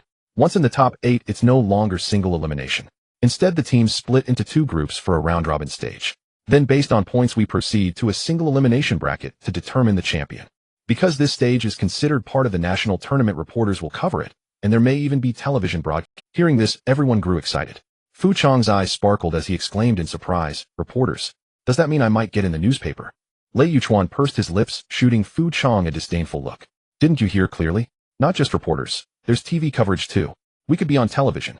Oh wow, my parents could see me on TV. Just thinking about it is thrilling. Right? That would be so glorious." The players murmured among themselves. Jiang Fangping's face turned stern as he barked, "Dreaming are you? To get on TV, you first have to reach the provincial league's top 8. Once the room quieted, he continued, "Now do you see why I pushed so hard? After fighting our way into the provincial league, you don't want to be a unyielding, do you? So we need to train hard and improve as much as possible." With the prospect of appearing on TV, none of the players objected. They all nodded, brimming with determination to excel in the provincial league. Qin Hao smiled calmly. His goal wasn't just to get on TV. It was to win the provincial championship, advance to the national North-South regional tournament, and ultimately contend for the national title. In his past life, losing the provincial final by a mere 2 points, missing out on the championship and the chance to enter the North-South regional tournament, had always been a lingering regret. Now with a second chance, he refused to let the title slip away again. Seeing everyone's enthusiasm ignited and his sudden change of plans glossed over, Jiang Fangping's face relaxed into a smile. He clapped his hands and said, "To prepare for the provincial league and elevate your abilities in the limited time we have, I've devised a special training plan." "Jiang Shui." Jiang Fangping called out. Jiang Shui handed him a notebook and he flipped it open. "Starting today until winter break, I've secured the school's approval for you to skip 1 evening study session. Afternoon practice will be extended from 1 hour to 1.5 hours. Huh. The players' smiles vanished. Qin Hao, however, remained indifferent. He had planned to increase his own training load anyway. For him, time was even more precious than for others, as his ambitions were far greater. Additionally, Jiang Fangping continued, ignoring their reactions. "He'll tailor individual training plans based on each of your strengths and weaknesses to systematically enhance your personal skills. Don't think it's unnecessary. I hate to discourage you, but with your current level, you'll be crushed in the provincial league. If you don't find ways to improve, do you want to go there and embarrass yourselves, eh? Alright, let me outline the specific training." It took a full 20 minutes for Jiang Fangping to finish explaining the training plan. The plan had 2 parts, one focused on team training, aimed at enhancing tactical execution, chemistry, and coordination. The other part consisted of individual training plans designed to target and elevate each player's personal ability. For instance, Wang Lei's strength was his physical prowess, but his technique was too crude. Thus, Jiang Fangping's plan for him concentrated on refining his skills. Similarly, Fu Chang and Zhao Hai struggled with weak physicality and high body fat, their figures somewhat bloated. Their training plan focused primarily on conditioning. Jiang Fangping also devised individual plans for Qin Hao, Jiang Feng, Guokai, Yuan Xiaojiang, and others. Qin Hao's plan targeted his shooting, Jiang Feng's focused on passing. His scoring and physicality were excellent, but his passing was lacking and he disliked sharing the ball. Yuan Xiaojiang's plan emphasized driving as he relied too heavily on shooting and had questionable shot selection. After finishing the explanation, Jiang Fangping clapped his hands. All right, remember your training plans. If you have questions, come ask me. Dismissed. Start training. Yes, coach. The players responded and dispersed. Yet each of them felt a heavy weight in their hearts. They could sense how much effort the coach had poured into this special training plan, his emphasis on the provincial league and the formidable opponents that lay ahead. The provincial league filled them with both anticipation and nervousness. Qin Hao patted Wang Lei's arm reassuringly. Don't overthink it. For now, just focus on one thing, training. Wang Lei nodded, feeling a wave of relief. He offered Qin Hao a grateful smile. Thank you. By the edge of the court, Jiang Fangping watched the players train and let out a long sigh. This special training plan had cost him many sleepless nights and considerable mental effort, but as long as it proved effective, it was worth it. It had been years since No. 7 Middle School last made it to the Provincial League. He didn't want them to go there only to be eliminated after 1 or 2 games. The 1.5 hours passed quickly. In addition to free practice, there were also group scrimmages. Jiang Fangping supervised from the sidelines, while Jiang Shui stayed to handle logistics. By the time practice ended, the players were utterly exhausted.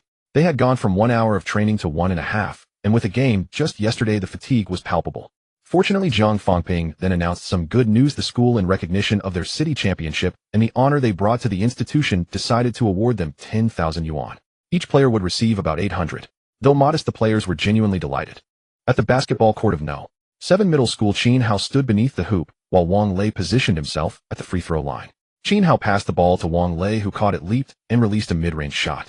With a crisp swish, the ball sailed through the net. Again, Qin Hao passed the ball once more. Wang Lei continued his jump shots, each attempt finding its mark with increasing confidence and rhythm, the court echoing with a steady stream of swish-swish. On the other side of the court, Fu Chang, Lei Yuchuan, and Lu Jun paused their drills, their gazes fixed on Wang Lei. Impressive, Zhao Hai murmured in admiration. Wang Lei's shooting has improved so much in such a short time. He's almost catching up to the captain, Zhao Hai remarked. He's still a bit behind the captain, but surpassing you is certain. Fu Chang's face was etched with envy.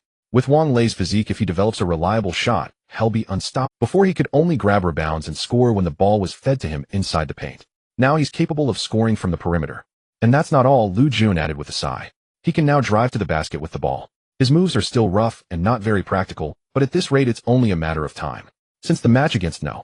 For middle school, Wang Lei had been diligently training his shooting, dribbling, and other skills. Now, over half a month after the City League finals, Wang Lei had been practicing for barely a month, yet his progress was evident to all. His dribbling had become smoother, his crossovers and drives were taking shape, and his shooting accuracy had soared, especially from the free throw line, where he now hit over 60% during practice.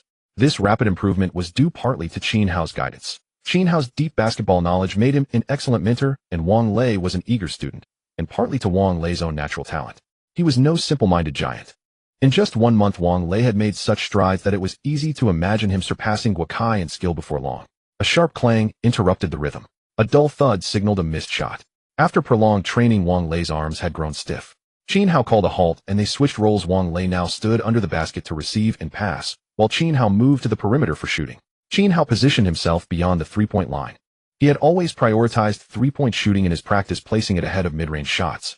His height made three-pointers a more effective weapon, and he was keenly aware of the coming era where the three-pointer would reign supreme. He needed to prepare early.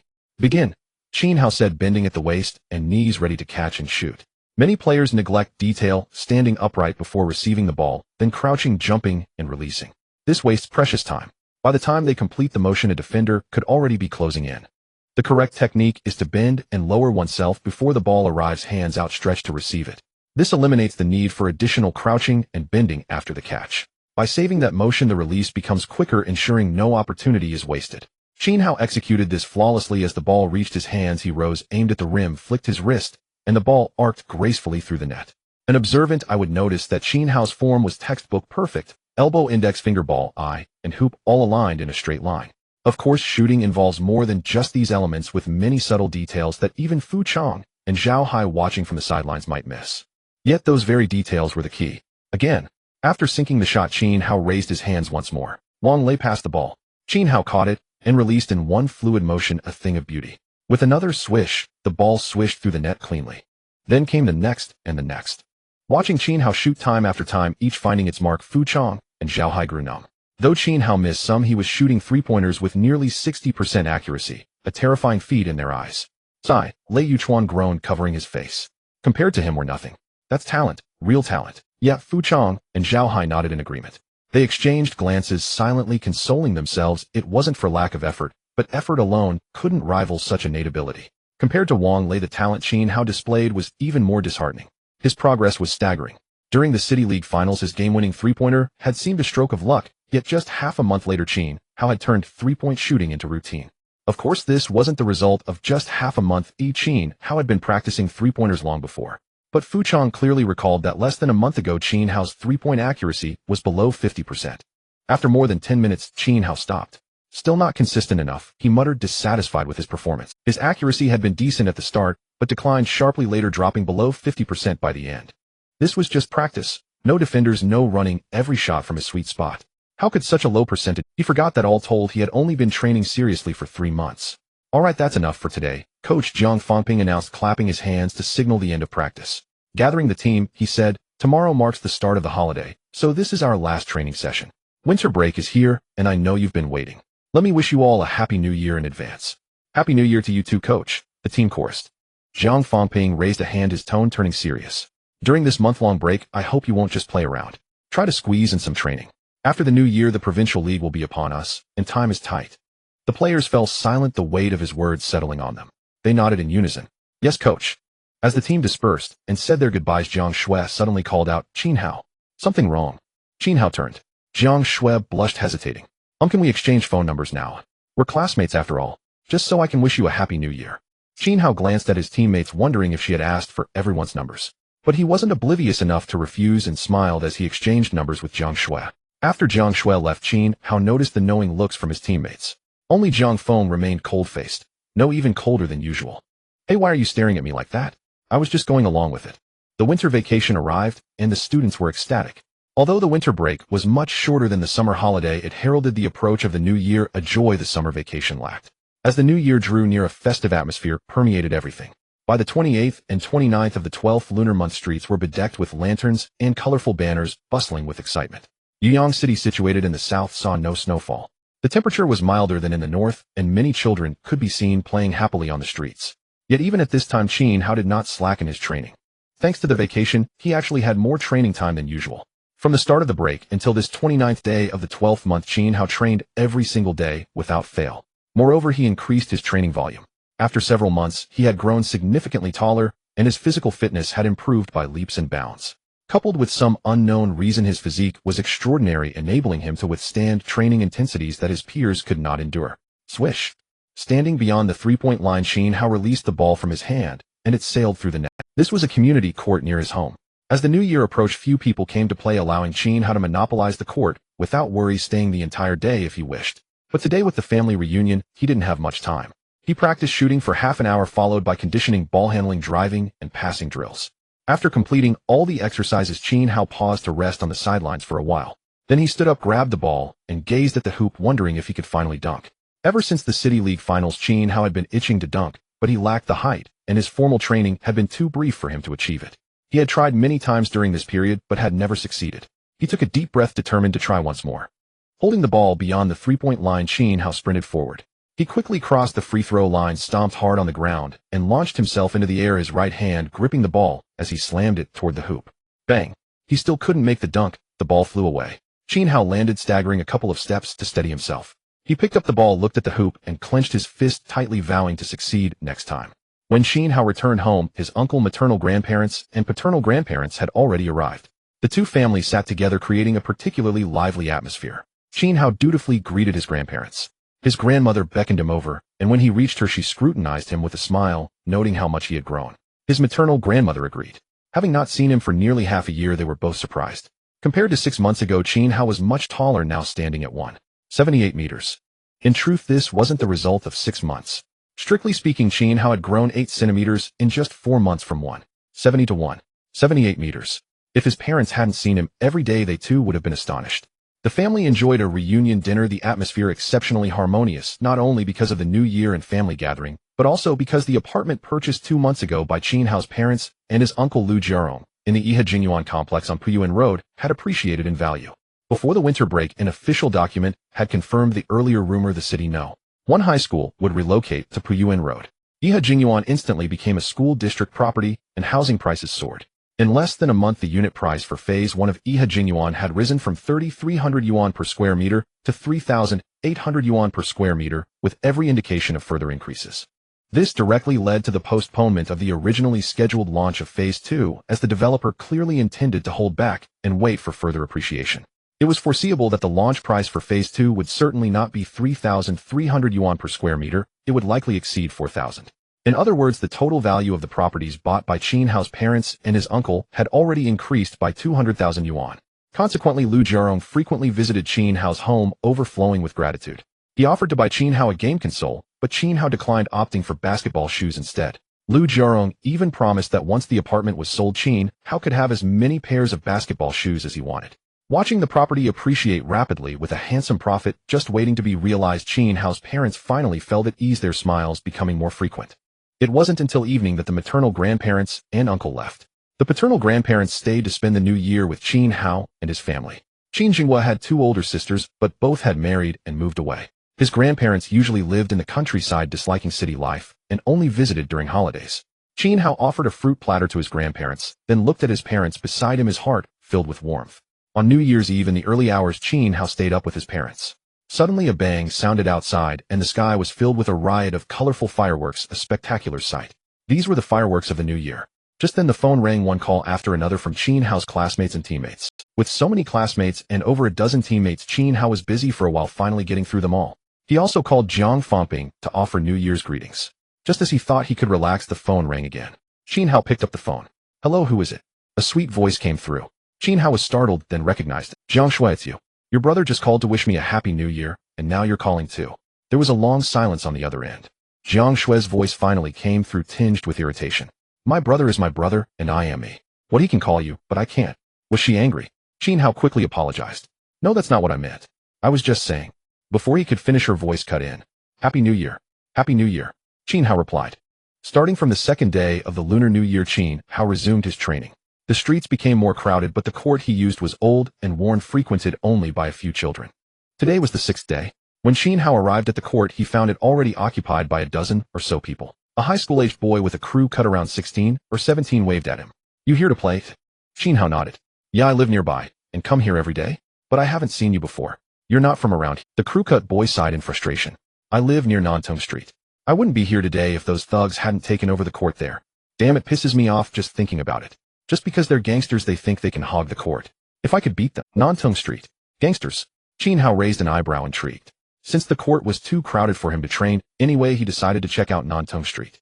It had been a while since had been there. Nantong Street was not far from Qin Hao's home. In just over 10 minutes he arrived, and followed his memory to the community basketball court. From a distance he could hear the sounds of a game in progress, accompanied by various shouts. "What's going on? Pass the ball. Over here, give it to me. Zhao Jian, what are you thinking? I was wide open, you should have passed it to me. You wasted the chance. Guard them tight, don't let them score easily." Hearing the shouts, Qin Hao smiled.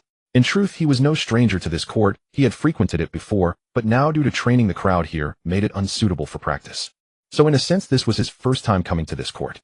The court was paved with rubber, the backboards were tempered glass, and there were nets on the hoops. By the sidelines, several rows of wooden benches served as seating for spectators, many of whom were occupied.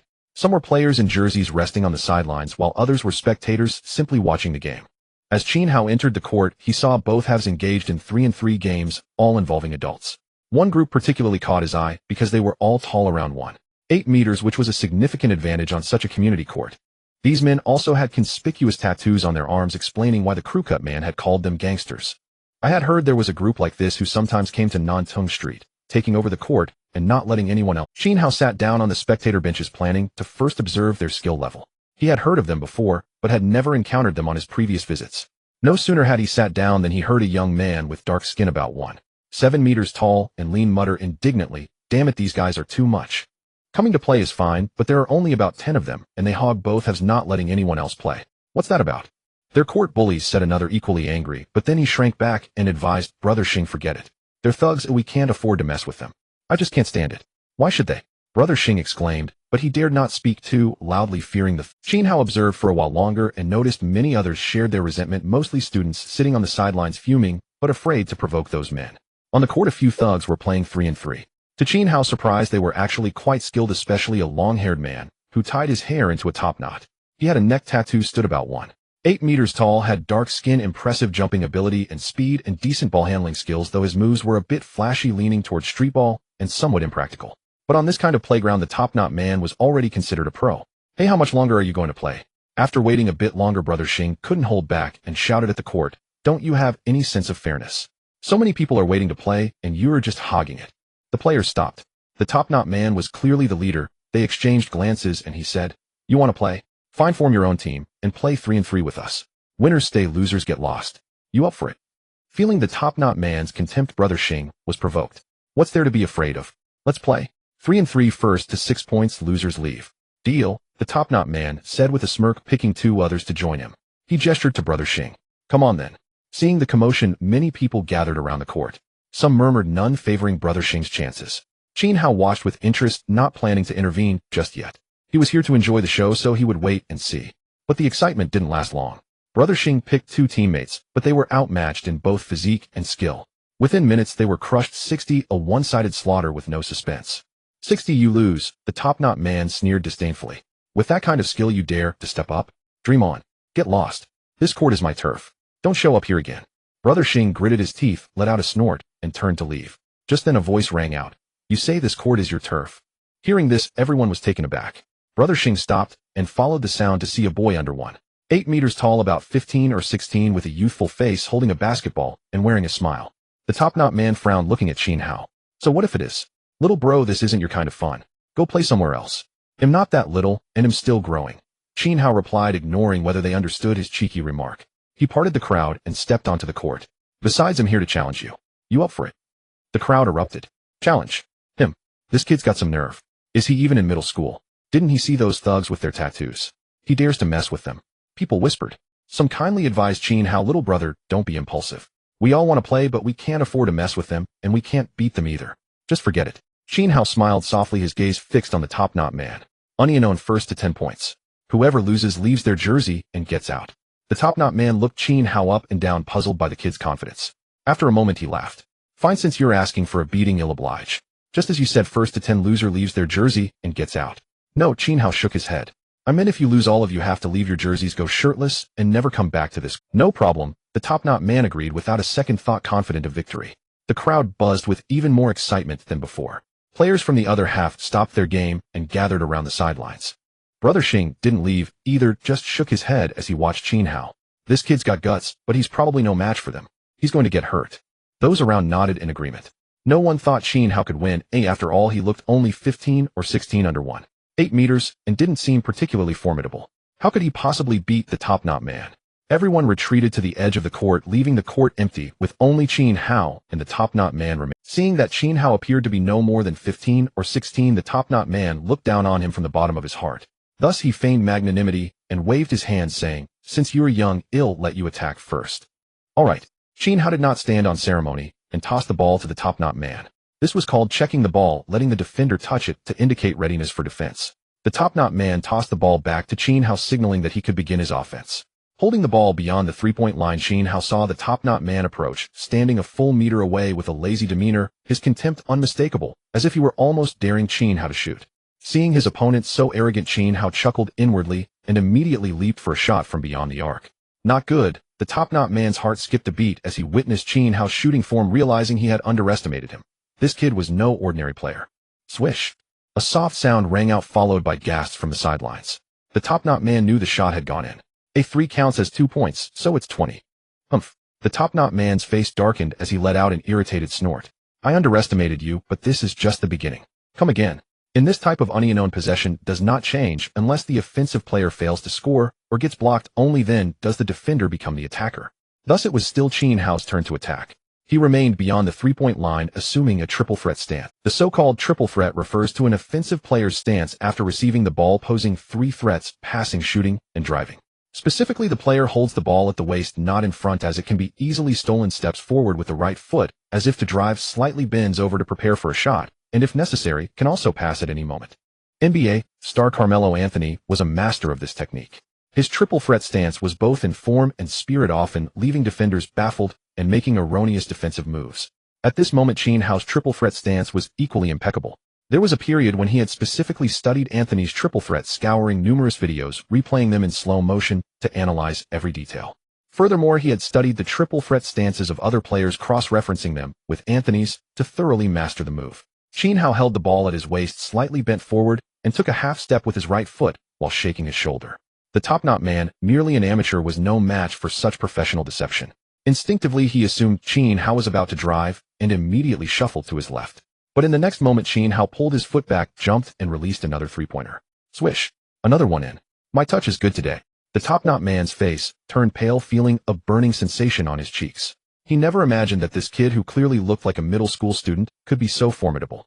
Meanwhile, on the sidelines, the crowd had erupted in cheers. Damn, another three-pointer. His three-point shooting is incredibly accurate. Wow, I totally misjudged him. Look at his moves. Honestly, I've never seen anything like this on a street court, only on TV. His jab step and shooting form are as professional as a pro player's. This young brother must still be a student, right? I wonder which school he's from. With 2 three-pointers, Qin Hao had proven his skill and won over the onlookers. Although these were all amateurs, keyboard warriors, and armchair experts, anyone with even a basic understanding of basketball could see that Qin Hao was exceptional. Every move exuded a professional aura. The expressions of the top-knot man's companions had shifted. One of them called out softly, "Brother, who can you handle this?" The top-knot man turned and snapped, "Shut the hell up. It's only 2 points, we're far from done. Just watch me turn this around."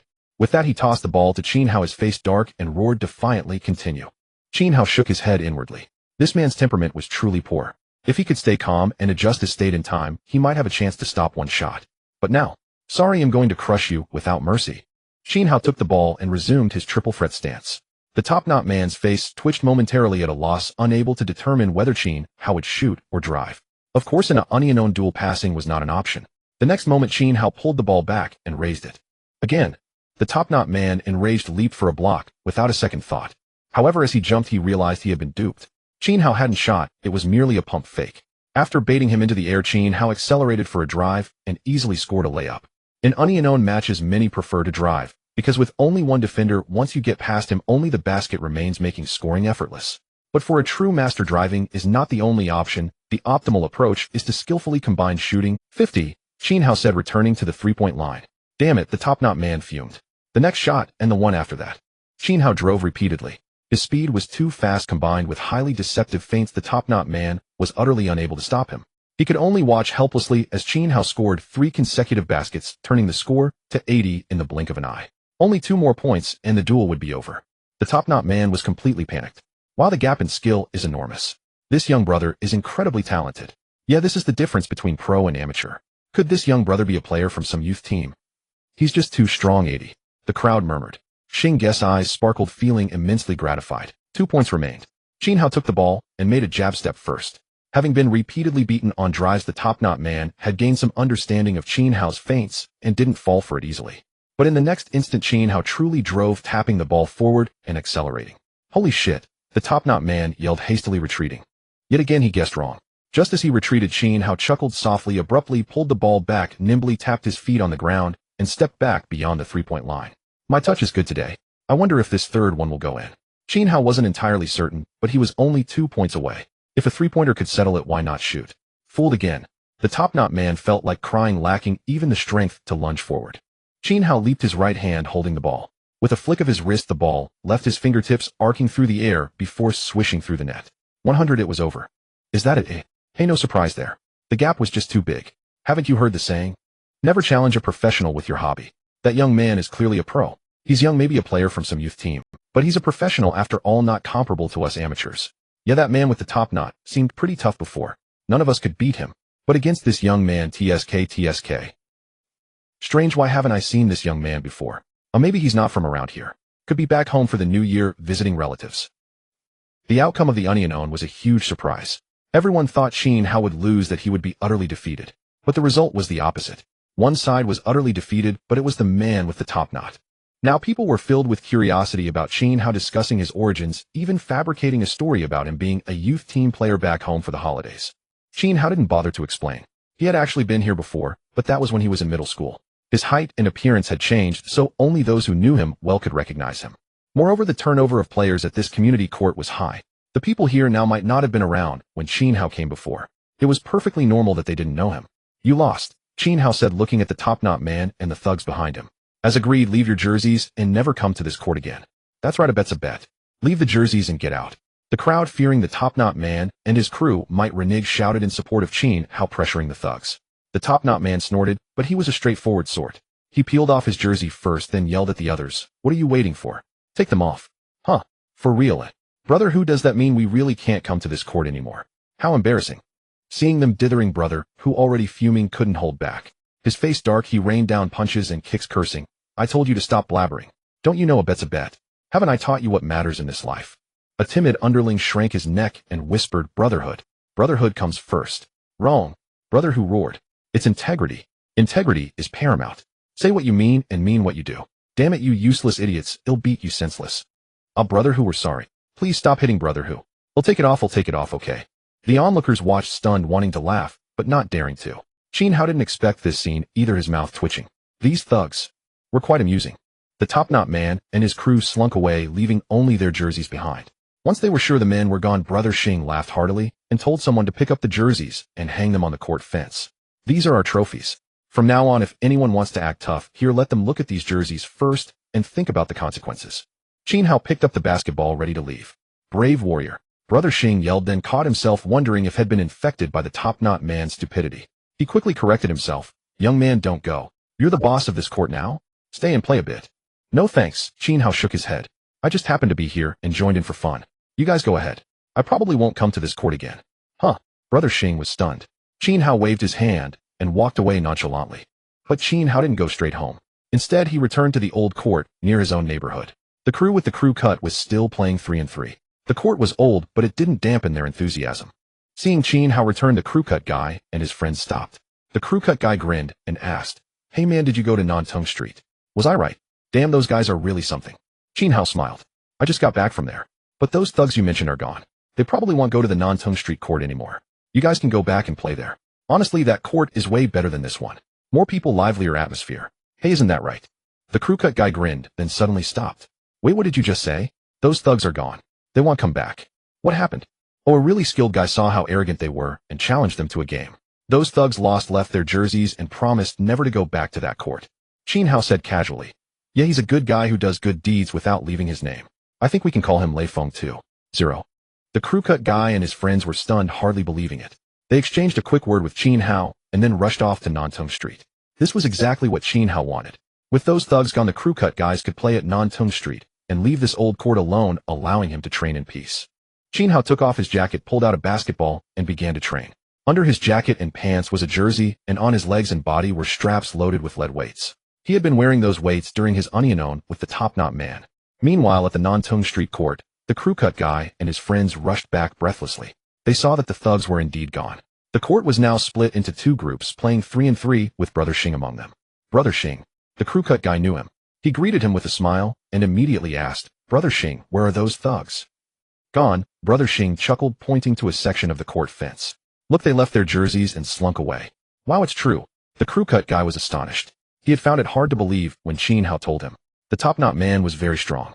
How could someone suddenly appear and defeat him? Yet it was true. The crew cut guy pressed on. "Where is that person?" Brother Xing said regretfully, "He left. I wanted him to stay and play with us. After all, he won the court back for us.